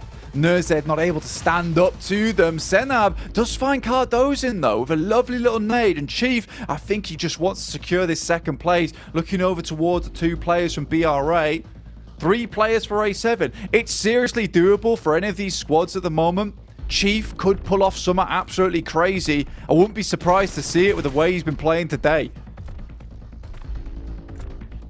Something's changed though for A7. They're starting to kick it into second gear. The way they're playing, it's a little bit more aggressive. They're taking fights, they're swinging into these encounters, and it seems that they want to lop their head off. They want to claim success on this one. Chief trying to stay alive and keep his nose clean. Nades detonating all around him. How far can you push this? Can Chief somehow steal away?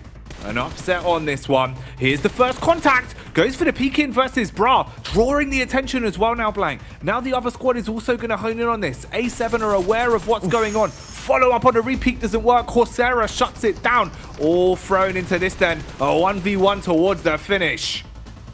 And it will be A7 to take themselves another little victory here. Finally picking one up for themselves. Great stuff for them. They're super pleased with it. It's a much better game for them as well. I think that they've been experiencing this all day today, where for all their games, it's just not felt as good as it did yesterday. And they've just shored up a lot of those problems, which I think were just mainly based in the macro, right? Their gun skill is good. They can trust themselves on that. They just need to hit those points a little bit quicker. I think the way they set themselves up there on the north side of that ridge too is just really, really quite nice. Loop set themselves up for a good game. If that went over towards that northeast side, I think that could have been absolutely a Loop's win. I also respect the fact that as soon as they see the circle, not moving towards them and leaving even their compound still in, right? But they expect it to move away. They start clearing out players down towards the south side to give them a better chance of getting into that game. It's really nice seeing these two Brazilian teams step up massively into this tournament. No, it is. It's sick that we got them both in the final circle on that one. But, you know, like you're saying, over the course of the entire event, we've seen a lot from them that's been impressive. We've seen individuals popping off. We've seen the team as a whole playing some great PUBG Mobile. And I think it's been very fun to see the different sorts of flavor that both of them have brought out. You know, there was a lot of word on the street that A7 would be a powerhouse. I was hoping to see some good signs from Loops, and both teams have delivered. So we couldn't really ask for more. Better for Bra Esports as well. That's got to be a talking point, right, Blank? They've given up the ego challenge of constantly fighting for control of Pachinki, and it has worked wonders for them. They're getting points now. And that's what they need desperately. And what we need desperately as well is the beautiful boys over on the desk to break this one all down. Brazil, here we go, man. Alpha 7 get the win. Hey, you guys predicted it at the start of the day, and it finally happened. I mean, man, we're starting to see Brazil pop off here as the day goes on, Kalars. It was a matter of time. It was a matter of time, and here they are. I mean, likewise, Loops was also able to survive very long into this game, but Alpha 7 towards the end, controlling that northwest side of these circles and being able to kind of greet any comer to their terrain very, very strongly.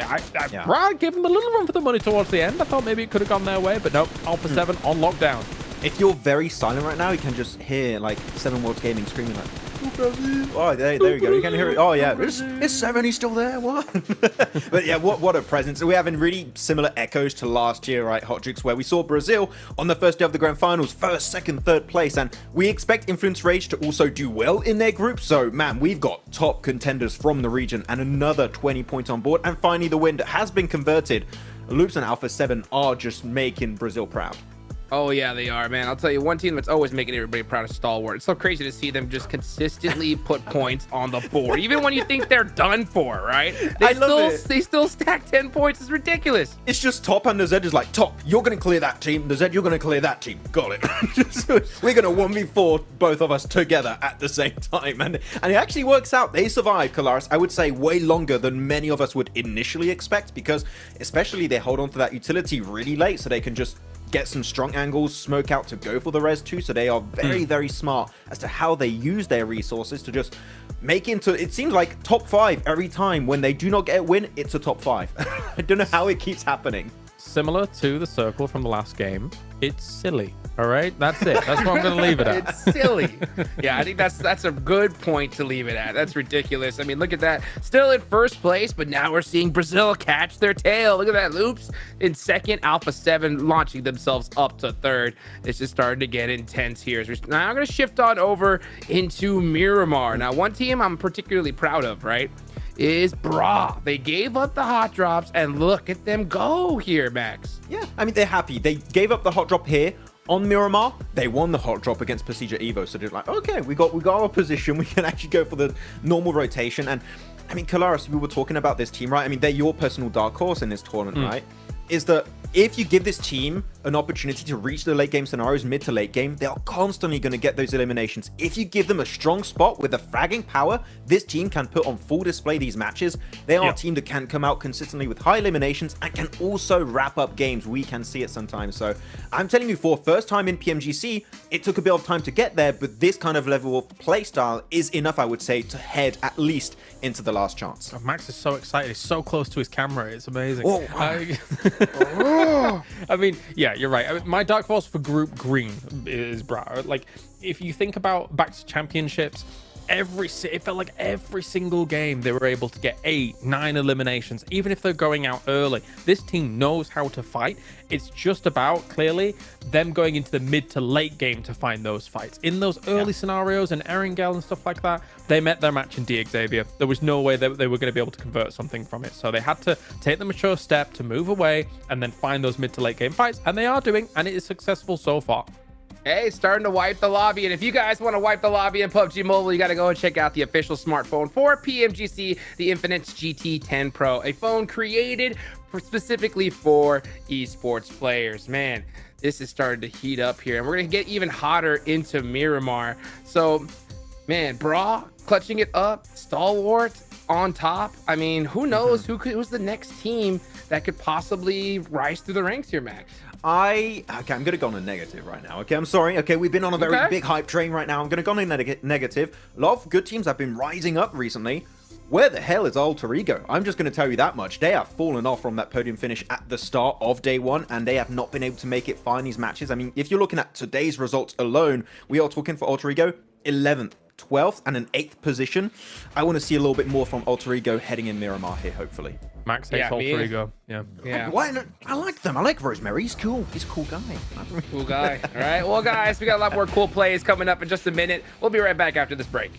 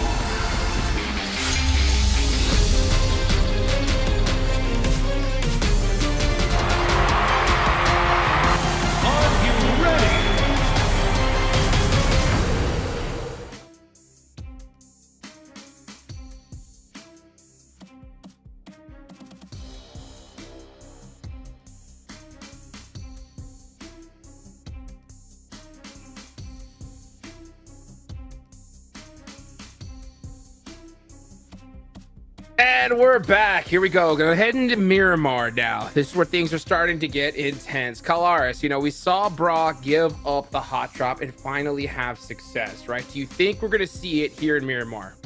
I think that they're going to be able to rotate from Picardo quite happily. I think that they're going to be able to take some of those decent mid-game fights once again. They're good in these foothills on Miramar where you have so many circles kind of focusing down on. So I expect good things from them to be able to bump out of at least that bottom 5 elimination spot here in Group Green. Well, let's see if they can do it. We're about to head into Miramar. Let's go ahead and take it on over to our casters. All right, all done with the Erangels, moving into the Miramar madness. 2 games left to go for the second day of Group Green blank. I'm interested to see how this is going to go, man. It feels like Miramar from yesterday. It's kind of a bit of a blur already. Yeah, dude, I think it was definitely an interesting couple of matches we saw in Miramar. They went by really fast, honestly, because we got some pretty quick winners on the board, and we saw Stalwart able to take their 3rd chicken dinner on this map. I'm genuinely curious, just as much as the boys, about like how well is BRA going to be able to do on this map, because obviously yesterday they started to perform just a little bit better, a little bit tighter on Miramar itself. But today they've actually had some good games on Erangel, right? They're coming into this feeling pretty decent about themselves. They're feeling fairly happy. And this is a great moment for them to keep pumping up those numbers because they have climbed significantly, honestly, over the past couple of games. If you remember, they were pretty much dead 16th at one point. Now they're 11th technically into that survival stage with 42 points. So they're not too far behind a lot of these teams. Honestly, though, like the guys on the list were saying, Jackie, I think my main concern at the moment is Alter Ego. With one chicken dinner, the only team really to drop so low from that top 3 position down to 9th place now at 55 points. So really not accruing much of anything today. Despite, look at that, man. Rosemary actually doing quite a lot of damage for the team.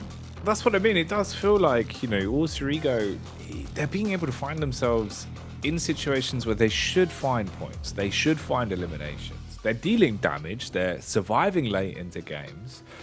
I just don't quite know what's gone wrong for him. You know, yesterday maybe the difference was there was a little bit more backup as well supporting Rosemary. Today it does kind of feel like at times it is just sort of Rosemary that's being the one to sort of put bullets down range and give them a leg to stand on. Who knows, mate? Maybe we'll see a change here. You know what I mean? Change of scenery, change of mindset, come in fresh, not for the Mad Bulls. Very unlucky. Straight in, not ideal.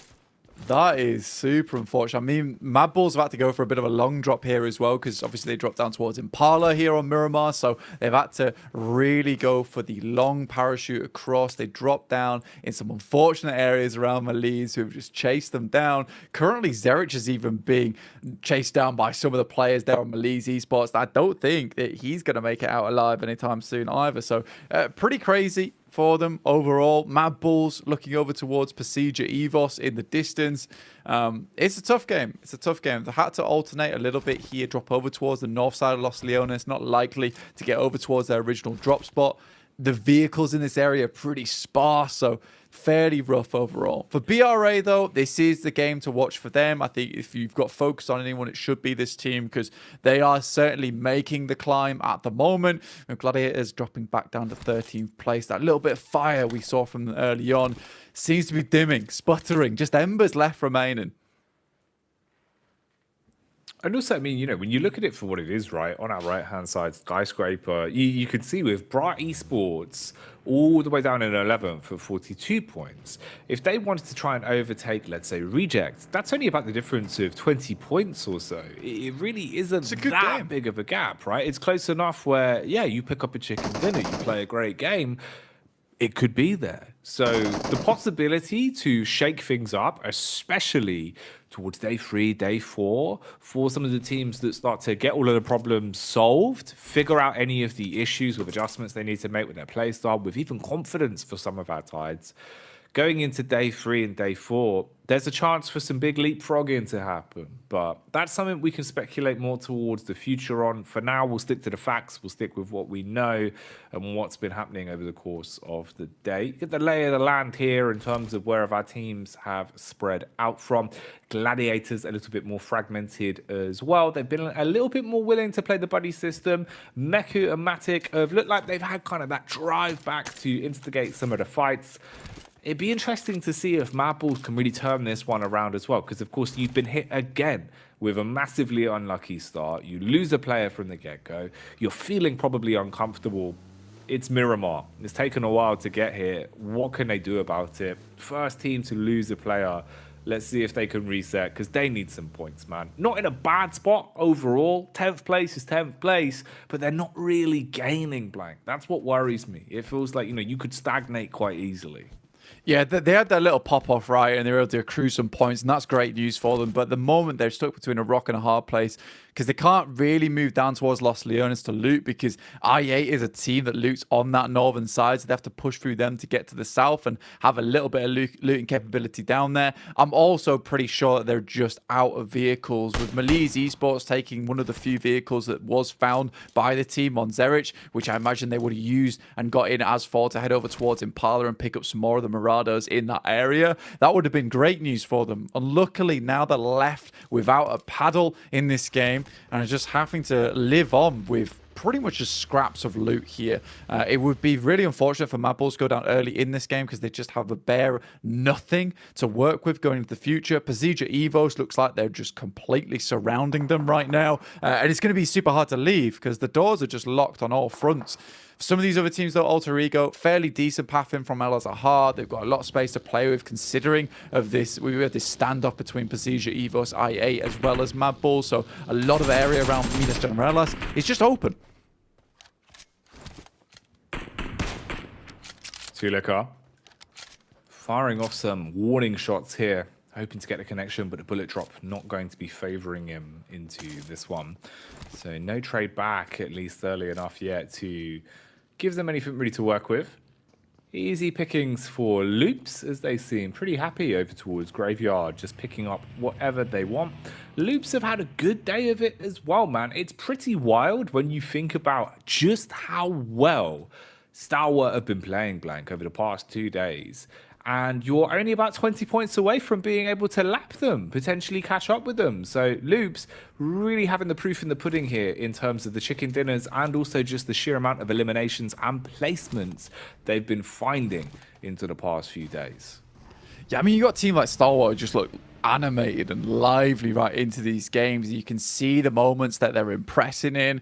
And then there's Loops, really, who is just quietly confident, just plinking away at the pickaxe at that big old mine vein of the points over towards the PUBG Mobile tournament that we're currently in of PMGC. And they just made their way up to second place by doing it. And I think we haven't had too many comments about them because there isn't many mistakes to highlight from this team, right? It just feels like they're a very, very consistent team that makes the right moves a lot of times. You know, they don't have the most insane fraggers on the team. We have seen some way better players in this lobby already show themselves up and just speak to their own talent within this lobby. But as a team, they're just fantastic. They don't have too many flaws on them. And I think some of the positions that they take, they love playing these high ground positions. They love setting themselves up for success. And it's worked wonderfully. You know, it's taken a little bit of time because that's typically how it does work for a team that just plays consistently, plays to win these games, plays to get those placement points and just a good amount of eliminations each game. But now they're second place. And like you say, in a position to take over versus Stalwart. And that would be impressive, man. It really would be if they were able to, you know, have a huge game of it here. Because remember, obviously, you know, this is still one game away from the last game of the day here. We have another Miramar after this. So opportunities to accrue the last few points of the day are there. You just have to write the history books. You've got to be the one that put the best foot forward and walk away with any additional benefit. All the squads on the move now as the zone will adjust itself. We start to see everyone swarming down, trying to get center circle as quick as possible. Awful lot of opportunities for clashes here. Quest, it always feels like they get unlucky on their rotates and they are thrown into a fight that 9 times out of 10 they don't fancy being in. At least here, being able to match the pace, seem to have a relatively clear pathway into the zone. Gladiators on the move as well as they'll start to arrive on the scene. Yeah, I think for Quest, they've got a pretty base operations that they go for every single game. And I think that's kind of what's putting them in some awkward positions. Like, there does seem to be some good adjustments from a lot of these teams in terms of how they want to rotate in, what's going to be open, how they want to play it out. And I think that Quest does have that to a rudimentary degree in terms of like stage 1, stage 2. But once it gets beyond that, I think that's where they really start to struggle just a little bit of like being able to work with things on the fly, figure out what rotations would work in this situation. That I just think some of the other teams in this lobby have a better grasp of. One of those teams in particular I think is very good at this, and again I'm as surprised as Kale is about this team, which is DX Xavier. They're very good at identifying some really good rotational paths in that end game, where a lot of teams do struggle to find their way in. DX Xavier has been looking for these decent little avenues to be able to just slide their way in, find a good spot and play from there. One thing I don't like about that team at the moment, though, is just the insistence to drop into one position, play a shack, and just be really, really bullheaded about it. I just want to see a bit more aggression from that team because they've got great players on side. In the meantime, Mad Bulls finding Lewis, so there's a bit of revenge there from Malise. Again, right now we've got Quest on our screen versus Reject. Kante goes for one, doesn't find it. Reject trading at least versus Quest here relatively efficiently, man. Kante, yeah, that's not what you want. Feeling like Dante on that one as he was going through the 7 rings of hell, burning brightly from the Molotov. Ooh, nade straight to the face as well. Poser probably almost knocked off balance from that one. Just ate the grenade straight to the face. It has at least slowed down the clash versus Madballs, but Madballs, they look a bit hesitant about it. Instead, trying to play on the angles and look for an opportunity to peek. They're taking so much damage, Blank. This is turning on its head. Madballs, they could fall through the fingertips quite quickly on this one, unless Fleek or someone can do something miraculous. He is just firing out warning shots, peppering into the walls, dealing damage to the cement, but not cementing an opportunity for Madballs to get a grasp on this one. And they've taken so much time with it, they've been able to get back into a better angle. Fleek, at least on the cross there, hits one, and that's an important shot to find. Yeah, really important, because at that point in time, it felt like Analyst Esports was going for a reset on that fight. So able to take out another one of those players gives Madballs a little bit of an extra edge here in this fight. This is the same team that took down their main man Zerich earlier on in this game to remove that vehicle from them. The fact they've been able to stand up tall again and Analyst Esports continue to push the issue, and Madballs refuse to be pushed around, but one goes down and Kissu looks for another. One player remaining, it's just Fleek. Around the corner, bouncing into action. Quick switch into the secondary, and Fleek finds the damage, shutting down Kissu, but he is still in a 1 versus 1. Still in a position where if he makes a single wrong move, it could all go wrong. Here's the repeat from the right-hand side.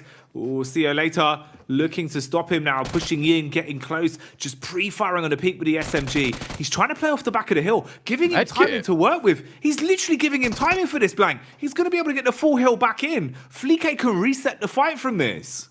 That is massive for them. See you later, backs off a little bit, gets back round, but the building, this Vector is absolutely deadly. Used to be a really well-used weapon in PUBG Mobile back in the day. Whoa. Does a lot of damage very quickly, but see you later, able to hit those headshots, just puts him down with the M4. That is big news for Analyst Esports, but what a great hold off by Fleek. Always been kind of the solo god of the team, but he just wasn't meant to be there at the end. But again, really impressive stuff in the meantime. A7 lost 2 players to Gladiators, by the way, down towards the southwest side and via Miramar, which I didn't expect at all. Currently, they're the furthest players from the circle itself, so Gladiators do need to get a bit of a move on. But you know what? That is still good news. Taking down the winners of that last match always feels good. Certainly a better position to be in. Some interesting fights have been happening on this one. It's been a bit different to what we saw on Miramar yesterday with the way the squads are playing it. A little bit more calm and collected as well for some of our sides. Gladiators roaming together as well. Obviously lost a little bit of stature, as they are down to just the 3 members. 2 eliminations at least though, so they've hit a couple of shots. They're a little bit warm into this one. Loops have got control of a compound here as well, and that's Bra Esports that are just ahead of them, with Falcons off to the wayside and what looks to be some of the remaining members of DX also thrown into the thick of it. So could be a bit of a rough encounter on that one. Bra Esports forced to fight some familiar foes if that does kick off. Meanwhile, STE on the move again as well, trying to keep all players alive whilst Falcons pepper bullets their way from the blue. Yeah, they've been behind the Gladiators for a while. I wouldn't be surprised if one of those knocks and flushes on Gladiators did come at the hands of STE. This is a fortunate circle for both Falcons, Stalwart and Gladiators. And luckily, Nerza takes a knock on the way into the circle. Can see some of the engagements happening on the screen. Stalwart really don't have the best of positions to playing in. They would have loved to have gone for a full-on crash towards this building. Found themselves a bit of a safe haven to work with going forward. But it's Matic to finish off Nerzud off in the distance. Good shots from him. Taking down Nerzed at the best of times as well probably feels like a bit of a win at this point. Yeah. Because of like how sick he's been, man. If you're starting to clash against him, you're probably thinking, all right, sweet, here we go. Getting into the grip of things. Fight's possible now. Yeah, we can build from this. It's doable. It's basically a 4v4 now that Nerzed's gone. This is okay. But yeah, so I think for a lot of these teams right now, it's a bit of an awkward circle, honestly, heading up towards that northwest side, pulling away from Los Leones.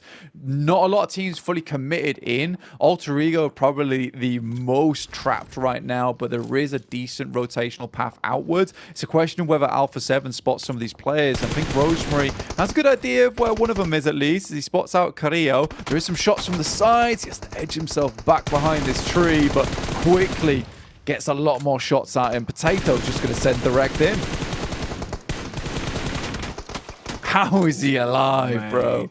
I don't know how he's been able to stay alive for so long here. Even now, 5K's down.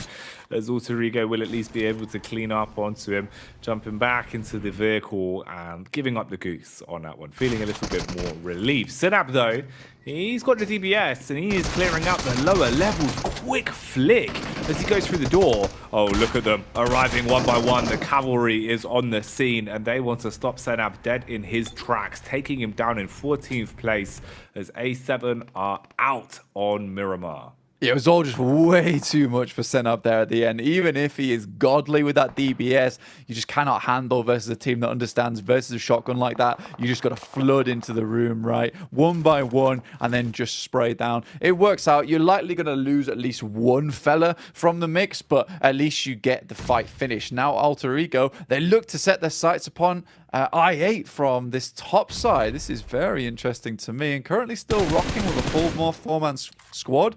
This is good news for Alter Ego. There's still a chance to get into this game, but they have revealed their hand now after that initial spray.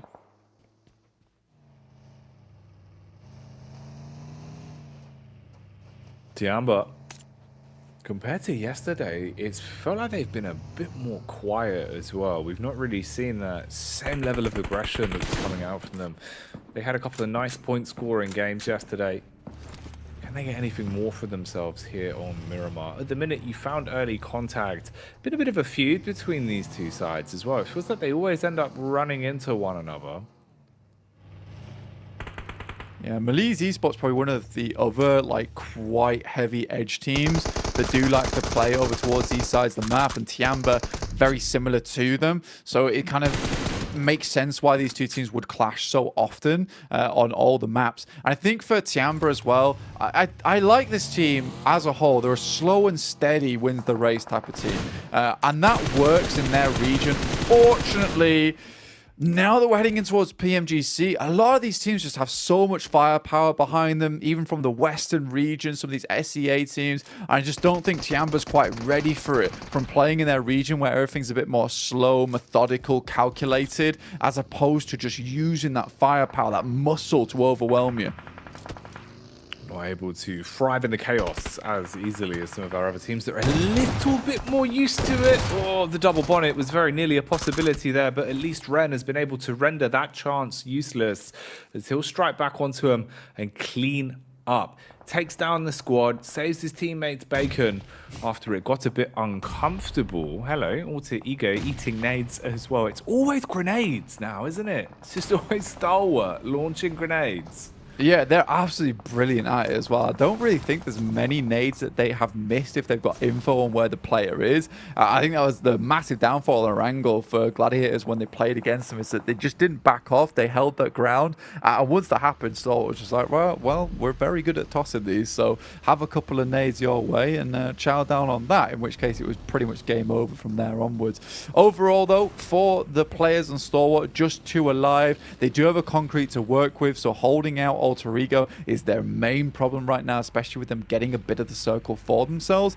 Gladiators looking to find at least a direction to get in towards this circle. Meku extremely low on the party bus, will need to heal soon, but the blue is still pushing in, so they don't have a lot of time to make this work, Jackie. They don't at all. And you've still got to bypass one squad that's just ahead of you. So for Gladiators, are they able to make their way in cleanly? You're going to have a lot of crosshairs honed in on you. Meanwhile, Tiamba as well, forced to fight versus Rejects. Rejects feeling like they've been warming up over the course of the day again. What can they do right now? Struck down by the initial commotion, as we actually see at least a bit of a clean trade back on Tiamba. Relatively easy for them, as they'll pick them to pieces. Only one man really remains, and what can you do at this point? You could see if potentially he could pick off some of the fragmented players.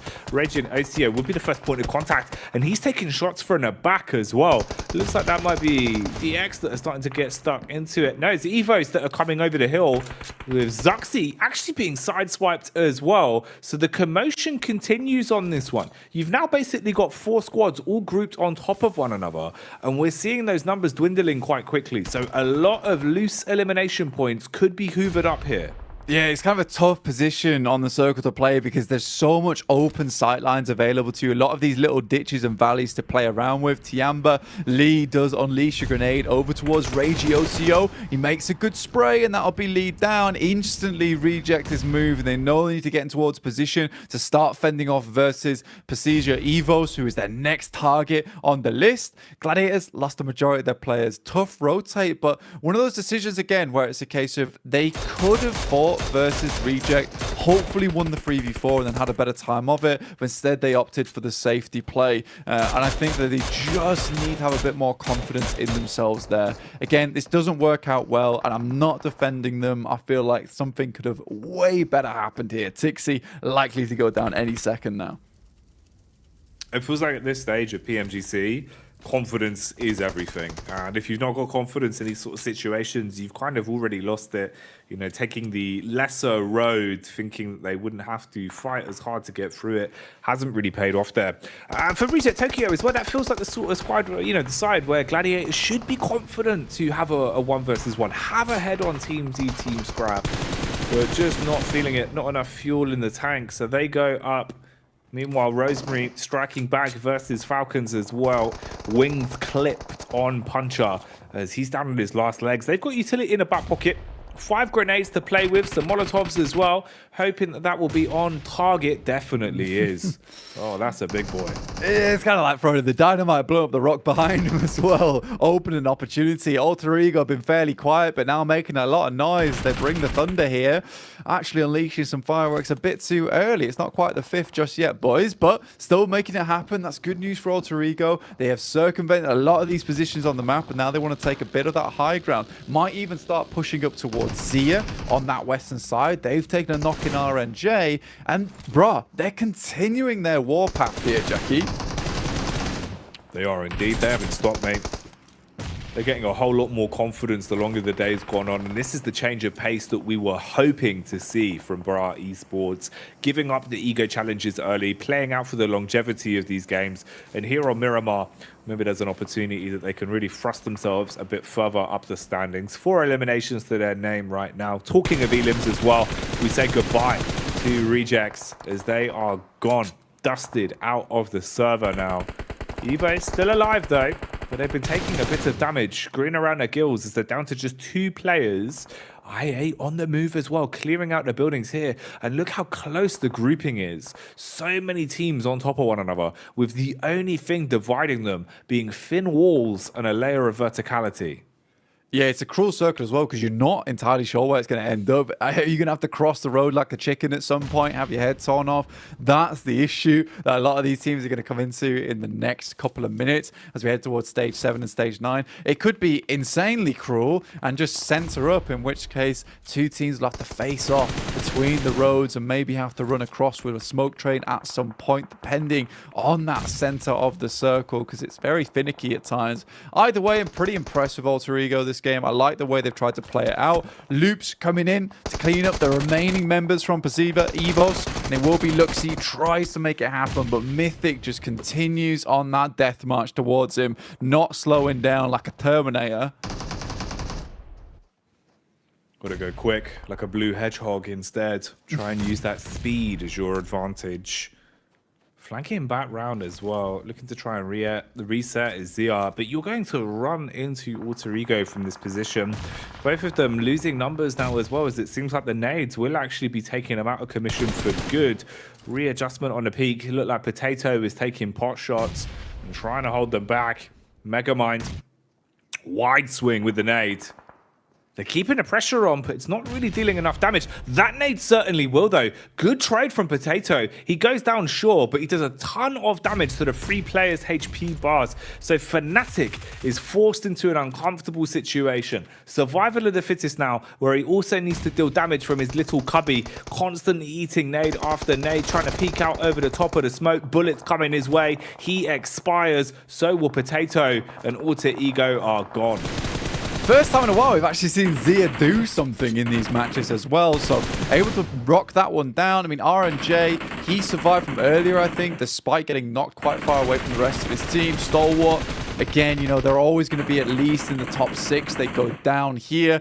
Good news. I mean, that's still a fairly decent result for them. They're going to continue pumping those points time and time again, but I would be a little bit worried now if I was still about my first place position, because Loops is starting to catch up. They've got 4 players in this end lobby. And right now they're picking apart I8 from Aegon. They're also looking for a couple more players on the cards. They've got a nice bit of high ground to play around with. BRA's down on that low ground. If the circle moves off to that eastern side, Loops have an insanely good chance at winning it. You were saying at the start of the game, that's just one good game that Loops need to overtake, to overlap on STE. There's a chance here on this one.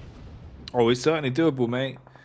With how they've been playing today, especially Blank, and the fact you've already got 4 eliminations, you get a couple more elims, you get a couple more under the belt. Suddenly you're thinking about the placement. Suddenly you're trying to see just how far you can take it. If you were to get a chicken dinner out of this, they could definitely guarantee themselves that leapfrog, take first place. And for Stalwart, I don't know if they even know what second looks like at this point. It feels like they've been in the driving seat for so damn long since day 1 started, all the way back at the beginning. So this would be a bit of a shock for them. We'll see how it goes, though. We won't get ahead of ourselves. Right now, we still have 5 squads alive and kicking. The interesting one is the fact that one of them is Zia. You know, and you're not sort of saying any disrespect when we're saying, yeah, this is the first time we've seen them do something, because to be honest with you, Blank, it feels like they really have been sluggish. They've not been delivering. But into this game, they're hitting shots. They're picking up squad wipes. They're actually being able to find themselves a few points to play with and some elims under the belts. It's impressive from them. But how far does that go? Here with the timing, it's Loops that strike. Backstab onto Blade as they're able to snatch that one away. And Mythic closing the gap now. A lot of space being taken away. Loops, are they going to go full lunatic mode? Can you secure something here? Close down the play versus I8, put them in the bin, and set yourself into the final 4. Yeah, because they need some psycho plays if they want to make this one happen, because they have to get rid of I8 now. If they want to start pushing over towards that western side where it looks like the circle's starting to go, they need to deal with this team. In the meantime, Chief, he's dealing with BRA off in the distance, which is sort of surprising to me. Lovely spray down from Tospic, but Chief still keeping the boys from BRA at bay, whilst the rest of the team deal with the remaining members from I8. Perfect time to push as well, as they all get shunted out from the concretes. This is gorgeous from Loops. They have just been going from strength to strength, but now they got to leave. Kakali, the gorgeous little side swipe here, really puts the claw on them. Oh, this is fitting, isn't it, as well?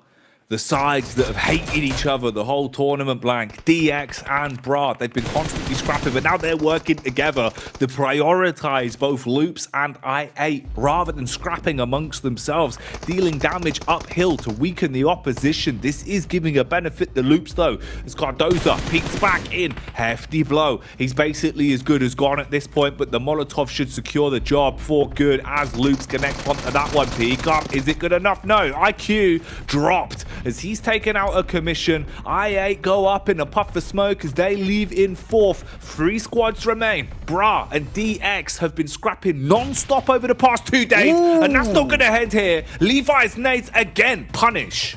There's hatred coming through from DX at the moment towards BRA. They don't want this team getting a little bit more confidence. They don't want them puffing out their chase, because if they do, they might be back in Pachinki. Loops, though, happy to assist, to help in the endeavor to take down Bra Esport, who have tried their best to stand up today. They're currently in a kneeling stance, but they want to get standing tall. They want to look good in this matchup. There's potential for them still. Levi's crawling away from the blue, and in comes the bombardment. That one looks fairly close. It's just a stun grenade, but Paragin popping down some more smokes. It's Chief once again to take him down. Ayala as well, warming up now with a Mini 14. Man's an absolute menace with it, and on the UMP, he'll slay from far away, forcing them to hit the DECK. DX out in second. Bra Esport trying to stay alive now as Coursera pushes up, closing the gap, wants to be within touching distance of Loops and see if he can snap back. Has the SMG to work with. Cardozin supporting from above as well, waiting for first contact. They're playing around very fine margins of map geometry here. Not a lot of space to work with. Missing a single shot can be the difference of life or death in a situation like this. Cardozin hits the first, takes down Kakali, puts him on his last legs, finished off by Chief. White on the peak, absolutely annihilates them. They are unstoppable as Loops go lunatic mode and secure the chicken dinner and will leapfrog up to first place. That's an incredible endgame there from Loops. Really, they had it all in the bag from that high ground, but Chief pulls out a maneuver that I don't think anyone saw coming with that wide swing. He was coming around for a long time, but it's time for Loops. Honestly, 10 eliminations, I think it's 10 points to the chicken dinner. That sits them so close to Stalwart. And at this point in time, it's Loops looking at the steering wheel of that first place, eyeing it up, asking Stalwart if they want to take a back seat. Man, incredible game from them.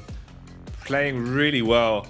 And this is the difference in momentum, Blank, right? You know, they're kind of taking this in their stride now, really getting into the groove of things with the way that they've been playing. Man, that's a big game. Get to have a look at the breakdown of the statistics here as well for how Loops are playing. Yeah, it's consistent as well. You know, it's one of those where Loops as a team, they feel like they play off each other very well. It's not one player having to do all the fancy footwork. They're just doing a good job of pound for pound playing some great PUBG Mobile.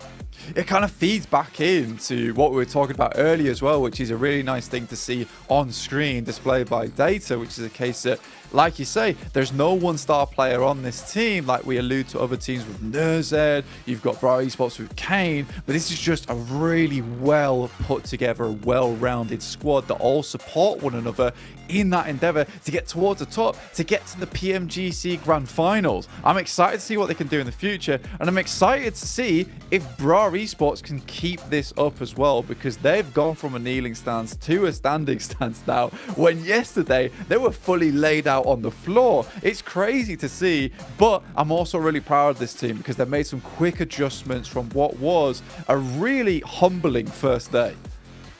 Oh, exactly. You know, it's one of those where coming into it, we could have seen them hot dropping again and again and again and again and accepting their fate. Instead, they've opted to change their play style and they're accruing points. Points mean everything right now. One more game to go today. So let's get back over to the desk and break down our first Miramar. Hey, you guys hear that? That's the door opening to first place, man. Loops is on their way. Goodness gracious, what a performance there. I mean, once they got that high ground, nobody really stood a chance. They just cleaned it up with ease. Calaris, Loops is hungry. Stalwart, you think they gotta start watching their backs now? Absolutely, considering the performance we've seen from Loops so far. Third, first, 10th, but still with 8 eliminations. A third and then a first once again here. They are looking absolutely phenomenal on some of their holds here. And again, they're not over-aggressing too much about some of these fights that they're kind of just holding out on. Admittedly, this circle kind of comes towards their compound, towards those concretes. But they're outside concretes just waiting for teams to kind of slip up a little bit and then pounce on the opportunity when it arises. Yeah, they could have pushed onto Aegon Knight's position, but they just wait things out in the wings, wait for them to push, and then they're going to nade, molly their position, and just get easy eliminations along the way.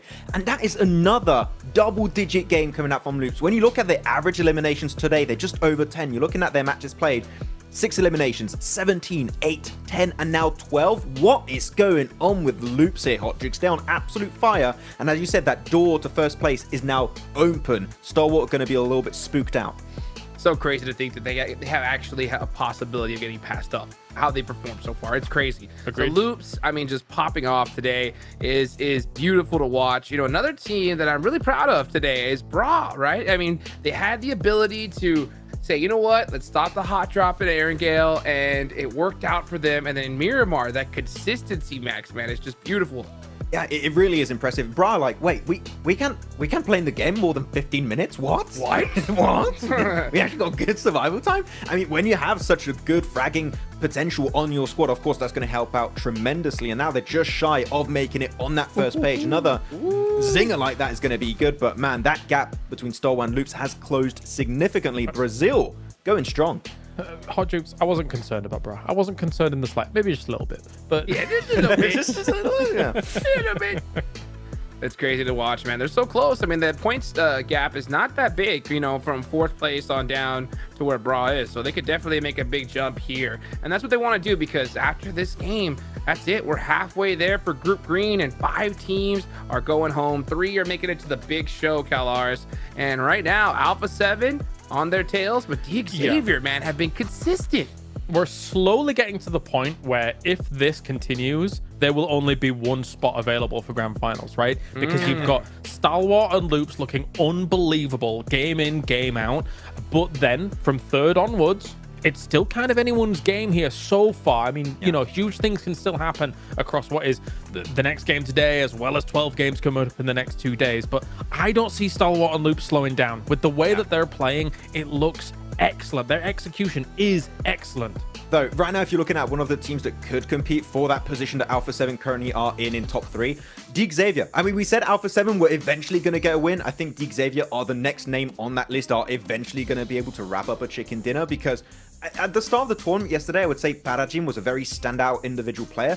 Levis, in recent times, has been just popping off with that Mini 14. Great nade plays also on top of Brash. Sure, crossing that road is never going to happen in 1,000 years, but still they are able to make it worth their time in the long run. So Xavier, I'm telling you right now, a win is going to happen eventually, and they could be a contender for that grand final slot.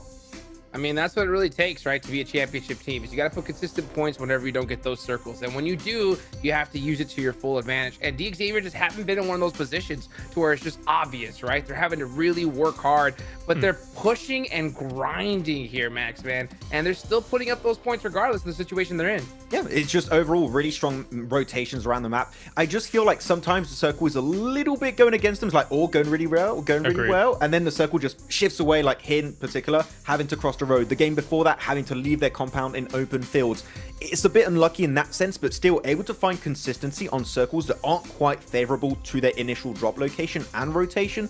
It is so impressive to me. So Xavier, you're going to have that one good game, that one good circle, and they're just going to shred it with like 15 plus elims. So I'm really excited for Xavier to have so far really impressed me this entire 2 days. Yeah, me as well. And you know what? We got one more match left to go, and it's going to be huge because I think you're right here, Cal. If these other teams, right, don't really start performing right now, it's going to be a hunt for just only one slot. And that is not a position these teams want to be in. So at a certain point, do you think, I mean, I don't even think teams can really try to hamstring, you know, these two top squads because they're just dominating the whole lobby. What do you do in these situations if you're those mid-pack teams here? Yeah, I think you've got to... there are certain scenarios where I think you may have to just rotate earlier and try and find yourself a decent central position earlier. Like, that is the way to try and eke out a little bit more room against what are extremely impactful top teams here, like Stalwart and Loops. I think for Procedure, when you think about their campaign here on Miramar, we actually saw a little bit of a change in terms of drop. I thought they were going to go on that road south of Picardo once again. They actually went a little bit more east of that, which I don't mind, but then it puts them in the theater of conflict a little bit more, and I don't think they need to do that. I think you can stay on that south road of Picardo and still be okay. So my eyes are on them because they were contending for top 3, and I want them to continue contending for top 3.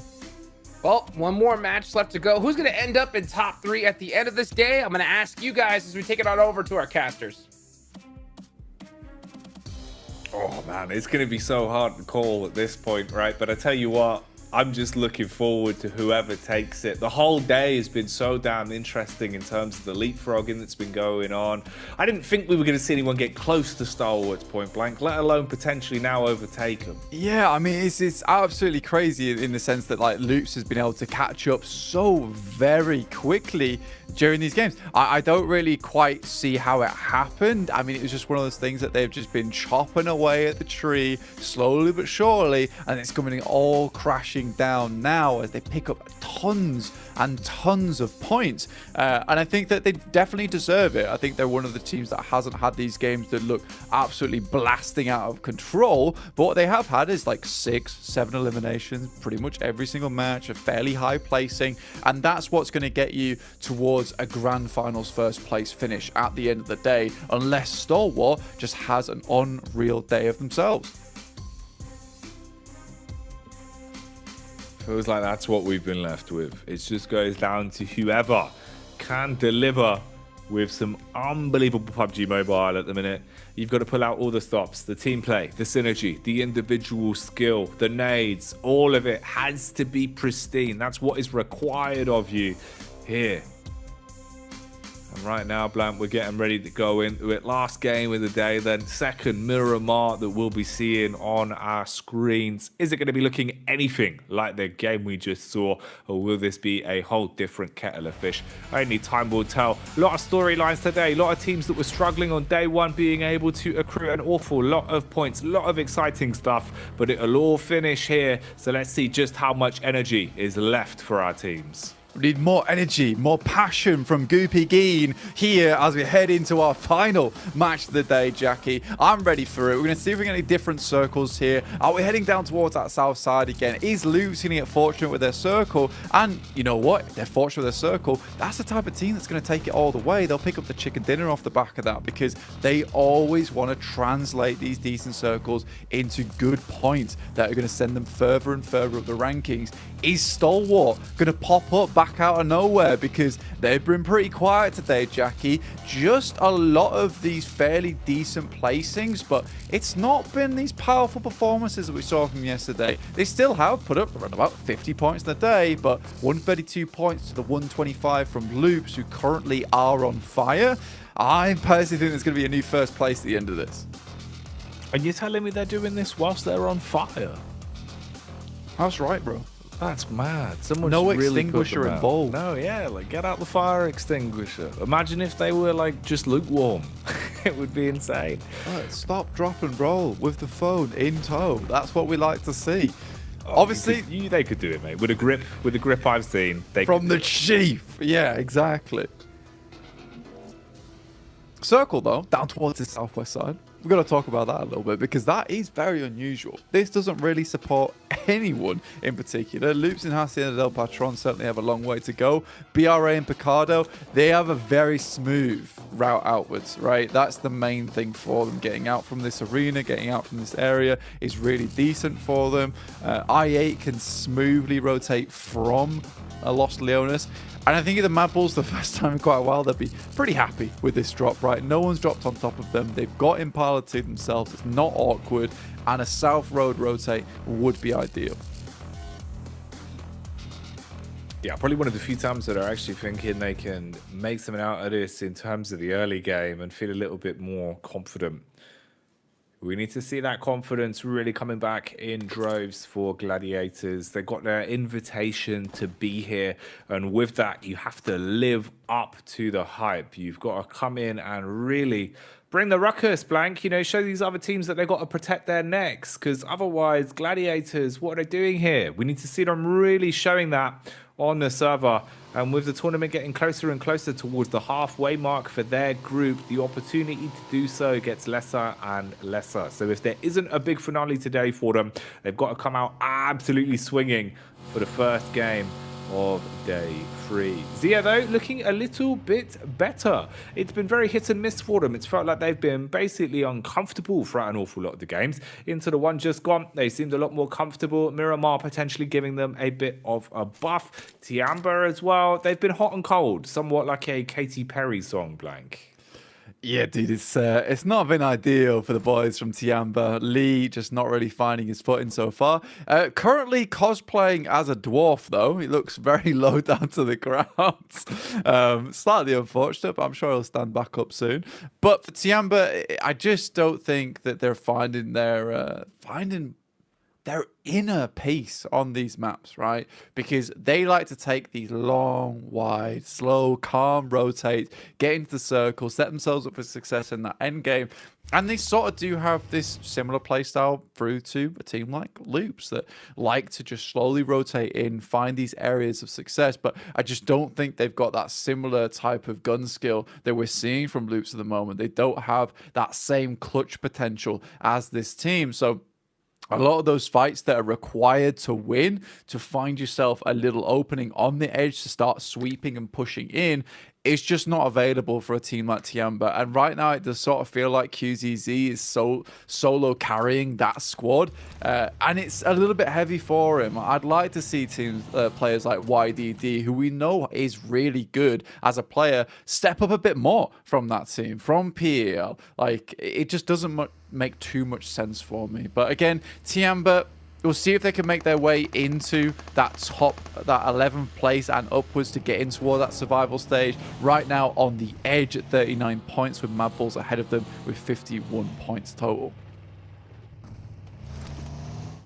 So always doable, always achievable. You've just got to be the one that finds the point yourself. Never leave it up to other teams to decide your fate when it comes down to the survival stage. We'll see though as we get closer to hypothesizing about that over the next couple of days. For now, we'll stick to the present with the roads we know, and all roads are leading down towards the zone. Everyone trying to get themselves center stage as quick as possible and not have to worry about coming in late and dealing with a potential deficit that comes alongside that. The teams you're going to have to fight your way through. Close grouping though in terms of the rotates up towards power grid, where it could get a little bit uncomfortable if teams start to loot and lurk, as you would have Loops and then Stalwart right on top of each other, with Gladiators coming down as well. Yeah, that is a spicy combo up towards that northern side. I'm surprised these two teams haven't really clashed as of yet so far over towards this position at this point in time. I mean, Stalwart's kind of okay for a team to be up here with them, 125 points. I mean, first place would be lovely to hang on to, but it's so weird in the sense that both these teams, with Stalwart and Loops, have created probably what we will see as the most chaotic group out of most of them so far, barring something crazy happening over towards some of these other weeks ahead of us. But right now, 125, 132, with third place being 86 points of Alpha 7. It is just pure insanity, the amount of shifting and changing that can happen from 15th place even up towards getting into that survival stage. So really, really, really crazy stuff. Also, right now, I think third place is the only position so far that is sort of open for a lot of these teams underneath that position to get in towards a direct invite, because Loops and Stalwart don't seem to be stopping anytime soon. Headstrong, feel like they can take on anyone at this point, so just sticking to their own guns rather than allowing anyone else to force them into a play they don't potentially want to make. There's a bit of a clash that you don't really want to be a part of if you can avoid it though. Bra Esports versus Alpha 7. Two sides that are really starting to find themselves with good footing in the competition the longer it's gone on, especially for Bra after the adaptations we saw for them coming into today. Gladiators though, clean path ahead of them. They've been able to breeze on through, looting themselves up, getting the boots on, pulling up the socks and feeling confident with how the rotation has gone, getting themselves into zone nice and early. Oh, Kitsune, he's rolled it. Nice. He's back on. He's back on foot. We're all good to go. I think for Gladiators as an overall, it's just these slow rotates which are causing some big issues for them so far. We need them to be a bit quicker, and I think it's sort of a symptom of where they play on the map. But even so, you look at a team like Alter Ego, who are already making their way down, Loops, Stalwart. These are all difficult areas to play, and I think if you want to play on this edge side, you seriously have to have the manpower, the gunpowder behind you to back it up versus some of these teams in the lobby, right? You have to find a way to get in. And a lot of that times means like a team wipe or squad wipe, taking out a couple of players, forcing them out of the way.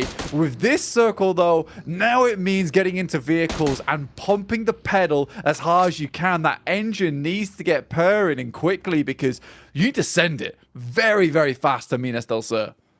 Oh, mate, this is rough. Awful lot of water taking up the playable space. Limited choke points for rotations. You got to be fast, you got to be furious, and you got to hope that you can find yourself a piece of the island to lay claim to. Tiamba instantly bounding into the ocean and getting their swim on. Breaststrokes coming out as they want to make their move over to the other side of the water.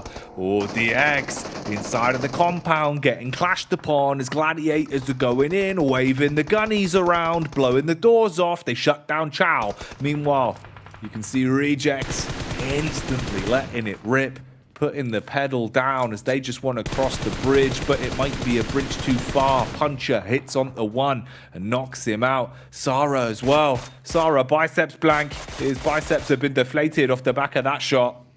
And Falcon's just going to move in off the back of that, looking to take some more names off them. Puncher moves up front side. They could barely peek out. Some incredible shots coming through. More nades off the side. And in comes the rest of the Gladiators, I think. No, it's DX on the front side, moving and taking out the remaining members of Reject. Now looking to take out the rest of Falcons as well to push further in towards this island. It's a horrible position to play as well. Round Minas del Sur is just these mountainous regions that you really can't get towards the top side of. So even cuts out more of the playing field going forward. It is a grim place to finish. And the way that it's centered so hard down towards the southwest, probably as hard as it possibly could, you're likely to end up in Minas del Sur and the warehouses around that area, which make for a very, very fun ending format.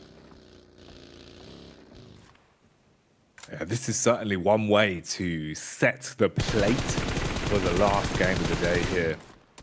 It's not going to be anything common. It's going to be very abstract indeed. So we'll see how it goes. Tops even armored a Mini 14, just battering bullets over towards the bridge and being able to buckle DX. Levi's needs to be revived.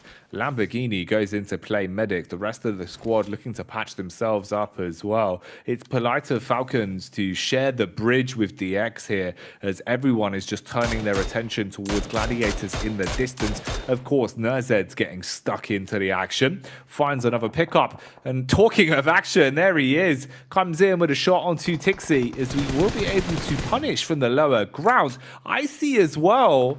Oh, mate.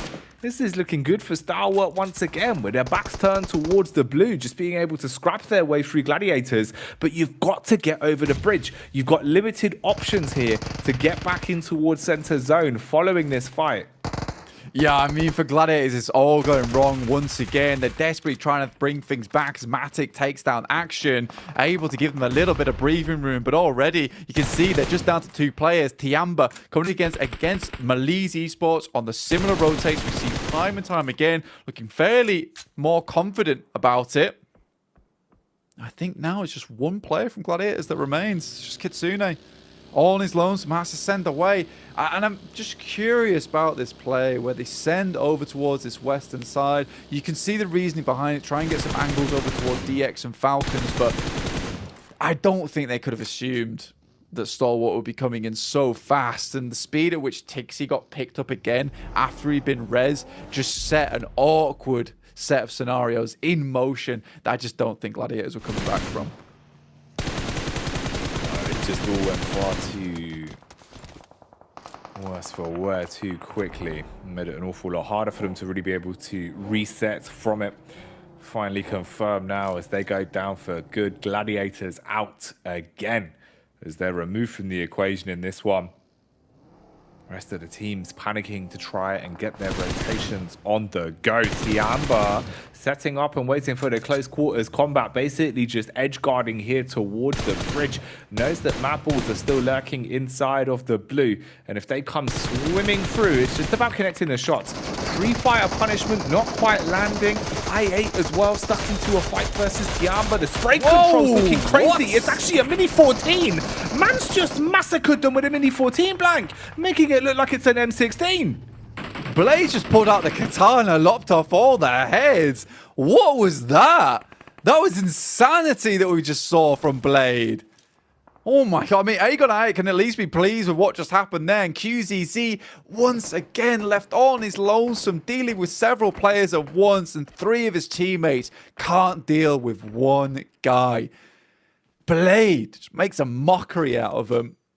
I feel so bad for QZZ because he has honestly played really well today. It's just depressing. For Alpha 7, I think they set themselves up in a really good spot. I like this high ground position they've got. This is over towards the western side of Minas del Sur. It sits on the top side. It's a pretty awkward building because it doesn't have the most amount of windows in the world, but it does give you just a position that has such good overlook that it's hard to breach. That's what makes it so strong. You can see it here on the map. We're waiting for stage 4 to hit. If it sends up towards that northeast side, game could get real ugly real fast, but if it heads down towards the southwest, there's only so many teams here that can take precedent in this match. This is one of the cruelest circles we have seen during the PMGC League stage, and none of these teams are enjoying it. Doesn't get any easier, does it? Just forcing issue after issue. Everyone constantly plunged into battling here, contending with a rough rotate, the blue eating away at you, and bullets constantly being barraged down from all sides. DX suffering on a rotate. They cannot quite make it across as one by one they start to fall. Icy as well, taking shots from the Falcons as they come in to pick up their 5th elimination, finding some damage onto Stalwart and softening them up going into the later stages of the game. Meanwhile, Evos, they're going to be crashed. Compound Control clashed 4 as Alter Ego pull up to the party, but they might get Ego checked on this one. Rosemary back down in the ground as he's going to be slain. Misery living up to his name as he inflicts pain onto all of them. The nades come out as they clean up. They can reset from the fight, and Evos will be content with this one. Bra Esports straight into submersible mode as they want to get in the water and stay out of trouble. The Indonesians go head-to-head there, and it's Pazija, Evos that come out on top. It's a nice little fight. They do lose one player in the process, and Bra, like you say, just sending direct into the water. And you can kind of make sense why these players all sent up towards this northern side, because it's so hard to get down towards that southern edge at that point. Everyone's just given up. They're like, right, let's just try and live out our days as long as possible on this northern edge here. Falcons take shots. Zia desperately trying to make an opening for themselves. Megamind just running around, sidestepping bullets, falls down at the end of it. Whilst he opens up an opportunity potentially for teams on that eastern side to maybe, just maybe, get in. Poser from quite far away over the other side of the gulch, inflicting damage as he's able to punish onto Loops. This is Loops that, bear in mind, we were hypothesizing the idea of them being able to do the leapfrog, get over the top of Stalwart. If that is going to be the case, it needs to be tighter now more than ever. Down to 2 players with only 3 eliminations secured over the course of this one. Puncher throwing fists into the river, but not quite connecting onto the players. Finally starting to adjust and deal some damage as he's got to take down a fish in a barrel that are Bra Esports. 1 by 1s, Falcons put the bullets in and start to secure those pickups onto the weakened players. Here's the rotate from Stalwart though, just playing inside of the zone already. Meanwhile, Frozen here, lurking on the wayside. Seems like he's got a nice read on the position here from QZ and knows what exactly the man from Tiamba's up to. Zerich is still here as well, but this is such a fragmented Mad Balls in terms of the split. 3 players effectively rocking a solo maneuver, and the game plan for most of our squads here is just get yourself in that water and stay alive for as long as possible. Exactly, just try and live this one out. You know that teams will be going down left, right, and center. The least you could do is pick up some placement points. Stalwart, again, although they haven't had a real flashy day with a huge amount of performances, this team does look like they're just encased in iron. They are so hard to put down, man, because they were over towards that northwest side and the glut of the conflict as well, yet still managed to find themselves in this position. You know, you blink twice, you miss this rotation, you miss how they made their way in towards this spot. It's really quite amazing, the speed and honestly just how stalwart actually is into these games. Frozen does finish off QZZ just as the blue starts to push in, so he has a really good read on where he's going to have to go. So that's nice for them. Preciza Evos over towards that northeast side actually do manage to make it across. No one's really looking at them as of yet, and Loops is dropping down, looking to deal with the Knights from Stalwart. Bullets just constantly being barraged their way now.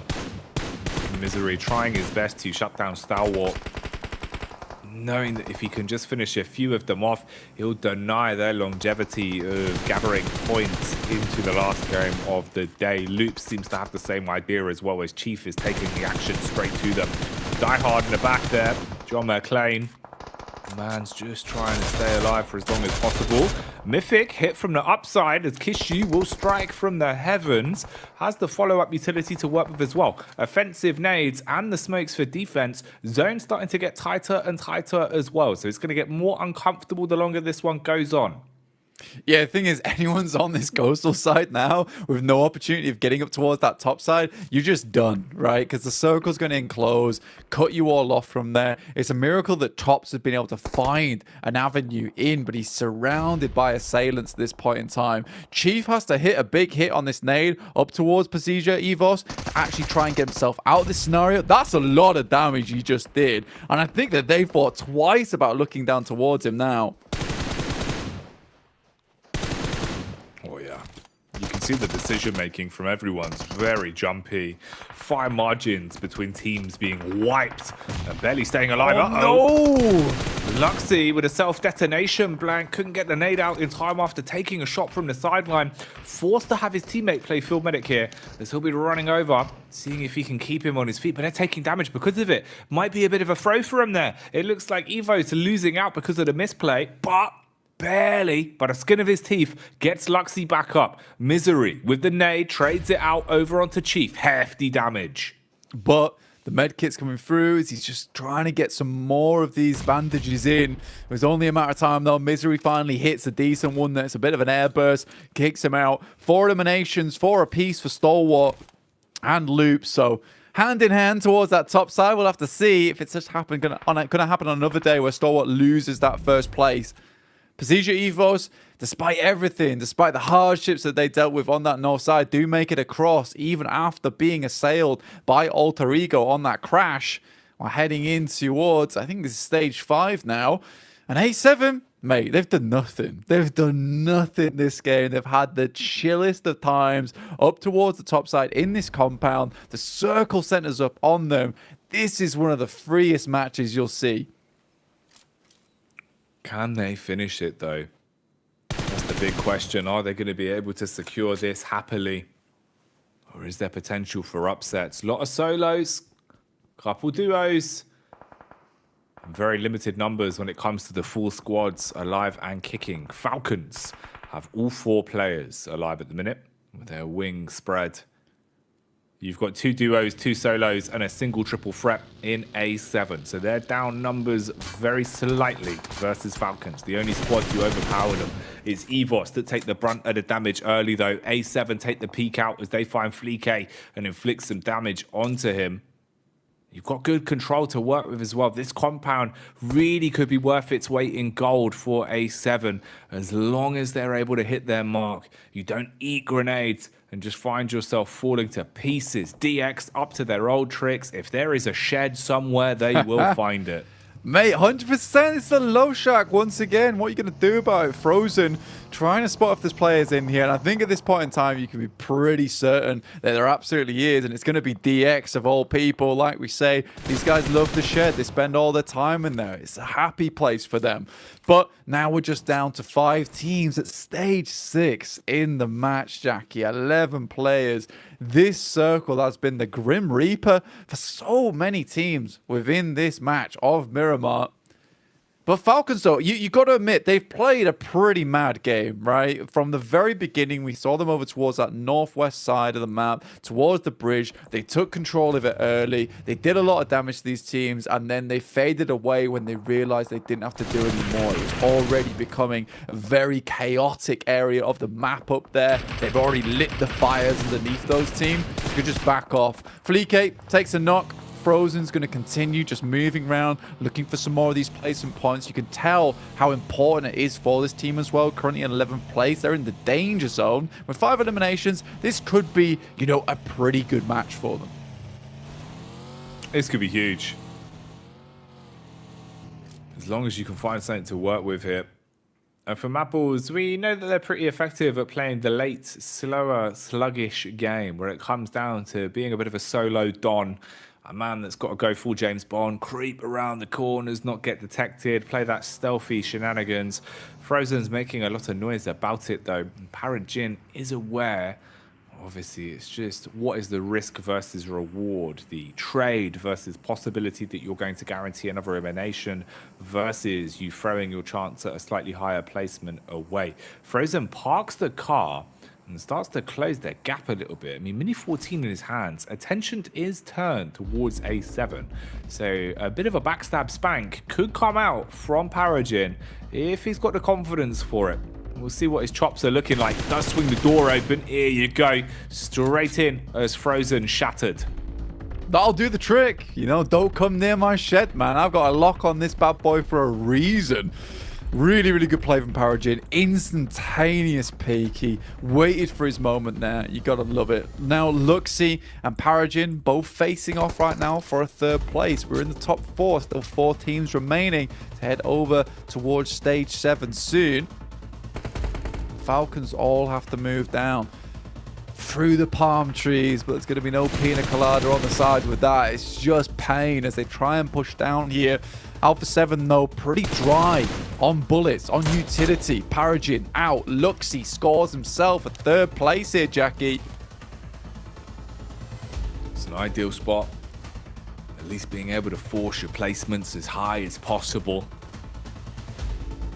So for Evos, is that free? Got any chance of becoming a 2? Can he just wait it out long enough that you see the scrap between Alpha and Falcons? 3rd party off the back of it and look to try and steal away anything extra. You'd be frustrated if it happened to you, and they're going to have their wits about them because of it, not wanting that to be a possibility. He puts his belly on the ground, starts to take space inch by inch. Large width of map control taken though for either side. They've got their eyes everywhere, Blank. They're like the world tree. They know exactly what's going on all over the battleground right now. So pulling off a flank with a timing is going to be very unlikely for him. 15 eliminations this match for Falcons is absolutely ginormous for them. Going into tomorrow, we said that day 3 is a day of stress, right? But this is going to really alleviate it if they can finish it off with the chicken dinner. You know, you find Luxy, you find all 3 players coming through from A7. Well, I think Luxy's done now, but he does put up a fight a little bit. That's still going to be an 18 elimination game for Falcons. Absolutely gigantic in the grand scheme of things. That's a beautiful molly. The fadeaway as well. Dear me. Bullets down range. A7 taking a bit of a hit. Falcons, can they swoop on this? Are they going to be able to secure the chicken dinner, pick it up, put it in the pocket? It's been a big game for them in terms of eliminations. They've been able to find so many. Hello? Up close, not ready for it, Blank. Delayed reactions as they bound out of the vehicle and overwhelming Falcons. They're inside the building with you. And one by one, they're starting to punish. Six, though, ignites himself running through the Molotov to try and force the issue on the 2-player peak, whittling the numbers down very quickly for A7. Trapped in the top of the building with the DBS. Downstairs, Mafioso with 2. That's turned the tide. Yo! The 3rd as well. The triple threat as Mafioso. He's putting them all under. He's leaving them sleeping with the fishes right now as he wants to snatch away the win. Gets through there, gonna pull out the first aid kit. This is absolutely insanity right now. Axa has a nade, looking to send it through, but Mafioso able to get off the first aid kit. Moves out the side. This will be an unbelievable performance coming through from A7, and it's Mafioso to bring it to a head here, Jackie. Mafioso reset, rearmed and reloaded, looking to try and rumble once again. Another peek with the DBS, but this time not as clinical, not as clean. Finally falls. It was a heroic effort from him, but in the end, it's the Falcons that sought the victory as they grabbed the chicken dinner in the clutch. The seagulls coming down from Minas del Sur here, picking themselves up the chicken dinner, flying away with it, leaving some old man unhappy. But what a game from them. From the Northwest Bridge, pushing down here, taking control of the palm trees, and slowly but surely making their way into a pretty hard and tough position to take control of where A7 was playing. What a game from them. But Mafioso, dude. It's so cool to see that A7 still makes a statement when they lose. Man, it's wild. Mafioso, after hitting the first two, you're thinking, all right. The second he hits the third shot, I felt like I was that Vince McMahon gif. I was just having my clothes blown off, Black. Yes. Absolutely unbelievable. I couldn't believe my eyes, mate. I was like, wait, is this? There's no way this is the 1v4 because he looks so quick with it. Yeah. But it was a really good play in the midst of that, actually coming through from Teak. It sounds silly, but he literally was like the Home Alone move, right, where he actually set himself up between Mafioso and the door, so Mafioso couldn't run out and instantly pop that first aid kit. It actually delayed him long enough so that Axa could get the second res off for the second peak when he finally went down. So it was a very minimal, small play, but it was probably the most annoying play that Teak could have gone for in that moment that stopped probably one of the greatest plays during this league stage happen. Man, yeah, if he would have pulled that off to take the chicken dinner, 1v4 clutch in that manner with the DBS, all of them being perfect one-taps, fair play, fair play. But he still gave us a really good show, a great run for their money, kept it close and kept it explosive. And that is a fitting way to finish the last game of the day, at least, Blank. You know, that's on the money, really. If we wanted something on brand to prove just how explosive the Global Championship can be, that lived up to it. And you know, the main thing for me about this is that it really is just the Western world of PUBG Mobile just coming alive at this point in time. We are having some insanely good teams coming through at the moment. You know, Americas is looking insanely good. We're having some really strong teams come out from this region. And I think that a lot of the SEA squads kind of have to watch out at this point in time, Jackie.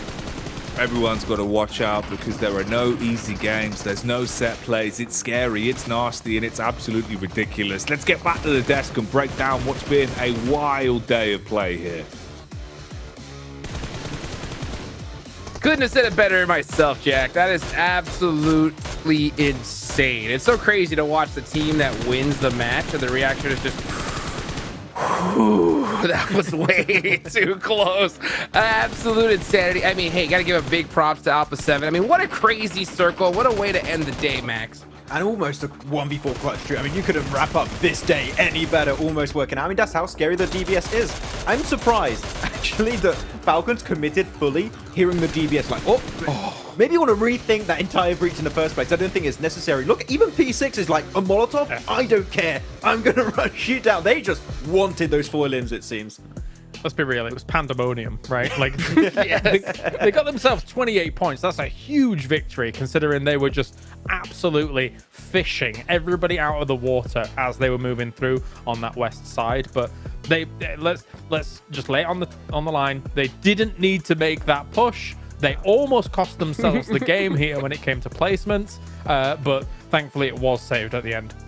Hey, gotta give them mad props. I mean, they tied the record so far, right? For PMGC, 28 total points. And man, this will hopefully put them in a good position to at least make it to that survival stage. You know, the chances of making it to the top 3 at this point is pretty insane.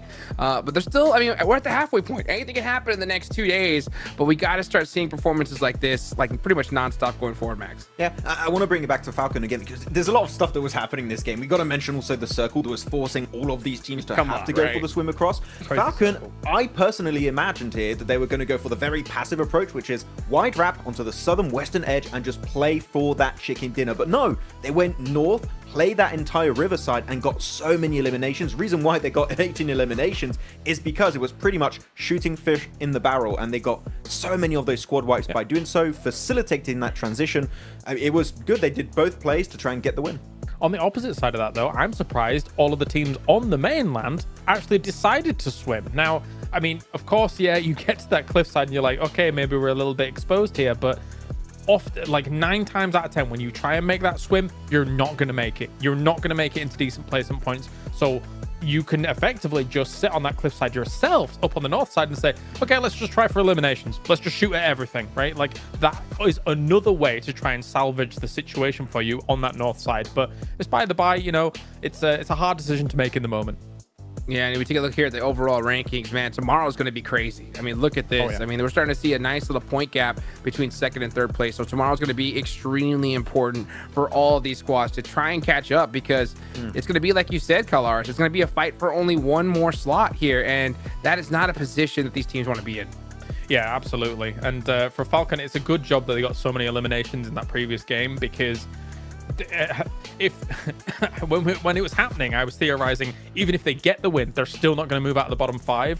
Thankfully, 18 eliminations was enough to slightly move them out of that bottom 5. But they're still in treacherous waters, boys. It was a very important day for Falcon and Brat, though. We have to say the fact that Brat also changed their hot drop is good, because now Short is still in that not safe position on the bottom of the rankings, but it at least allows them to be in the race, right? I think that at the start of the day, they were in a position where they were in the bottom 5, and it was going to be tough for them to actually leave that kind of bottom 5 location. Now, these games are good. Now they just need to maintain a bit of that consistency heading into tomorrow, and like that, they can try and avoid being in the unlucky bottom 5 that would end their adventure very early. So it's good that we saw a good presence of them today.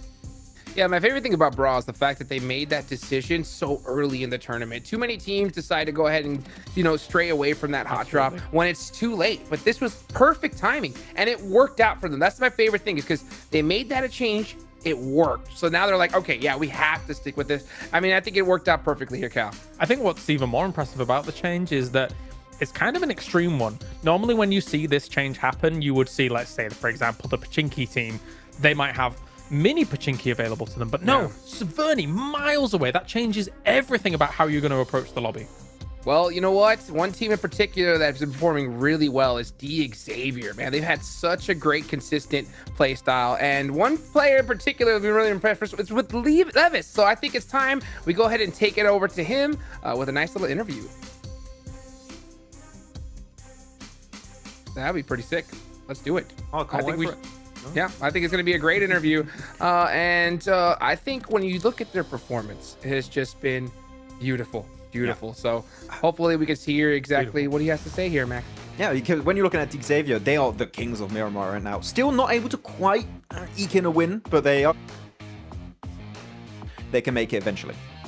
While STE maintains their lead today in the 2023 PMGC, but it's the Brazilian region that has surprised us all today. But before we get into that, let's talk a little bit more with our player from Vietnam. With me, I have from Xavier, Levis. And they are a team who yesterday was in 7th place, managing to claw all the way up to the top today. I believe it was 4th place. But for now, how are you feeling, Levis? Kiểu ngày hôm qua thì đội mình kết thúc ở hạng 7, thì hôm nay mình đã leo lên được đến hạng 3, hạng 4. Thì không biết là cảm xúc của em như thế nào?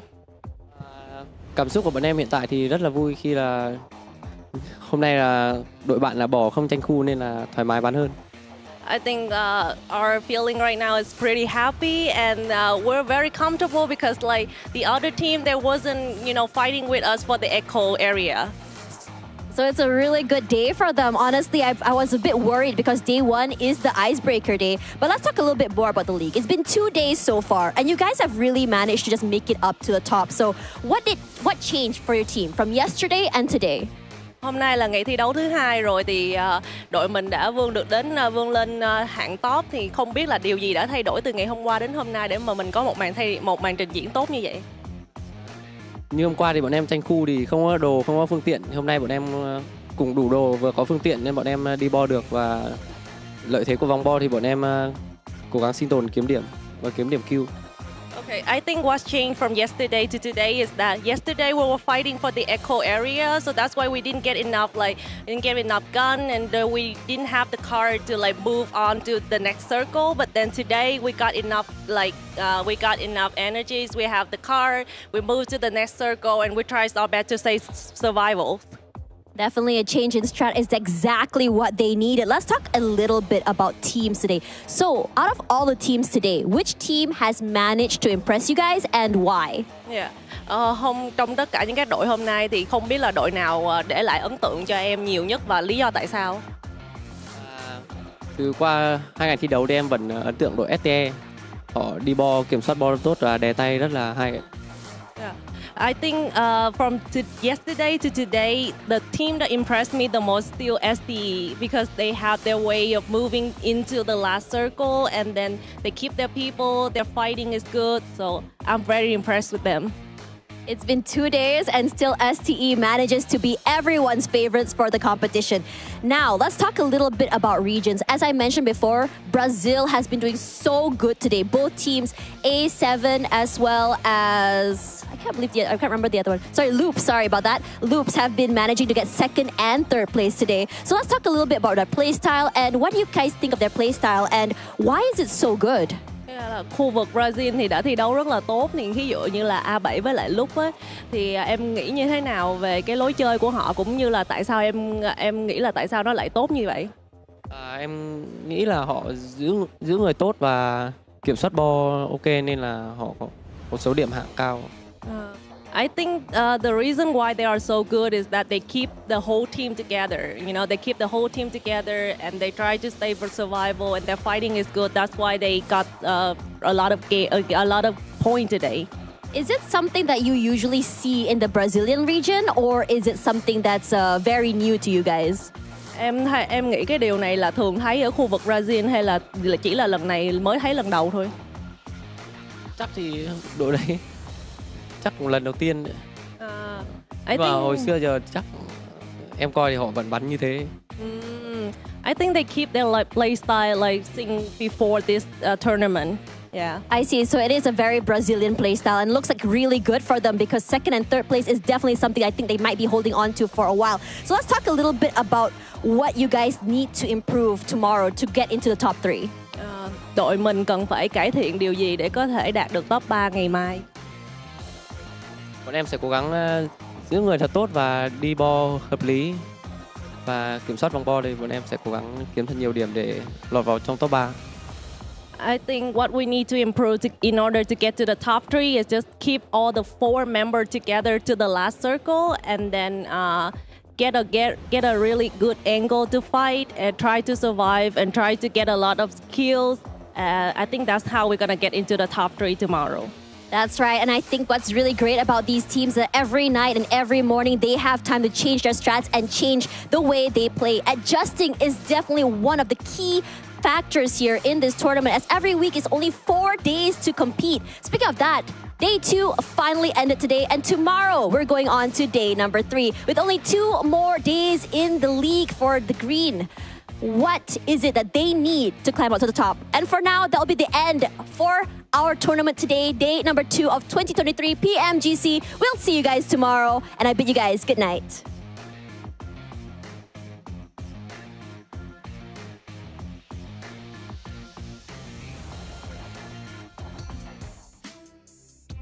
Take a look here at the individual leaders here as Top is on top. I mean, goodness gracious. This is a ridiculous performance, Max.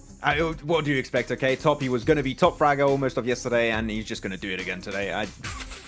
This guy is just on fire. Do we already give him the MVP award? I'm not sure. But the fact is, and Kalash, we've been following this team for so long now. Sure, Top is up there, but you know, as a fact, the other players in the team are also not that far behind Top. Like, everyone is just doing so well. They are so consistent. Yep. And every time in the interview, which team are you looking up to? Stalwart. It's Stalwart. It's Stalwart. Well, really, not too surprised, yeah.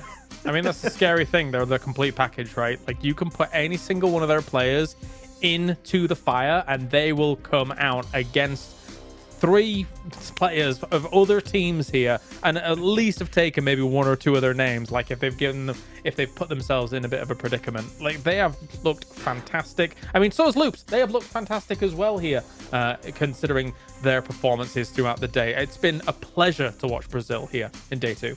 Yeah, I mean, they definitely made a comeback that I don't think a lot of us expected. I mean, we did expect to see Alpha 7 get a win, and they got that here today.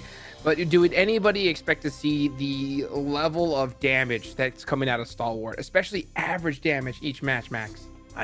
I really expected them to do this well from the get-go, especially, I mean, 3 wins yesterday is just ludicrous kind of result they were able to secure themselves. But we'll see. Though, if I have to predict anything, you know, right now for tomorrow, is we are going to get a Dig Xavier win. It's going to happen.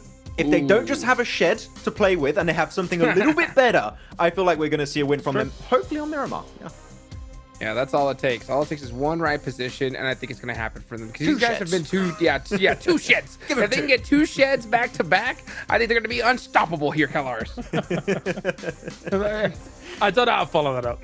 Yes, you're totally right. You're just gonna if say they have yes. 2 sheds, if we put one shed on top of the other shed, they will win. Great, yeah. A bunker shed. Oh, maximum shed. Maximum shed. Oh, goodness gracious. Well, you know, we saw them. I think tomorrow's going to be one of the most important days, without a doubt. And of course, we couldn't have these days without our official smartphone partner, Infinix, with their GT10 Pro, a phone designed and created for professional esports players. If you guys go ahead and wipe the lobby, go ahead and do it with that Infinix G10 Pro. So, man, what a crazy day we've had. What a crazy finish. We almost saw an insane 1v4 at the end with Mafioso. We got to see him bust it down with that AMR as well. I wonder what we're going to see happen tomorrow, Max. I mean, we saw a lot of the teams at the bottom start to improve, like Falcons able to get himself a great wrap at the end of the day, Brat Esports changing their drop location. Any team, really, this goes to show any team in this lobby can still bring up a little bit of a comeback in these last 2 matches. So we got the halfway point, which means that, of course, making a comeback is going to be a bit tougher entering tomorrow, but there's still a lot of skill in the middle of the pack here that I'm going to be paying attention to. And I did think maybe the craziest game of the day was going to be that Southern Military Circle, considering it was along the cliffside. But then we got the Prison Island finish from Miramar, and I can't remember the last time I saw a Prison Island finish, so I'm here for it. Actually, I say that we did see some over towards that East Bridge every so often in our region, but not as far west as this was. This was a bit of a treat. World League. Back in World League, we had one too, but that was ages ago. Yeah, that was a long time ago. I did not expect, to mark that one off my Miramar bingo card. That is ridiculous, you know. And to see the Falcons get 18 eliminations and that chicken dinner towards the end is ridiculous. But you know what I want to see tomorrow, as we get into it tomorrow? I want to see some teams immediately try to maybe camp a vehicle rotation on our 2 top squads here, because someone's got to stop them. Otherwise, it's going to be a fight for 3rd place, Max. Who stole our cars? Oh, I'm trying to rotate. Oh, we can't move anymore. I mean, could be a strat. I'll see if teams are going to try and do that. I want to see Alter Ego maybe steal those cars away. It'll be helpful because we need to see a bit of a comeback from the boys. So we'll see if Rosemary can be on top. Yeah. Who do you think is going to make that big comeback, guys? I hope you guys are excited. Mark your calendars. Tell your friends. Tell your neighbors. And we'll see you guys tomorrow.